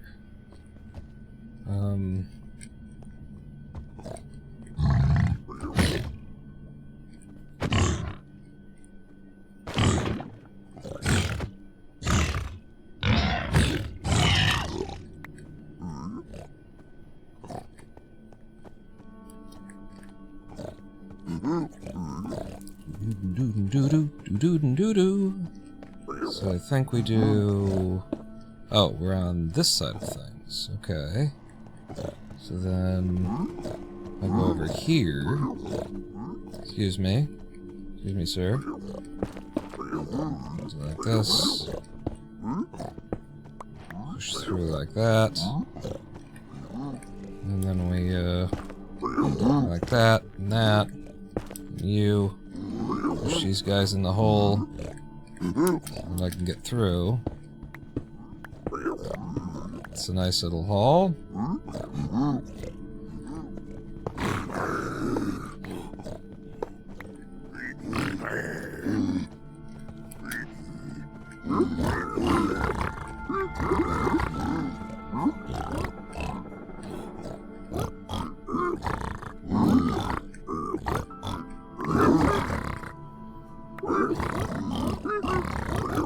Keep a little on me.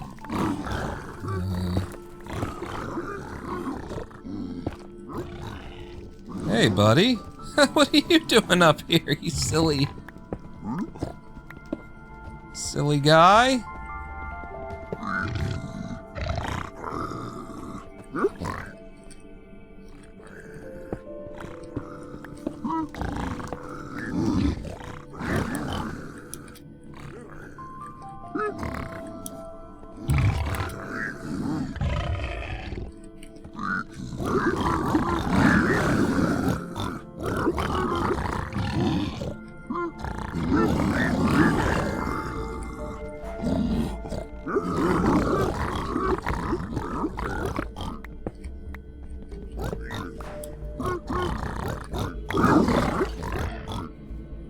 We're gonna find a new place where the kids are hip. Do-do-do-do-do-do-do-do-do.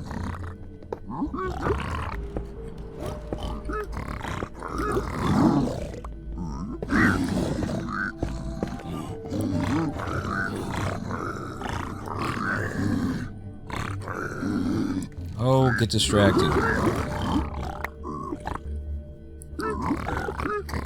Excuse me, gentlemen. Some chests to loot.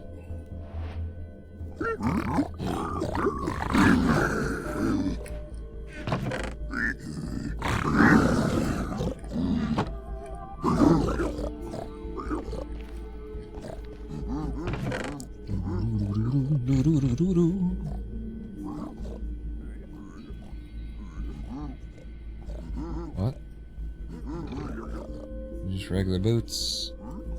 Obviously the gold block is worth my time.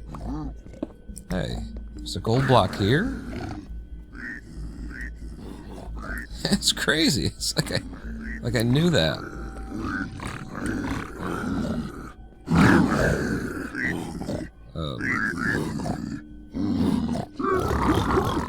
Yeah. Shut up. Some gravel. Some dirt for you.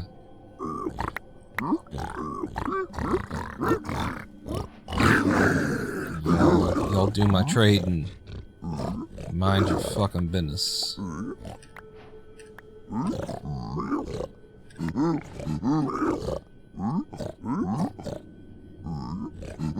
a lot of pearls, not a lot of obsidian.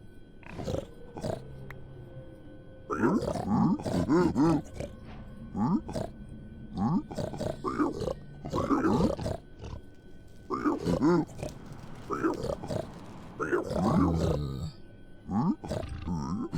don't need not a lot of string either. Did I just not trade enough with you? I mean, there's a lot more gold around, in theory. There's some more gold around, in theory. I don't exactly know where it is. This way.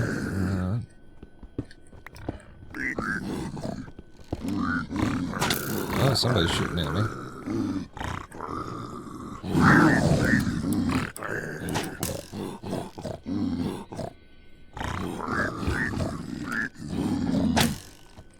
Shut up.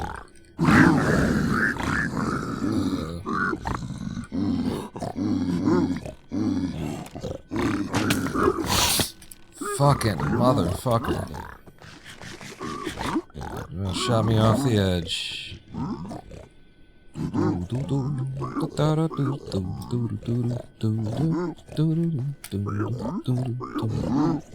I get around. Uh-oh. I almost picked up all this shit that I threw away.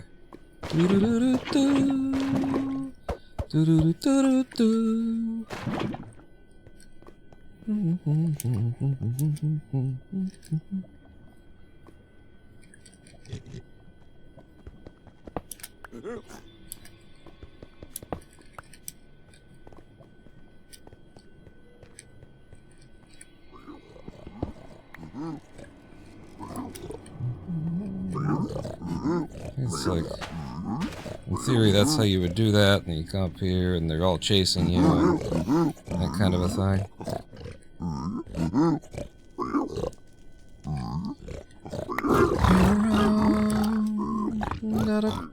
Oh, well, I was down there, I should have broken the damn thing. You know you gotta do that, buddy. Yeah, no, you're right. Let's head back down.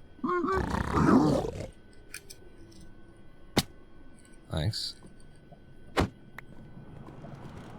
Hey! What's up?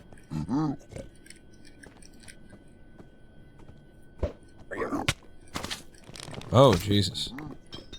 It's a big guy. There's one big guy.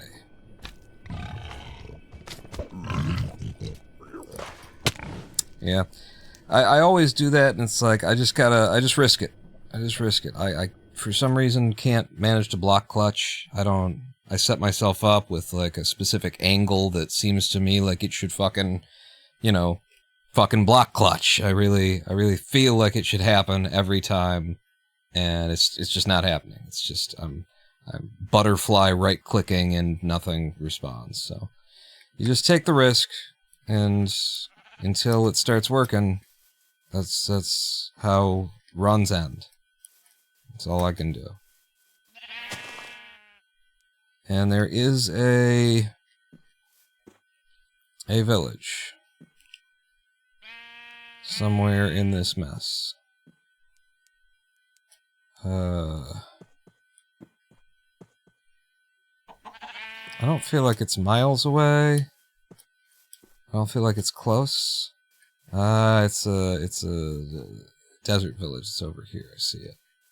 So desert village means get your wood before you go. Yeah, we're gonna get wood from here. It might be a desert village. It might be that I saw like a temple. Confused it for the village. Who knows? I saw something anyway. And I know how I'm gonna start playing it.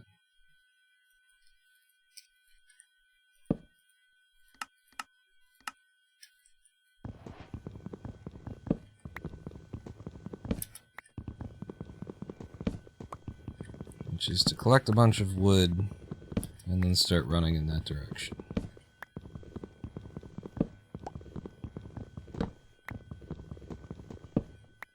Because once I'm in the desert, I may never have the chance for wood again.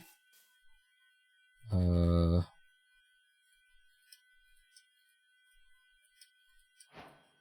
that in case we need it. Shouldn't need Is it going to be faster to do this, actually?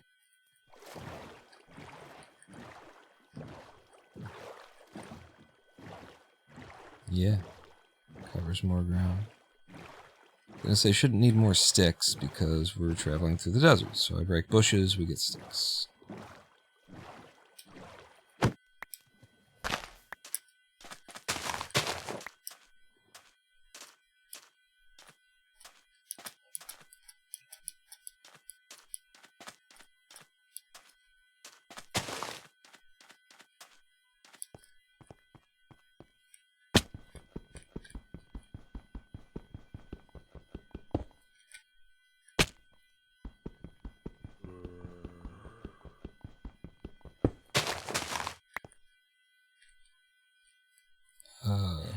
So you put one, nope. Put this here, and then this here, you step on it, and then you, uh-oh. So that's the important part of that's happened one time before this, and I wasn't sure why it happened. Now I know. Wherever you're going to place the thing that you're going to step on, you got to make sure there's not TNT underneath the pressure plate.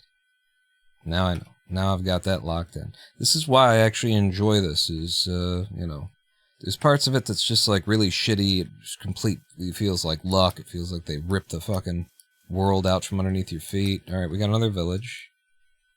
It's a ways away. It loaded in on the edge of everything. But, there's other things like that, where it's like, okay, I've seen that twice now. I couldn't quite make sense of it the first time. But now that I have seen it twice, I got the information to be able to read it the second time.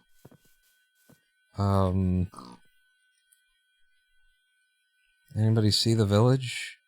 I see the pillager tower. But that ain't a village. Unless the pillager tower shows up like a village in the chart.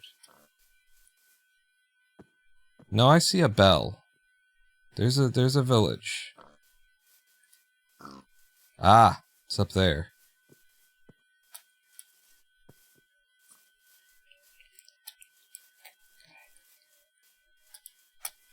Yeah, that pie chart tells you. I look up at the sky just to be able to fucking see. I'm gonna get stone here. Problem in the Acacia Village is stone.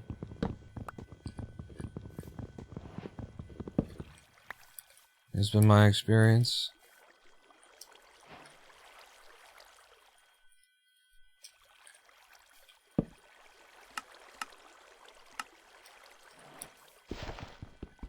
You just end up having to play it like cave strats, and as long as I can see stone in front of me right here,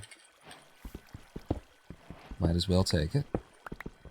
4, 5, and 6, and that should be all the tools that we'll want. Give me you, and give me that, and then we use the axe to take more wood to get more sticks to be able to make the shovel.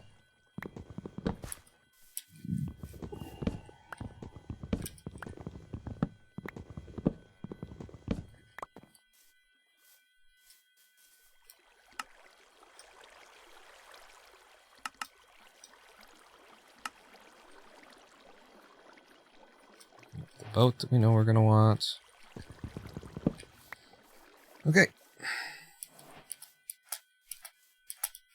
We're entering the village kitted to loot some wheat and shit. That's some map makers. It does have a chest, and there's nothing really in it. You got wheat for me here? Tell me you got wheat. I see wheat. Good. Also got cows.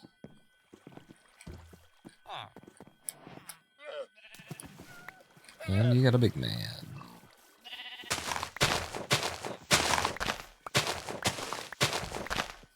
Okay, that's just enough wheat for a trade.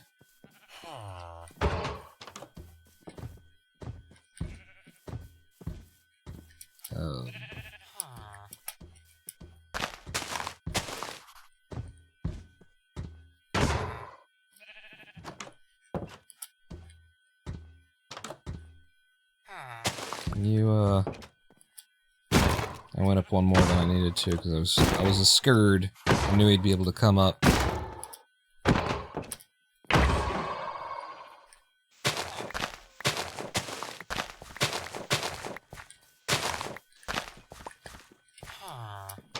What's your deal? Another map maker? Lots of you guys, huh? Okay. We're gonna want...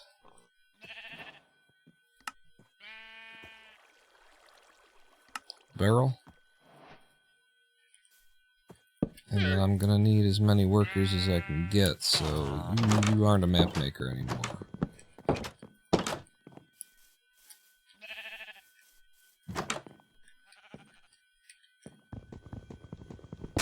Nobody does that for a living. Nobody does that for a living.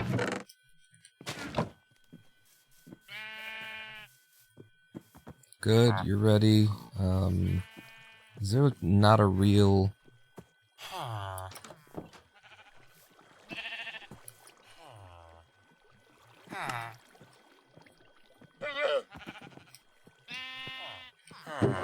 not a real fisherman in this town? Is that a thing? You don't do that. It's not your job.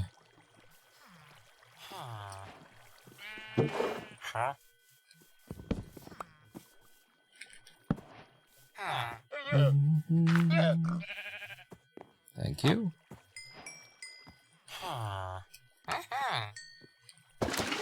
Cool.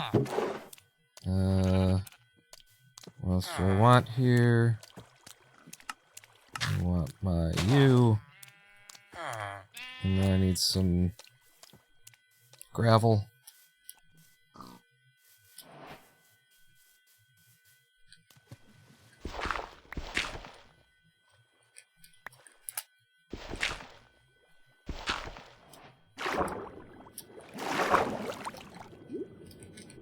And apparently I got that. I would love to stand up right now and not waste my time.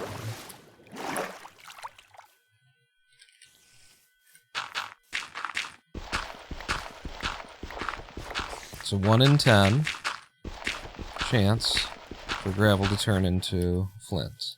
That was about, I want to say like 15 digs, if you count the digs that, you know, got us the gravel in the first place. Like that. We can now enter the nether. And I could use some more food. Has got any more hay bales that I missed? I could also use a bed. Every house in this fucking village is a job. There's no... I don't know how there's so many people here with... no place to live.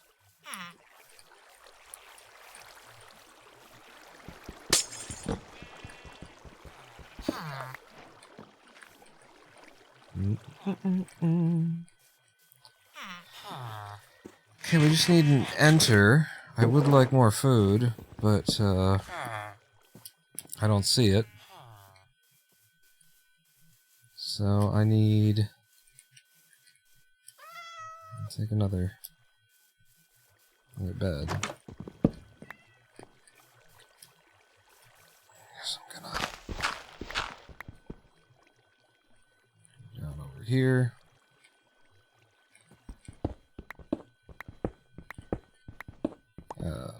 You want to be using the... Oh, that is the fast pick? Are you kidding me? Skeleton rattles. Uh-huh. Uh-oh.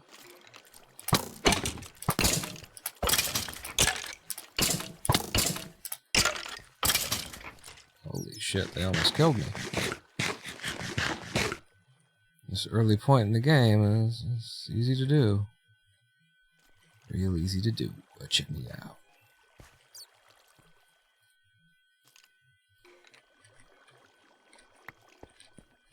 I picked the shit back. I threw it out for a reason.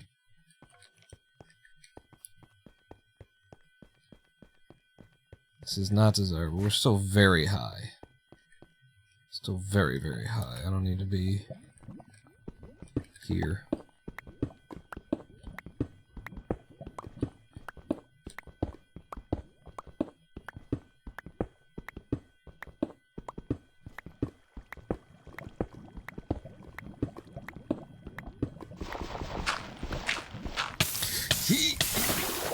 Look at me!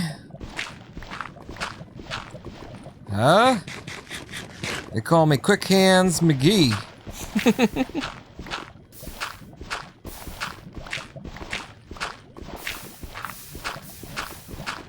Okay, we got enough exposed.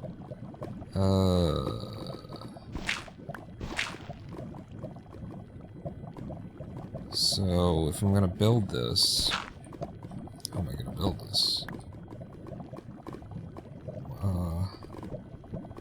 So it would be you and you. So it's 1, 2, 3, do. And then I think I can just put this up here then. Except for you. I'm worried. So I'm gonna block that. And then try. Nope. I'm fucked. See that hole that the water was supposed to go into? See that? Did you see the hole that where the water was supposed to go into? Did you notice the hole where the water... Check this out. I'll take the water away, I'll put the water back. I'll take the water away, I'll let it go away.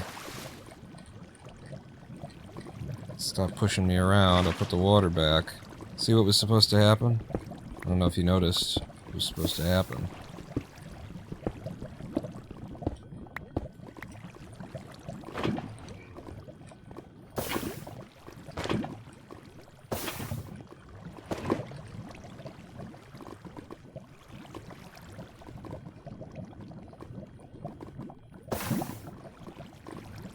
Is that right? I think that's right.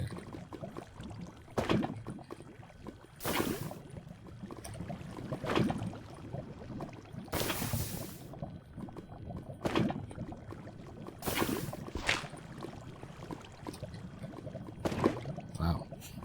A lot I'm able to pull out of there, huh? I don't know if that's real. It is. Wow. That wasn't. But that was. What a game of lies. Hey! You're ready on the E count. No big bastion pops. That felt like it. It's gonna be a little bit away.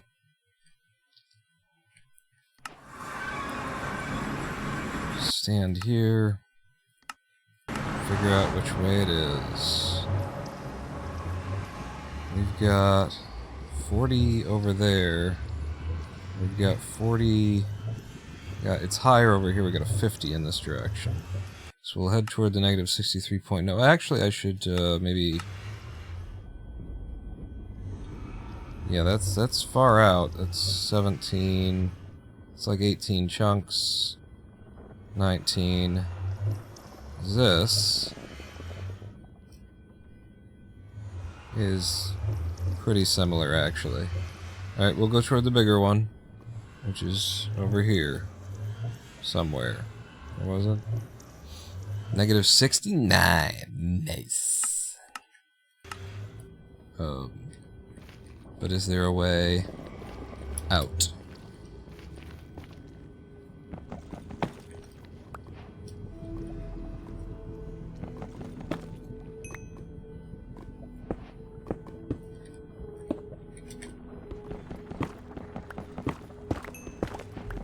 Nice.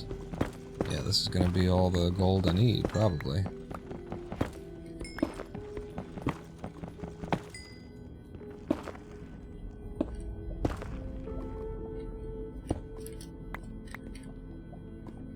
Just short. Okay, so we want to go that way.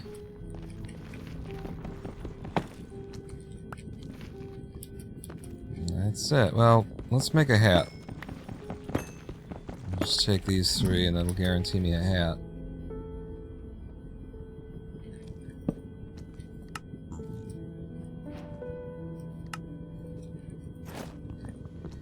Okay. So it's hard to my left from here that we want to go. Just across this lava pool. I don't know how you would do that. I'm going to try and dig into the ceiling.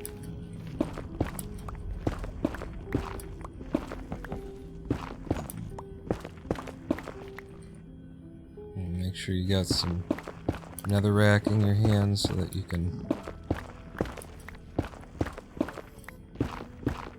Your gas encourages me in the idea that I can get through if I keep going straight up. Okay, we found the fortress. So now we're doing fortress first, apparently.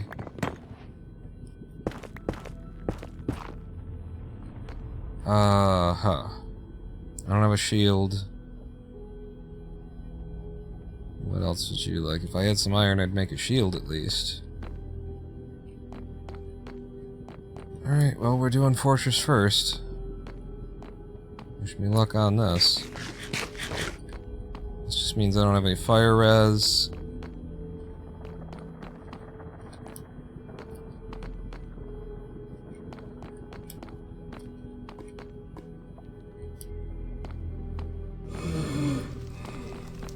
There's a wither. Somewhere. Over there.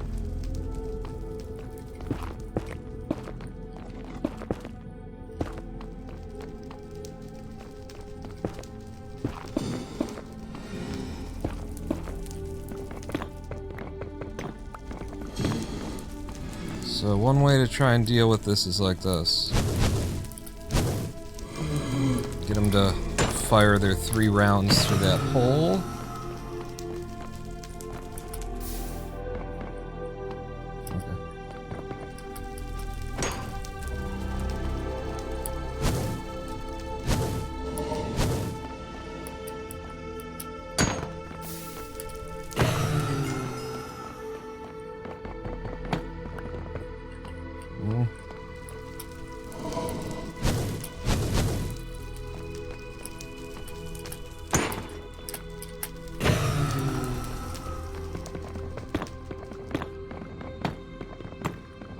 Honestly, like, widening this, considering, like, I don't want a bunch of spawns at once. That's probably as much as I should try and widen. Maybe having, like, a fallback point here.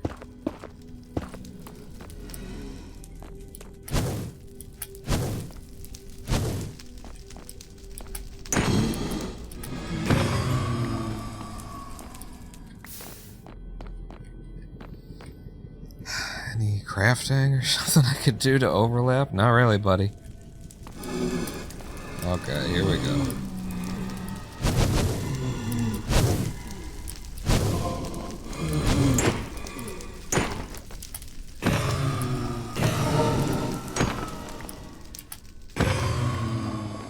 It's pretty good crowd control so far. There hasn't been much of a crowd yet, so that does make it easy. What we got? 3?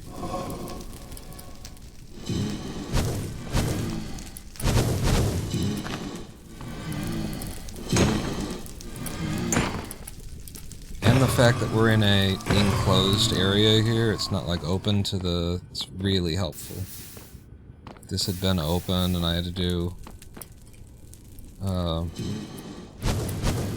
fortress first, I just don't think it would have happened.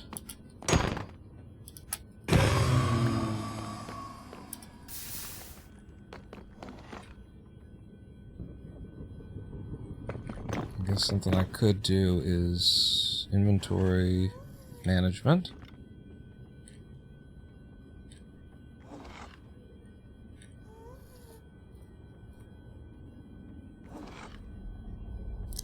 Okay, that's that. Next.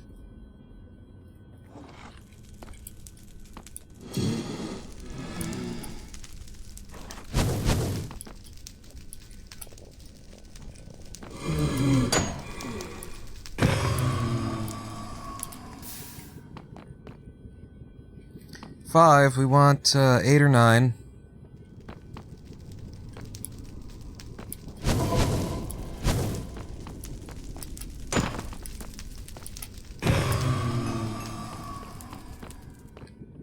I mean, it's taking a little longer. I'm not widening out the space. I'm not encouraging more than a 3. Make it a little bit more.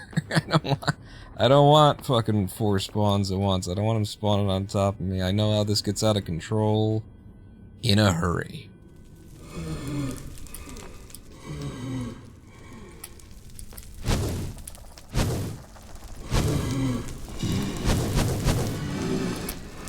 See that?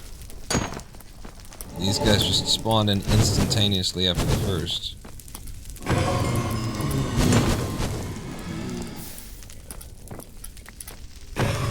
And more spawning in near instantaneously.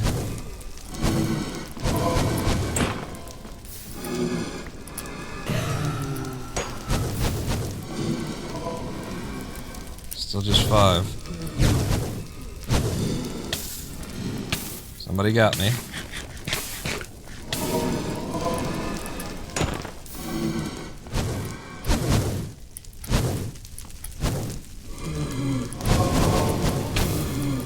Somebody got me again.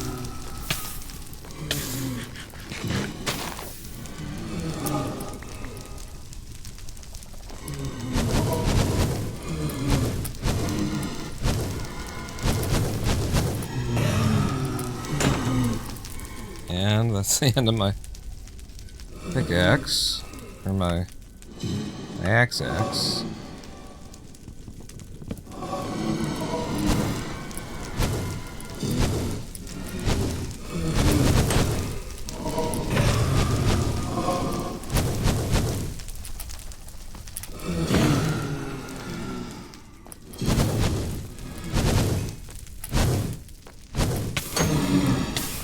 Yep. You got me.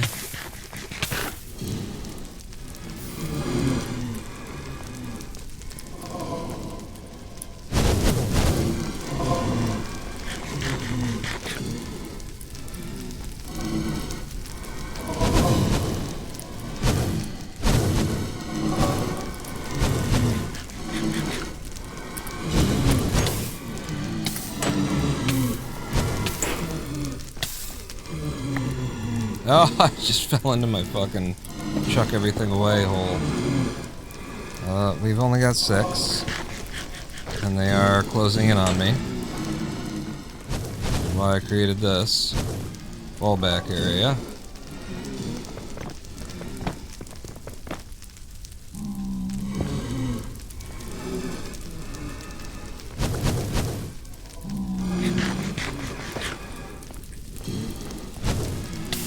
Fuck. To the fucking head. I told you. This gets out of hand in a hurry.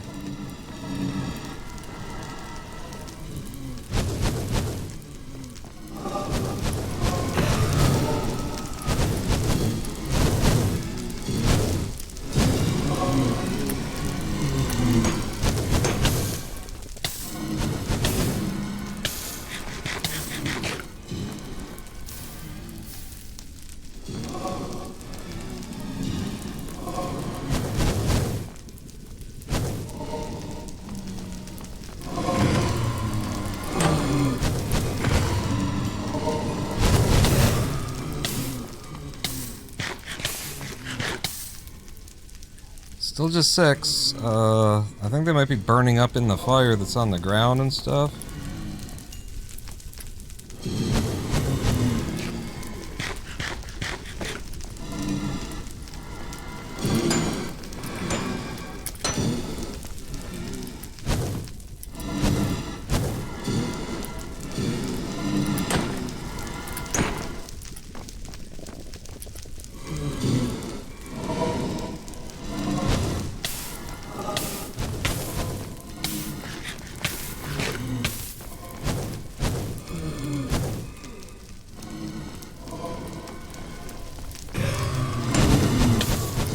Shit.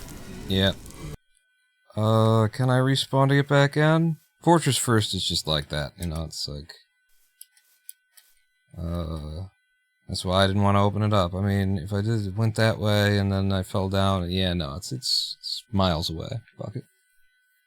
That's not bad. I don't mind that. I think I handled the situation pretty well. Look at this one. We got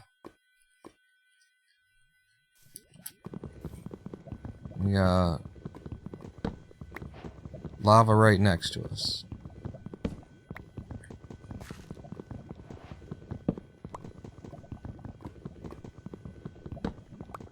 It was the best situation. I mean, you know, recognize that. That was like the best situation we could have had for Fortress First, and it still resulted in death. It's just a really shitty, difficult situation to try and play.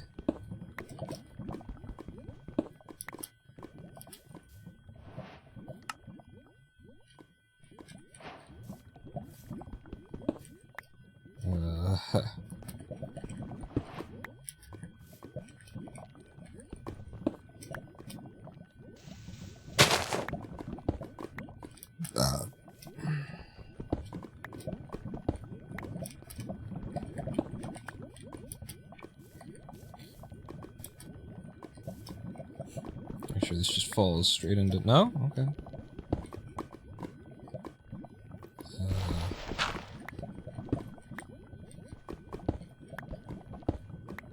The question to ask yourself is, was that faster than just going underground for it? Because it certainly looked like no is the answer. And now, it's definitely not, because I can't find my way back to my fucking crafting table. 4, 3, 4, 3, furnace, F3. Alright, what do we got for iron, baby? Show me the iron. Show me the way to go home. I'm tired and I want to go to bed. Some more wood.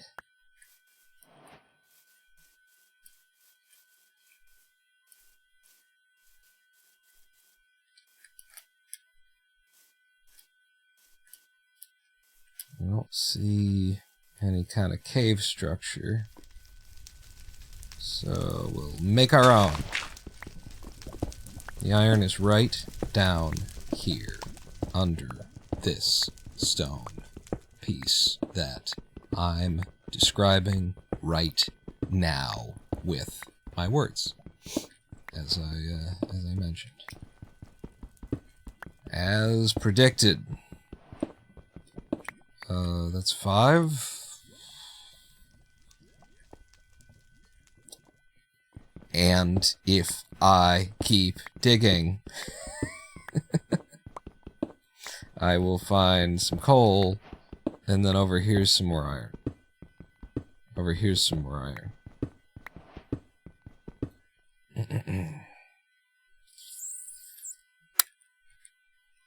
You know? 5. What can you do with 5? Make a bucket, and I can make a lighter. And yeah, that's how you play it. Just no iron pick, which is not good.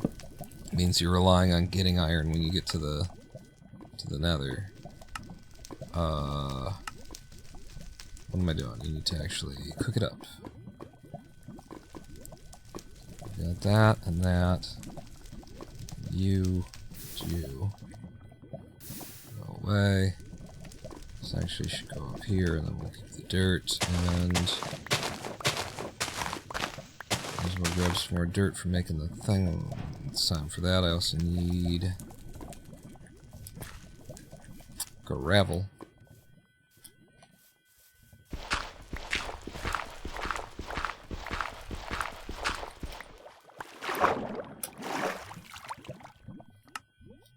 Gut.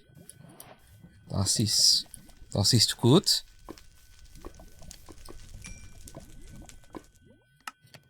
Und sehr ist mein Leben. I will take this And then I will kill sheep. I will kill,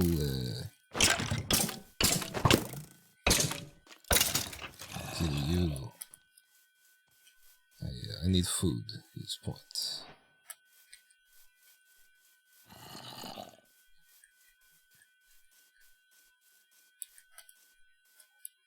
I can't get too far away from lava pits, or I lose it. We'll lose track of it.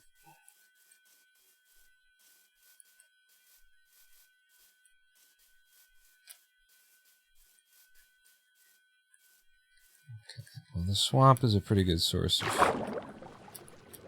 pigs and sheep, isn't it? I thought these blue flowers were animals.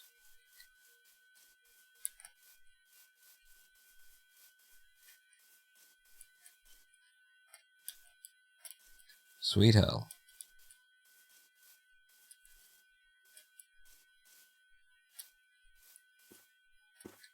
Now, does this work?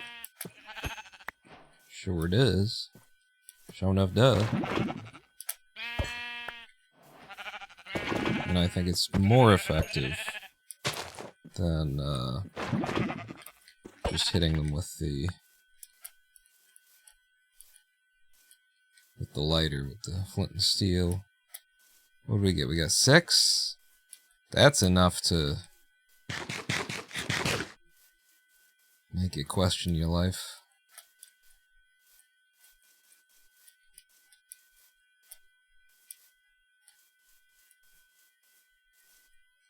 How long is this live stream been going? 5 hours. 4 hours, 55 minutes. So, we should have the last attempt. Possibly not this one, because there's no food. Oh, I heard a chicken. Chicken's food.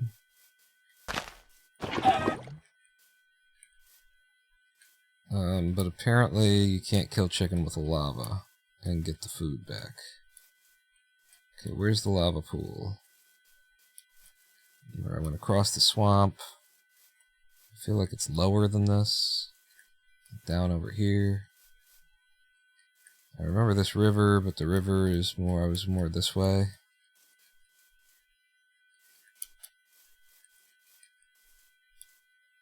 Yeah, I think it's down here. I wasn't dead on the river, but it's near enough to it. This is why I was like, this sucks. I'm having to run away from the lava pool. Alright. We rediscovered it anyway. Did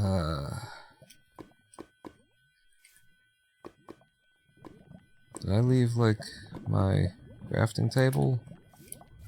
I left it over here. With your shield iron. Give me this. And we make the boat. And we make the portal. That's what we make. Remember what I said? I need to place it away from me so I can do that. Grab. Build up a hook. Do like this. Make sure there's a place that catches the water so it doesn't run over.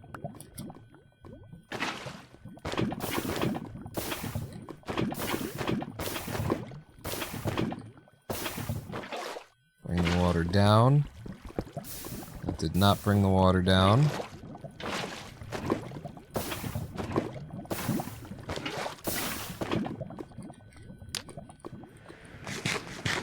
And into the nether we go. Soul sand. Looking at the E count.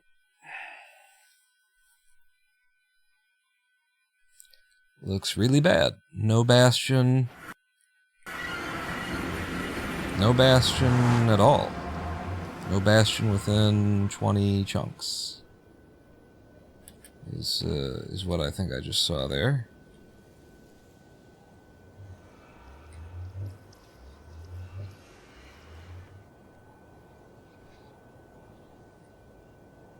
Okay, right there. 24 chunks away, there is a bastion. I don't think it's worth running to. Let's just confirm that I know that I did that right. So with the land world, game mode, spectator, oh wait, I didn't need to do the locate bastion road. 349 blocks away, yeah. Yep. That's what I expected.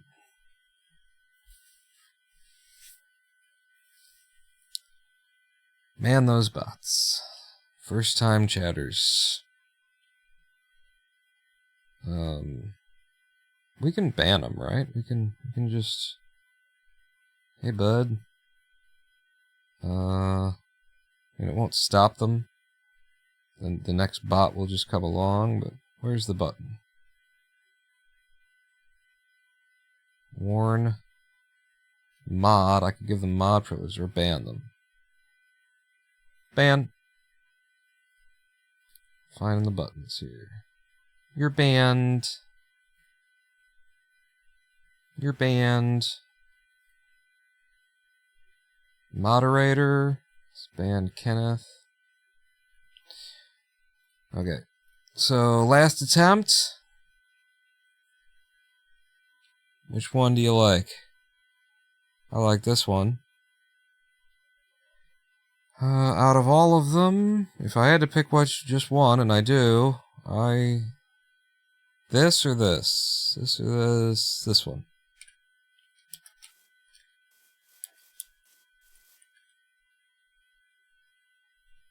Looking for a village, not getting anything. But we're at least near a chasm, so fuck it, we'll run on it.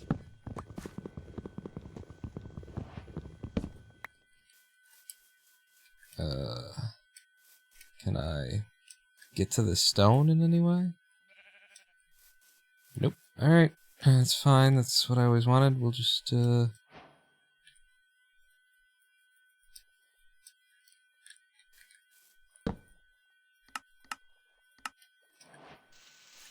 do this and hope that the chasm doesn't open up underneath my feet.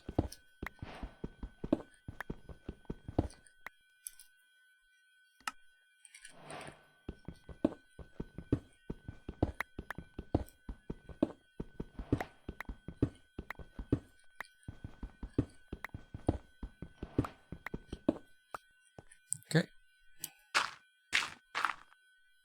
And that gets me all the tools. You.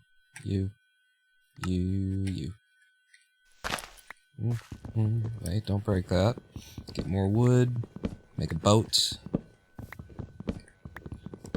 And another set of sticks for when you get your iron pick. That did not come into my inventory. Planks, boat, and sticks. You there, you there. Hey, you there. Oh, wait, and I should make the furnace that we'll need to cook with. And now, how do I get down here? Could be crazy.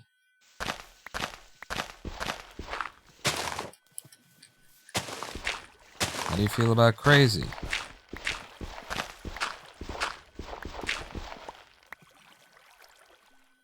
I like crazy. Whoa!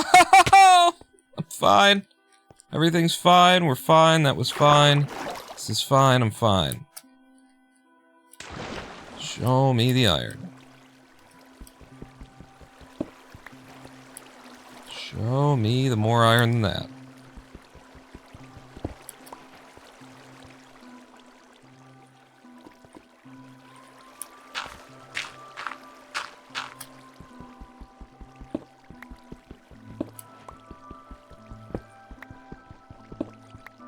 Okay, that'll get us started anyway. So I can just jump down. Oh, there's more under there too. Brilliant. So let's drop you.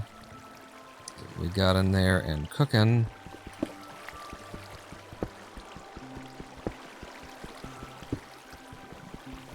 Nine is all I really need. Can I please...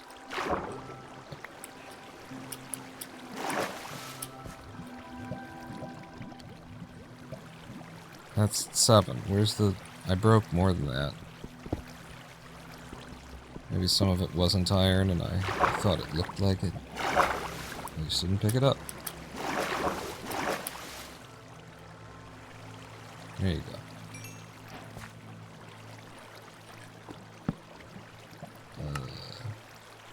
Actually, should probably have that. And you... Gravel? Gravel. Gravel. Ooh, first hit gravel. First hit flint.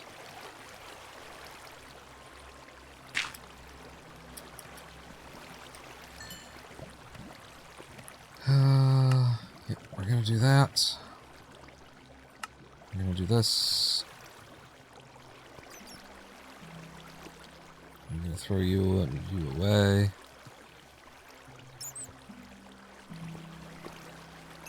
Oh, shit.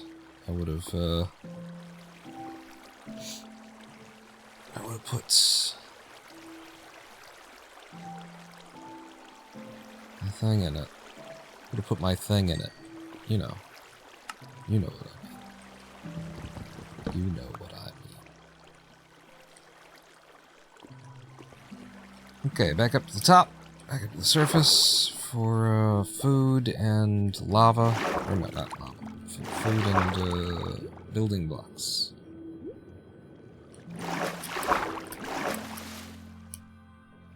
So, step 1, building blocks.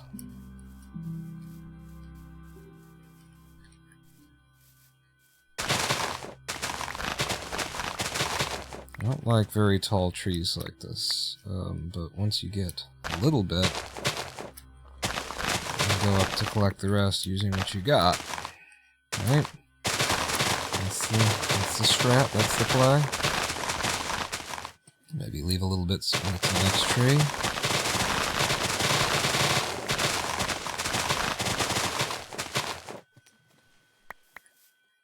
Yeah, it doesn't look like I can make it there.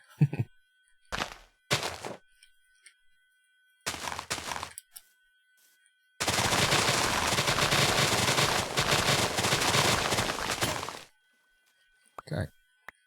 I don't know how much of this I'm going to be able to pick up. It all fell in. I wasn't picking it up while I was taking it, but...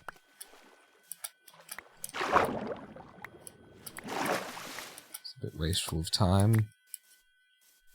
What are you gonna do? I got a couple of stacks of building blocks, and now we just need... food.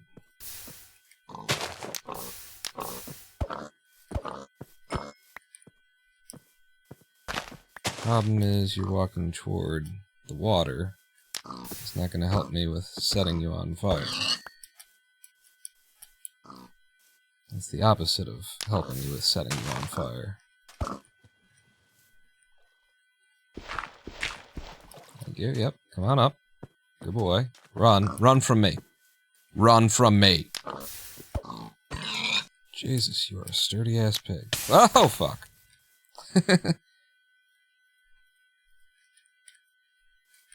Please. Now we need... I mean, more food would be helpful, but I don't see it around here. I can't waste my... Oh, I see it.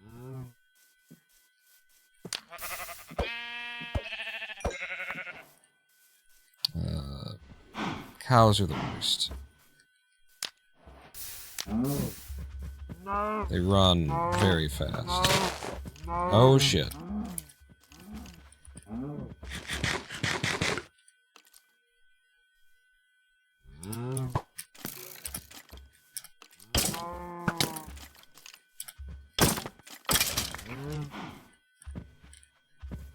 Hey, bud.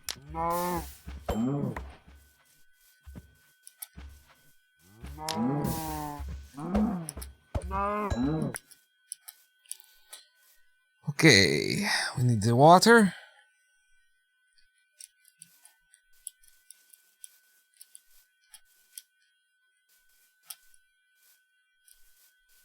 And then we need the lava.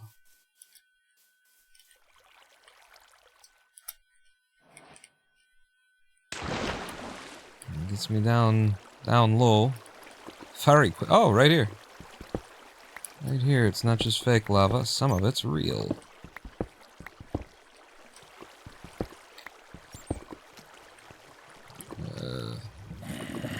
Yeah, I hear you. I prefer to build like this. Hi. Into the lava. Prefer to build like this. Don't love that the water's pushing me.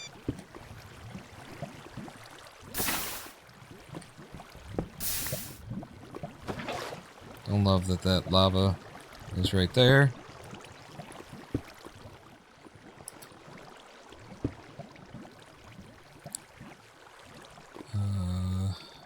Yeah.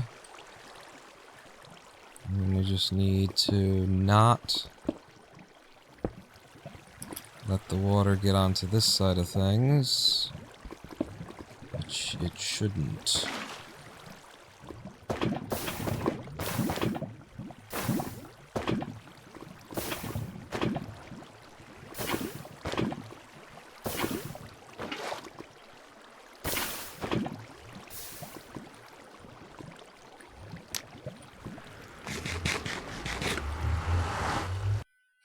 And we're in 9 minutes and something. Okay, we've got Bastion close. Not super close, but close enough. Any lava coming down on me? Let me scan for the Bastion. Okay, we've got a 70 pop over here. Are there gonna be like 2 bastions on top of each other? What the fuck is a 70 pop over there? What's that about, huh? What's the direction, by the way? It's negative 75, more or less.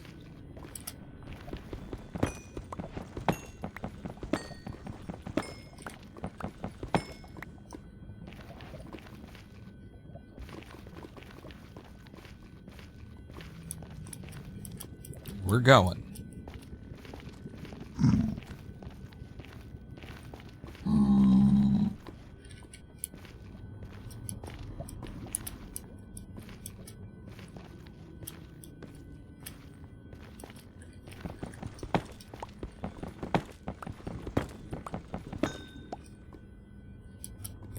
Sleep more.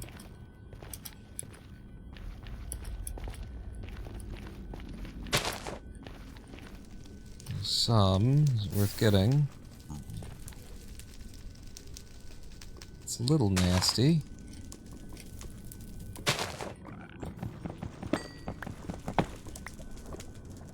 $38. That'll do.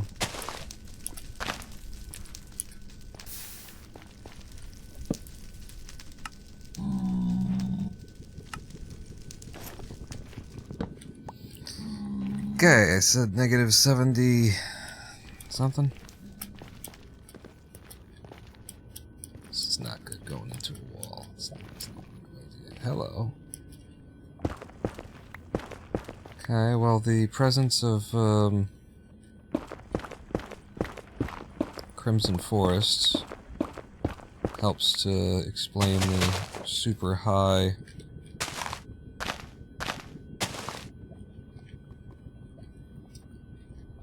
entity count.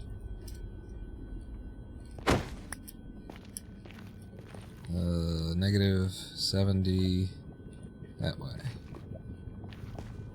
Why do I feel like something's out here? Your gut's wrong. Don't listen to your gut. Dumbass fucking gut. Who gives a shit? Grab one of these in case we travel on a strider later. You don't know me. Try and talk to me about my life.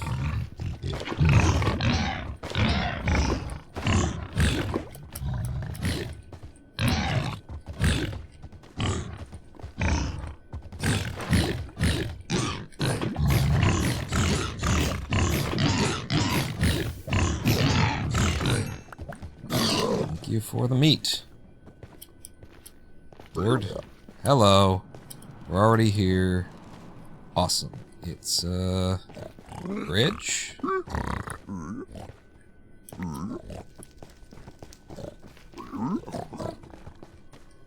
It's not bridge. It's stables.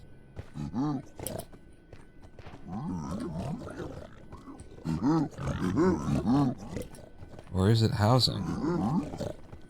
I think it's stables.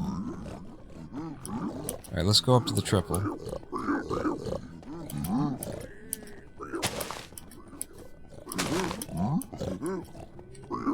Oh, triple, or double triples. Oh, look at all that. This is how we do it. Yeah. Get all the obsidian. Already got all the obsidian I should need for the whole run.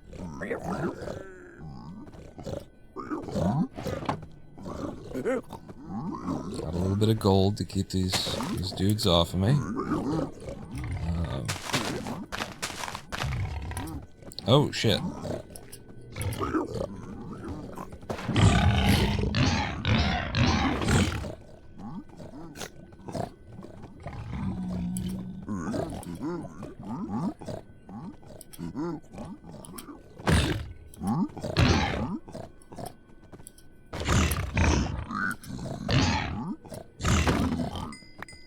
More food.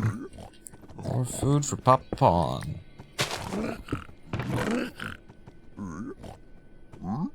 So speed 3, we will trade up.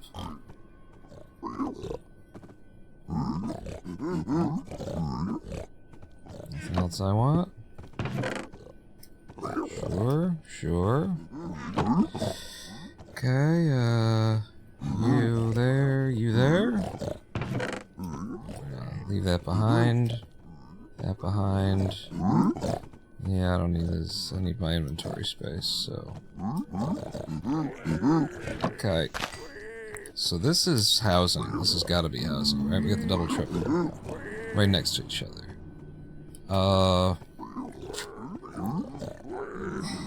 I'm not confident to make them chase me. And not get myself killed.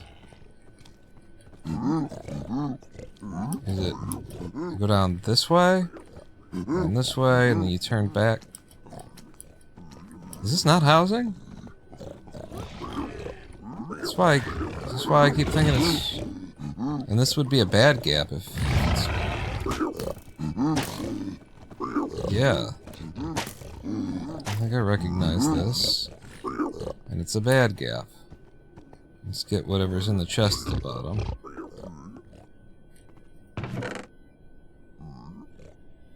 Couple of arrows. Quick charge is better than mending. That's it. Alright. One bad gap. Let's get to the middle. I wish I knew how to, like, nav... What is this? Okay, no. I wish I knew how to nav from, like, one gap to the other without just going to middle. And this is the way that I go to middle, by the way. I come up here. Oh, hey, there should be another...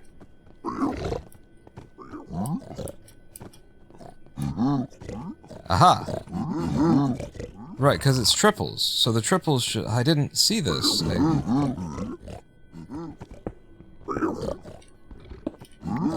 But this is correct.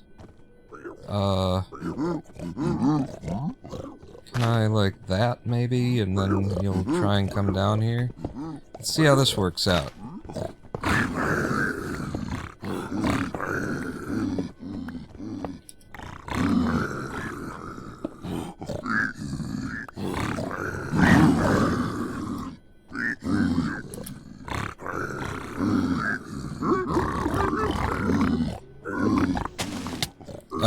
Hello. Did you not get the memo about the gold?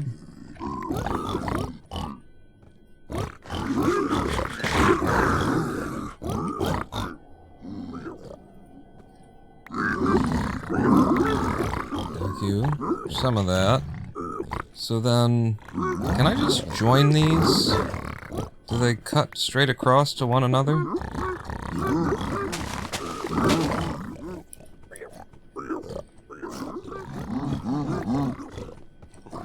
They do.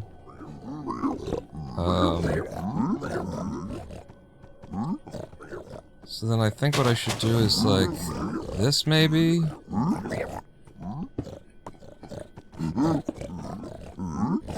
And just to cover my ass, I'm gonna do that. Piss everybody off, right? Make sure I pick up the goddamn gold. Have some in my hand. And then run across. And throw the gold. God damn it. Throw the gold. Throw the gold. Throw the gold. Fucking. I couldn't find the fucking button. I could not find the fucking. It's fine. We're fine. It's fine. I'm fine. We're fine.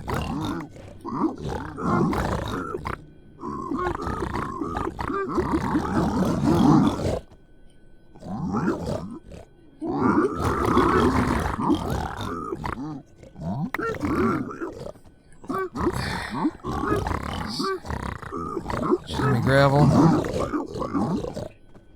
You did, but I haven't picked any of it up. Why aren't... Hey, hey, hey, hey!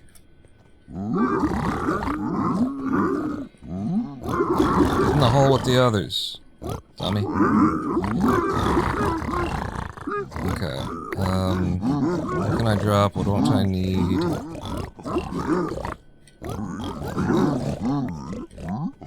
Okay, and there's the gravel. Gravel lets me pick shit up.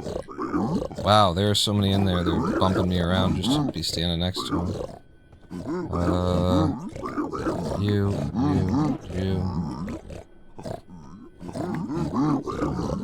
Already got. Don't mind having a bunch of iron. Little white wool. Planks, polished black stone, fuck it.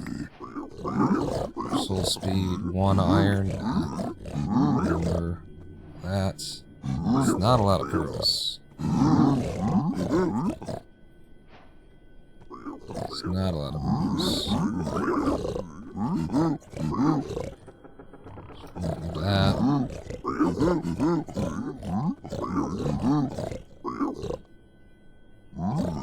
Yobby's here, though. And we've got, you know, we got enough of things.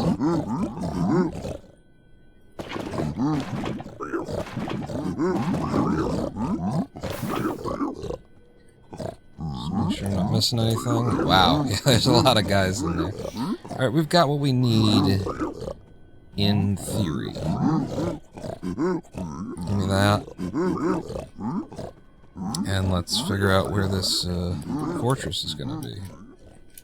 It said last run, and it's turning into, you know, it's already worthy of being the last run. So. Okay. Showed up somewhere around 25 is what I feel like. Oh, lower. 22?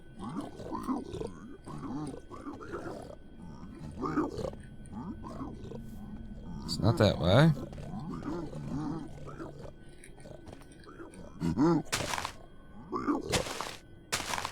It's not that way.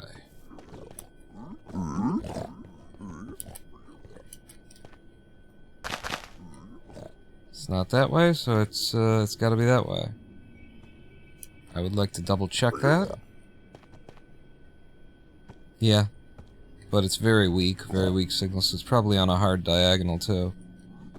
Okay, so we're leaving to the west.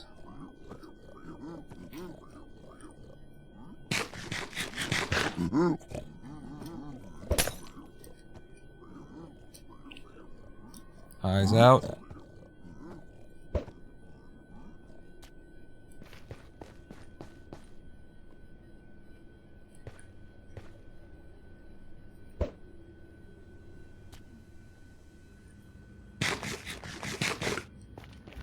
This is west. Yes.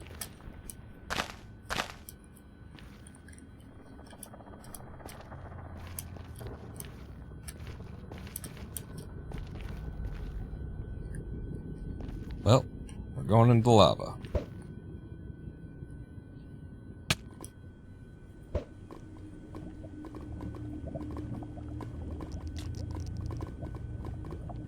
Very good second throw, then.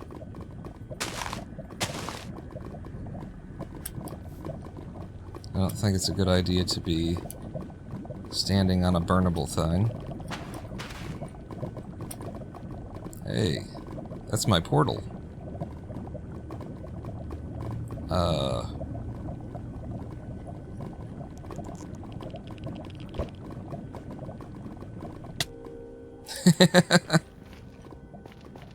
Where we started.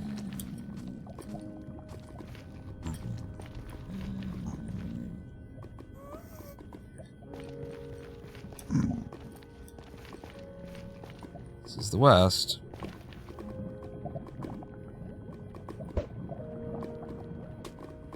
And here's a fortress. Wonderful.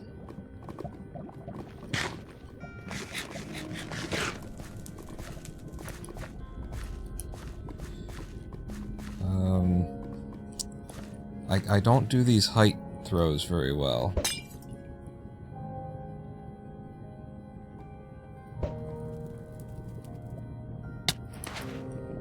He says and then fucking nails it like your mom. Nailed it like everybody has nailed your mom. That's as many pearls as I can really spend on this, in my travels here, I think, as well. I don't mind this at all.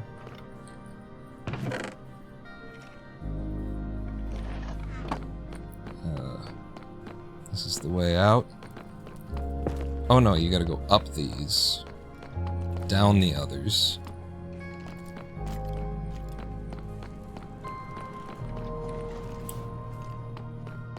And then here's the exit of the interior. And we hear blazes. We hear a blaze. Thank you. And blaze. Anything outside? Nope.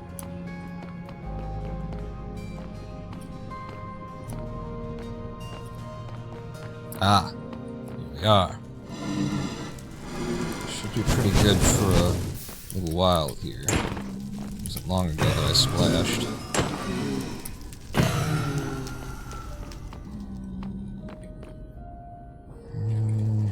Let's put that down.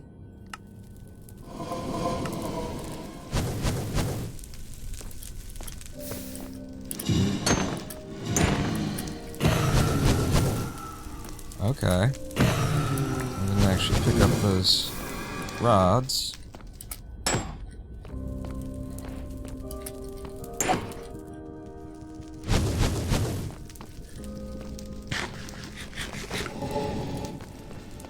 You gonna come toward me, buddy? Switch to here.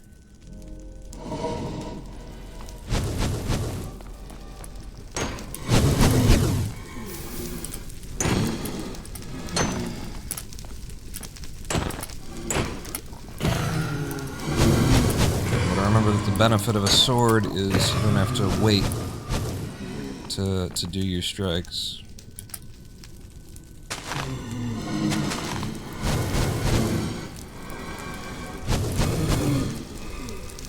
I see it.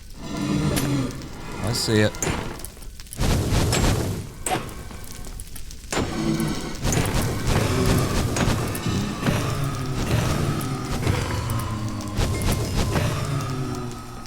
Yeah, that's a few.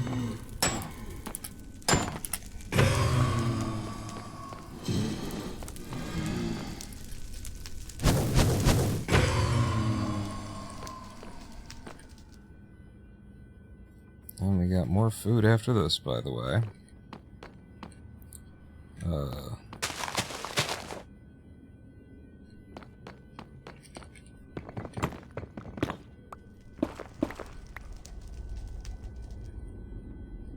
Is this...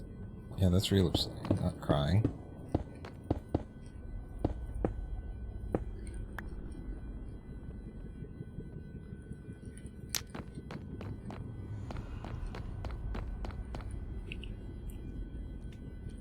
We got 6 of what we want.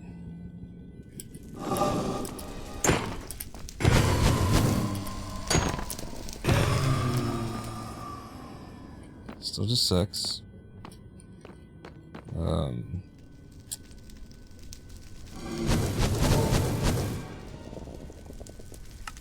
Bow.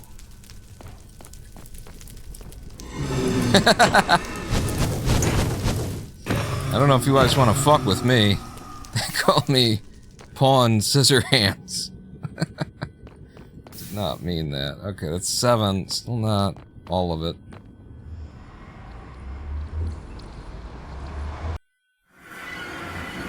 Okay.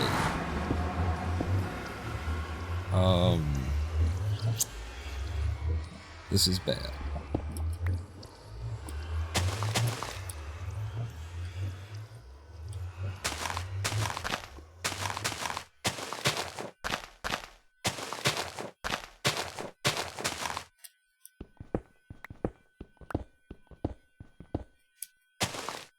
You know what would help us right now?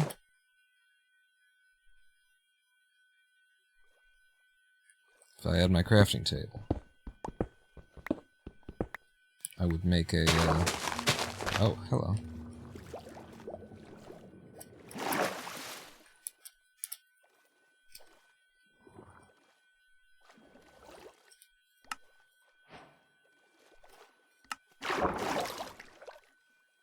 What just happened?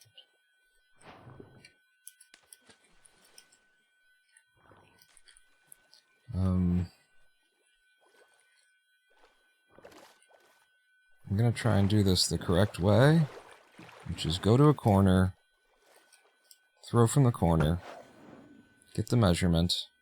Not good at getting measurements, so that's to the right, but it's 1.6 exactly. Now, to the other side, 2 or 3 markers in, and this should be, like, more exact than usual.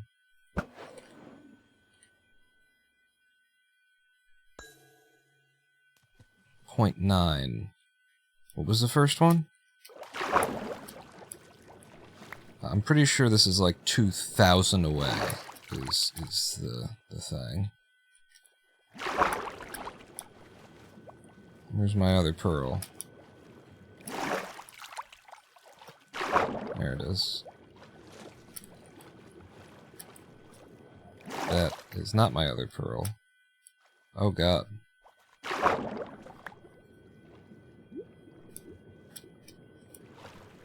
There's my other pearl.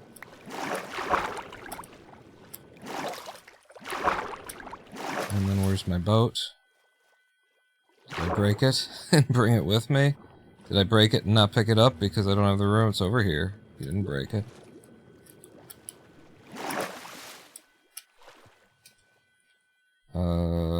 Boy, I need just, like, less bullshit in my inventory. Goodbye, netherrack.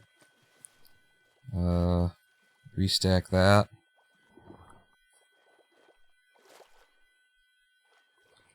Don't need that. Okay. Now I need to make my way back down.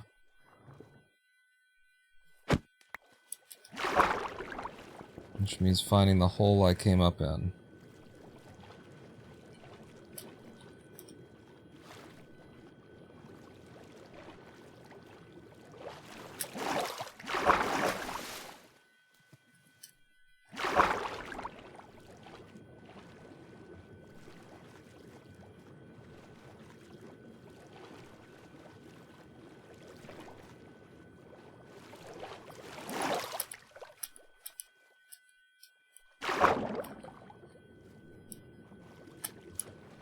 That isn't it.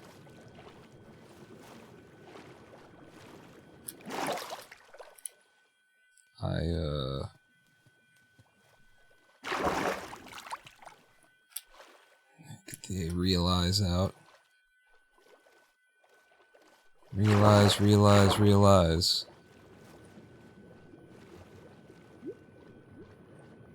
It's not far from here. It should be just a hole in the gravel. It was in gravel. There it is.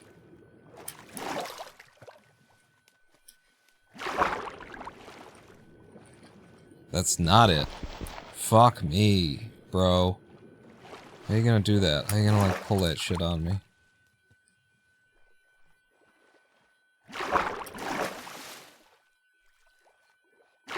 Hole in the gravel with leaves.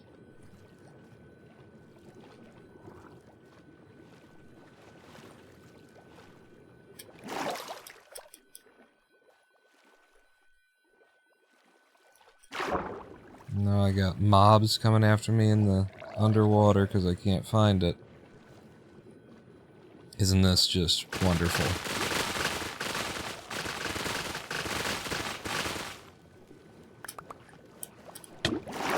Just what I always wanted, by the way. I can't believe that, ain't it? That is so rude.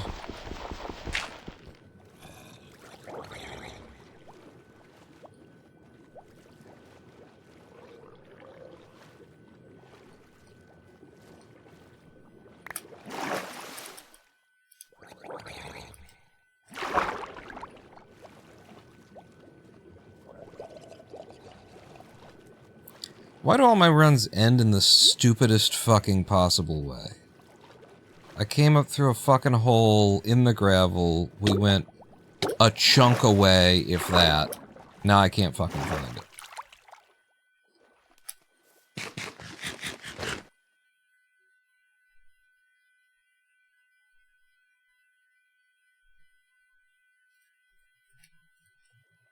That.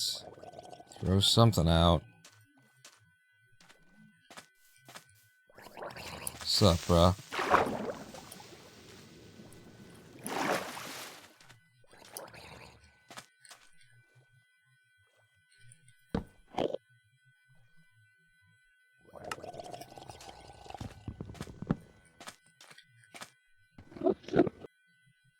Throw something out. Go.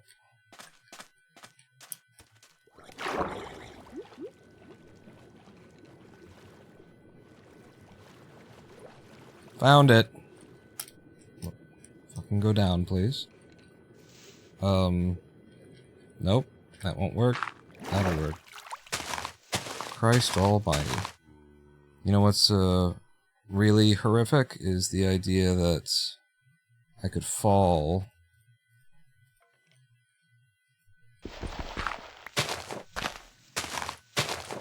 because this stuff, like, burned from the lava down there, so at some point it could just stop existing and I fall.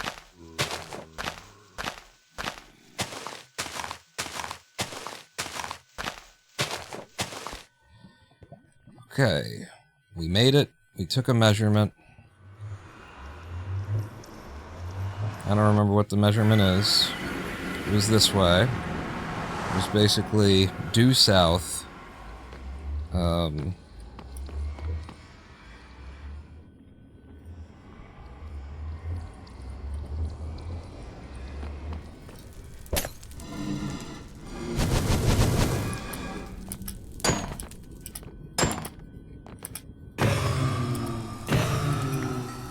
And that's all we need.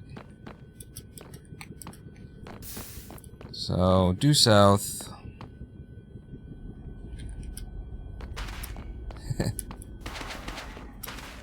One way to do this. Yeah. I've seen it done anyway. I am immune to lava right now, but doesn't mean I want to be standing in this shit. Just like that. Due south by, if it's like 2,000 blocks, divide by 8. We're talking 220 kind of thing in this direction.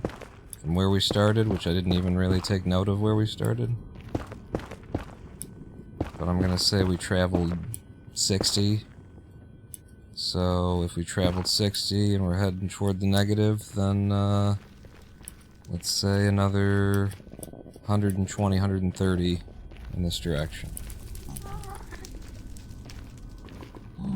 This is good. Great terrain for this travel.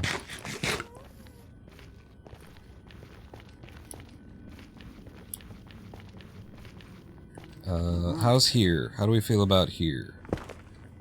I like here. Is here good for you? How's here?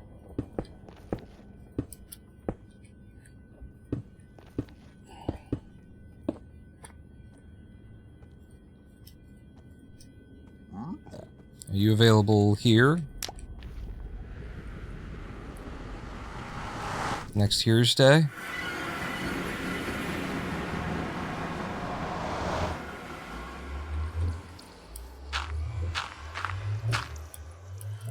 I'm getting up here so that I can...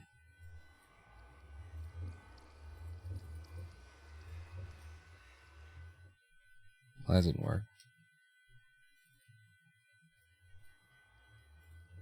Did I already make a... You already made a bow. Cool. So there's that.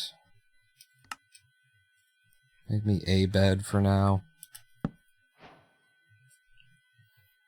Looks like the sun was coming up anyway, but let's get it up. And, we're going in... Remember, it was on the 0, it was south. It is now -115, and that broke.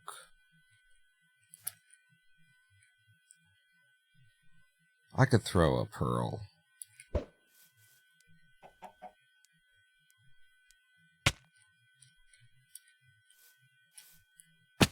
So, on the -115... Problem is I have no idea how far. I'm going to step off axis. Try and get to a place of height. Throw again. Very, very far. Very, very far. I stepped off axis and it's still pointing.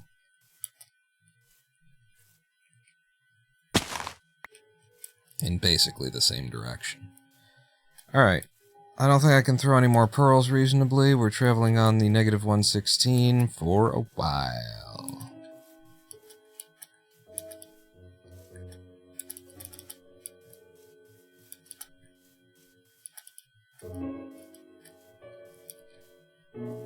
Mephistopheles. Yeah, I got my sub-13. I did get my sub-13 minute run. I won't tell you how deep the cut was. You'll have to watch it on the VOD or, you know, whatever. You gotta... I'll after the live stream, you know, I'm gonna like make it into a highlight. So yeah.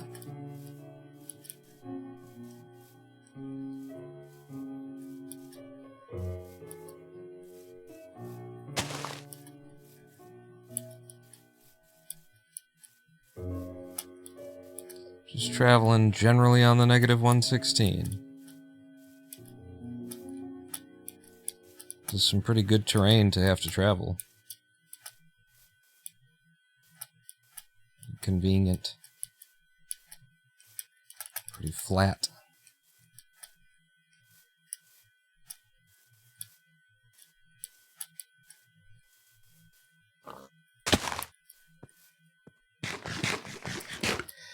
How much food have I got? Always use a little bit more, I think. Please die. Thank you.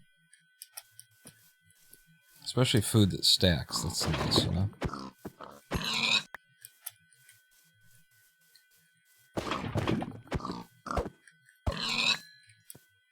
Cool. Back to the -116. Maybe one more. Yeah, that's nice. Cooking MCs like a pound of bacon.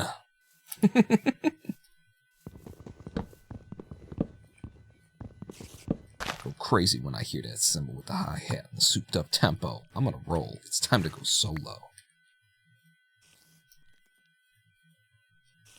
That'll help me with beds when it's time for that.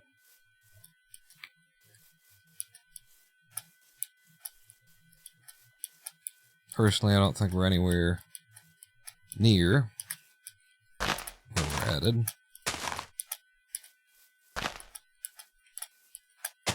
but I will throw another pearl, say out here.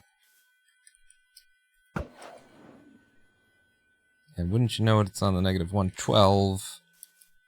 So we're getting closer, but it's still very much in the same direction. Because we have still ways to go.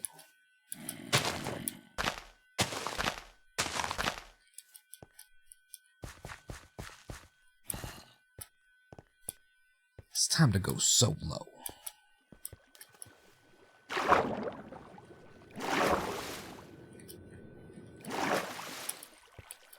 The girlie's on standby, waiting just to say hi. Did you stop? Nah, I just rolled by, kept on. Proceeding to the next stop.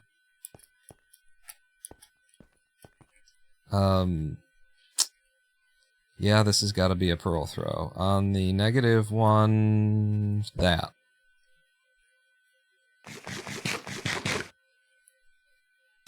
It's just definitely not worth trying to climb down all of that. We now have 13 pearls to our name. So when these start breaking, you know how this run's gonna end, basically. Yeah, let's throw another one. Still very much 104. Okay, that didn't break. That's helpful. And we went from 116 to 112 to 104.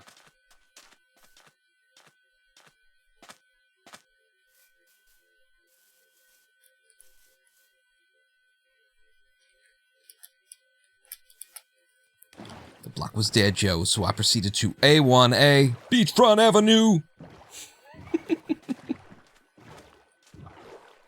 Listen, this is just what my viewers want. They tune in for the Vanilla Ice references. For the Rob Van Winkle. Okay, we went a little bit too far to the left there, obviously. Hey, lava. Get a little bit forward again. Get you back on the bar, baby. And let's throw again. Still going. Negative 105. Negative 106, really. It was a 5.9.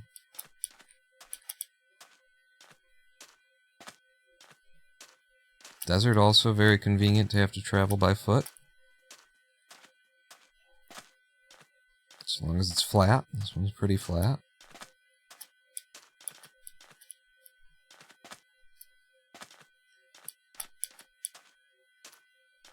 I have tried to figure out like a system for calculating distance. Hey! 66.8.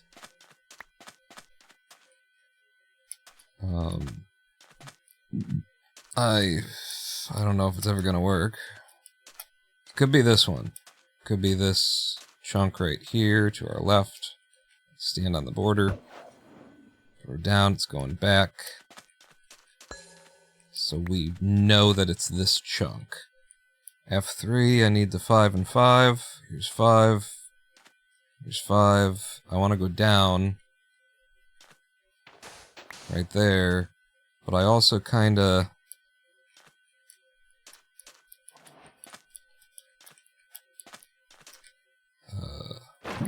kinda want water instead of lava in my bucket.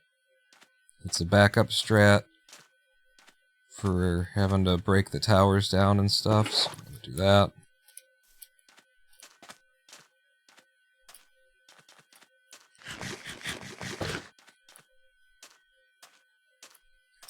Here's my hole.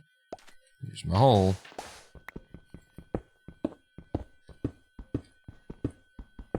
You got diamonds too. I could have made a diamond pick for this. Make diamond armor even, maybe. Oh, motherfucker! Hey, you like me now, and it's not a completely fucked up fortress yet. We'll see. So video settings, this is called preemptive. We go to 8 chunks, entity distance 50, FOV 30, get up the graph. We use game render level entities. I don't think I found entities there. 2 is entities. There we go. And now the orange. We want the orange to be big. So I got a signal. I mean, most promising is ahead left. But it looks like just left is pretty good too. Just straight up left. Yeah. Now the thing is, the way that a fortress works, this left might not really go left, and what you want to do is go forward and then left or something. Thank you. But sometimes it just does fucking work. Thank you. I'm gonna lure you guys outside. This just seems to be the fastest way to cope with these people. Jump over them and block them out. We drop a safety bed so that if we die in the fight, we'll still be okay. We can still do a thing. How many pearls do we need? Not all of them. We need 11 total. So, 5 more.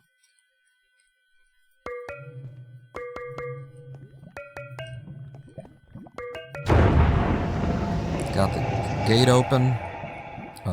Purge my inventory a little bit. We don't need obsidian anymore. Netherrack, doors. Rest of that blaze powder is useless. Don't need gold.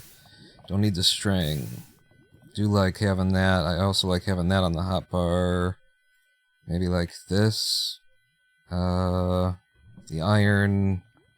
Like, do I really want... I don't want to switch armor or anything like that. I'm just gonna... I'm gonna try and save some stuff here, so that if I have to come back in... I'll leave the dark oak leaves, and I'll use... Ooh, no, we don't want to use that. We'll use dirt.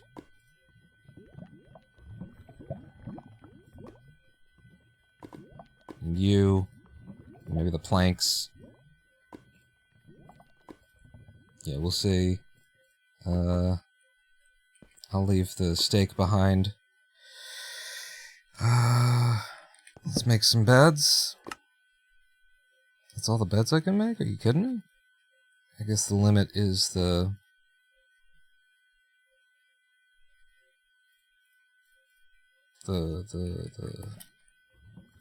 wool that I got. I need a lot of wool. Shouldn't need that either.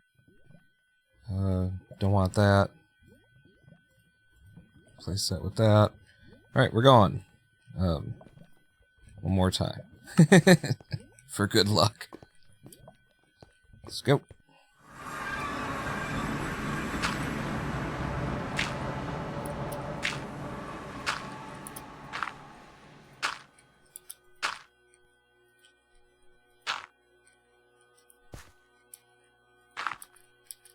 Okay.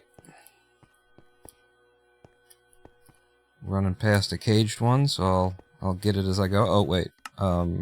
Video settings, back up to a normal rate. Any distance, back up to a normal rate.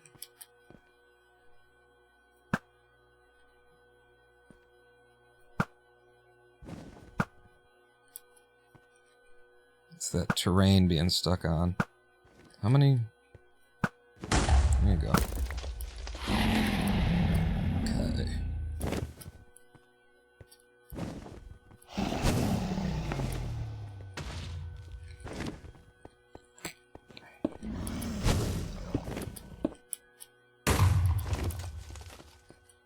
Thank you and all. Are you like already coming in or something? Leave me alone, huh?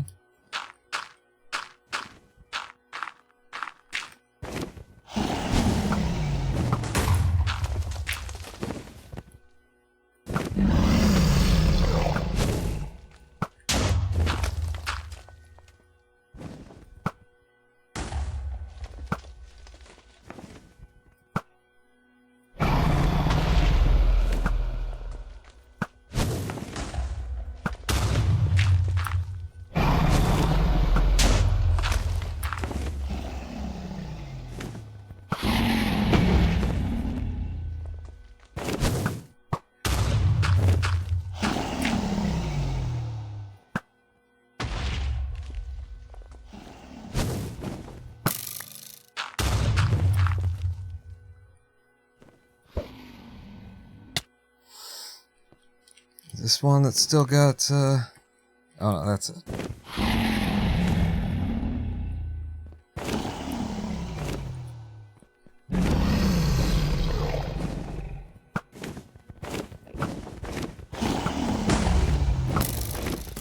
Okay, we missed the first perch.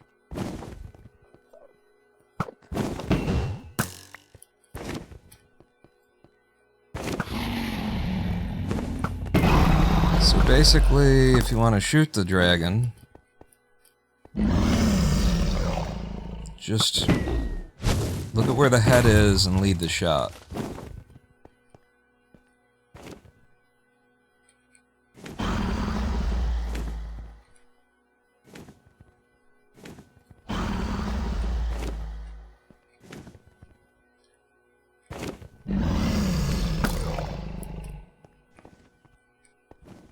You coming in? No. Okay.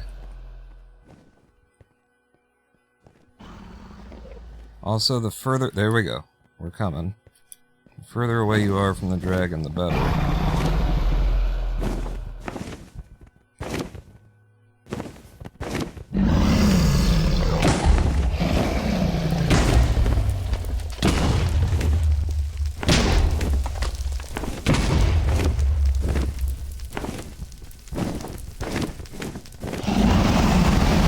You at, motherfucker? Where's your head?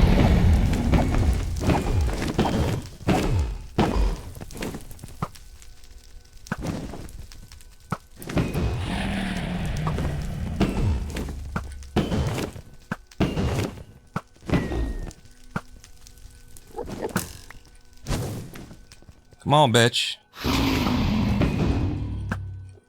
You know you're gonna die.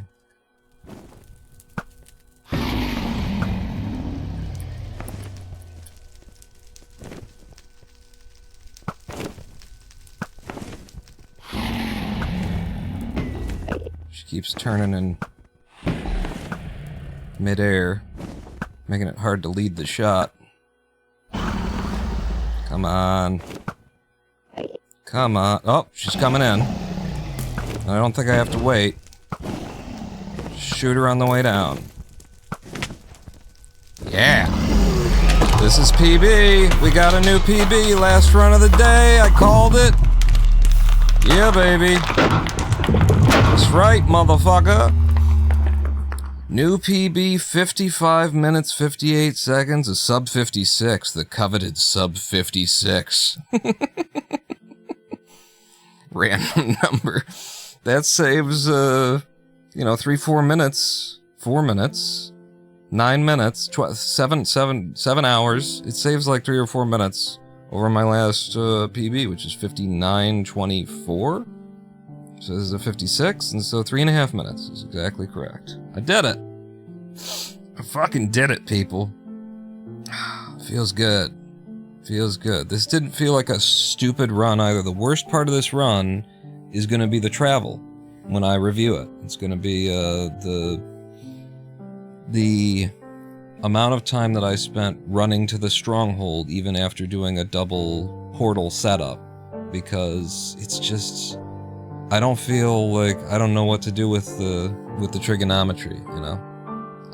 I can't get a good estimate and stuff like that. But I'm very proud of this. This was real good. And to celebrate it, I'm gonna ban a bot from chat. Boom! Oh! Yeah, baby. Woo! Woo! You know what? I'm feeling so good, I'm gonna ban 2 bots from chat. Ah!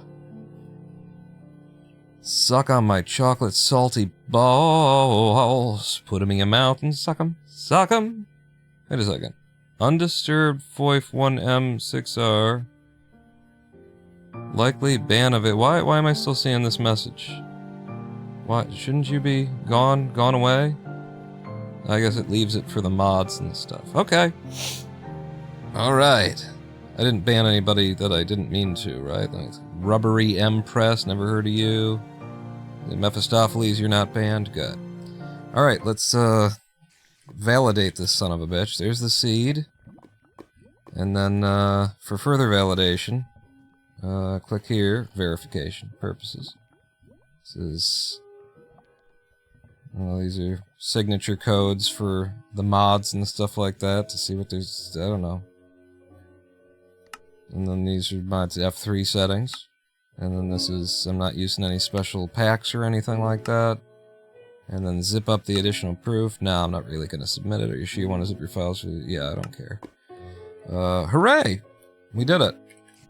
Let's go in and claim our XP, yeah? So actually 4, 2, 3, 2, and then you could be there. Did I use... Oh my god, look at my inventory. Look at my inventory right now. The last arrow I had killed the dragon. Look. There's no arrows. My last arrow got the fucking dragon. I was not even thinking about it, counting them. I was just shooting away. That's fucking awesome. There. That's crazy. The last arrow I had. Last arrow in the quiver. Could have just ran out here to shut so many of them straight up, but yeah, look at all my arrows. These. Last arrow in the quiver. Love it. What's our final XP tally on this run, huh? 63? What it says? 63? Can give me another 6 levels, huh? For the memes. For the lulz. Oh! Still 63. Alright. That's it. Hooray, I did it. I even, I don't know how I did in terms of my beds. I didn't look at the damage that I was doing at all. I was completely focused on hitting the dragon in the head. After the first hit, anyway. The first hit was just to, keep the dragon in the air long enough for me to line up with the head on the shots. I feel like I did good. I feel like I'm gonna watch that back and be like, yeah, I got her. With a lot of those hits. I only had 5 beds, right? So the first one was kind of wasted on just body bumping the dragon back up into the air. And then 4 beds got her down to the point where I was able to just shoot her. Well, I got her down to quarter health, hit her with the diamond sword for a while. Got 1 round of diamond sword, and then shot her out of the air with arrows. I'm really looking forward to watching that back. And what did we do today? We got a new PB in Minecraft, and we got the sub-13 minute run in Clustertruck. Hooray! And with that, I am the Ronin Pawn. I'm not ready to... We can't go to exit that. But it would have felt good, right?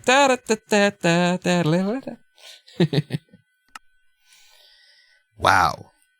Wow, that feels great. One more quick look at my build to celebrate. As long as I'm feeling good, let's feel real good. This is my game, my chess game that we're working on. Current state. If I turn on the debug mode, and I turn all of those off, except for I double tap F7, so I'm not speaking like that. The red in the debug mode shows tiles you cannot walk onto. Tiles that are blocked, that the player cannot move into. The blue tiles show tiles that are blocked by props, specifically. But what you see is that what I've added is character blocking, so that wherever the character is standing, another character couldn't move into that space, and when a character is walking, it claims the space that it's walking into, as well as reserves the space that it's leaving until it's completely left it, and all of that is in preparation for adding AI, adding NPC characters who will be able to walk around on their own and, be interacted with by the player, making sure that the player can't walk into a space that one of the AI characters is on, and the AI characters can't walk into a space that the player is on. So that's what this was about. And all of my other systems still work. If I were to turn back on the triggers, now we're seeing triggers and what's blocked by props, but these are the triggers, and triggers that are next to the chessboard require you to be facing the chessboard and press the space bar, and it'll take you into a chess game. Whereas these triggers are the triggers that open the door and close the door. If door open, or if door close, open. If door open, close is basically what these do. And then if you step onto this one, as you enter it, it closes the door, and when you land on it, it transfers you to the next scene. And that is the state of my my game engine and my chess game. And with that, I am the Ronin Pawn. Yeah.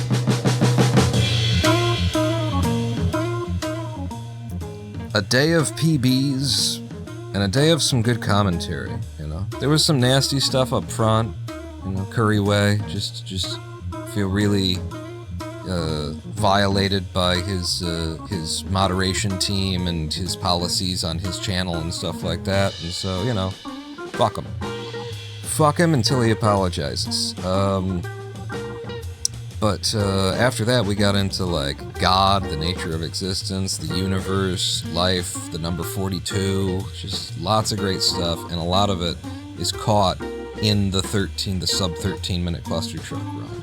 Meanwhile, just got my first 55-minute Minecraft run. I got so much shit that I get to watch back tonight and just take joy in. What a wonderful day it was for me. In addition to reasons why it was a wonderful day for me, I'm pretty sure Jermasian gifted, like, what totals to $90 to $100. In fact, it was 60 and yeah, like $90 to $100 between gift subs and direct donations and everything else. So, pretty good income day too. And thank you as well, Mephistopheles, for the resub.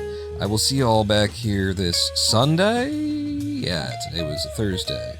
At least it started as a Thursday. So this Sunday, April 5th. That's not Easter, is it? It is, isn't it? Easter Sunday. Yeah. Well, I don't, like, unless Lady Pawn wants to do something special for Easter, I don't, you know. It's a silly holiday. It would be lovely to, you know, I don't think it would really make sense to celebrate the death and resurrection of Jesus Christ, anyway, because of the death side of it. But, you know, celebrating Jesus' teachings would be a cool thing. They don't really have a holiday for that, though, do they? They got his birth, and they got his death. What about anything that he said or taught? Any of that? Meet me back here on Sunday, and I'll tell you. We'll celebrate it together. I'll tell you about the teachings of Jesus. How you're gonna burn in hell if you don't care for the poor. Born out!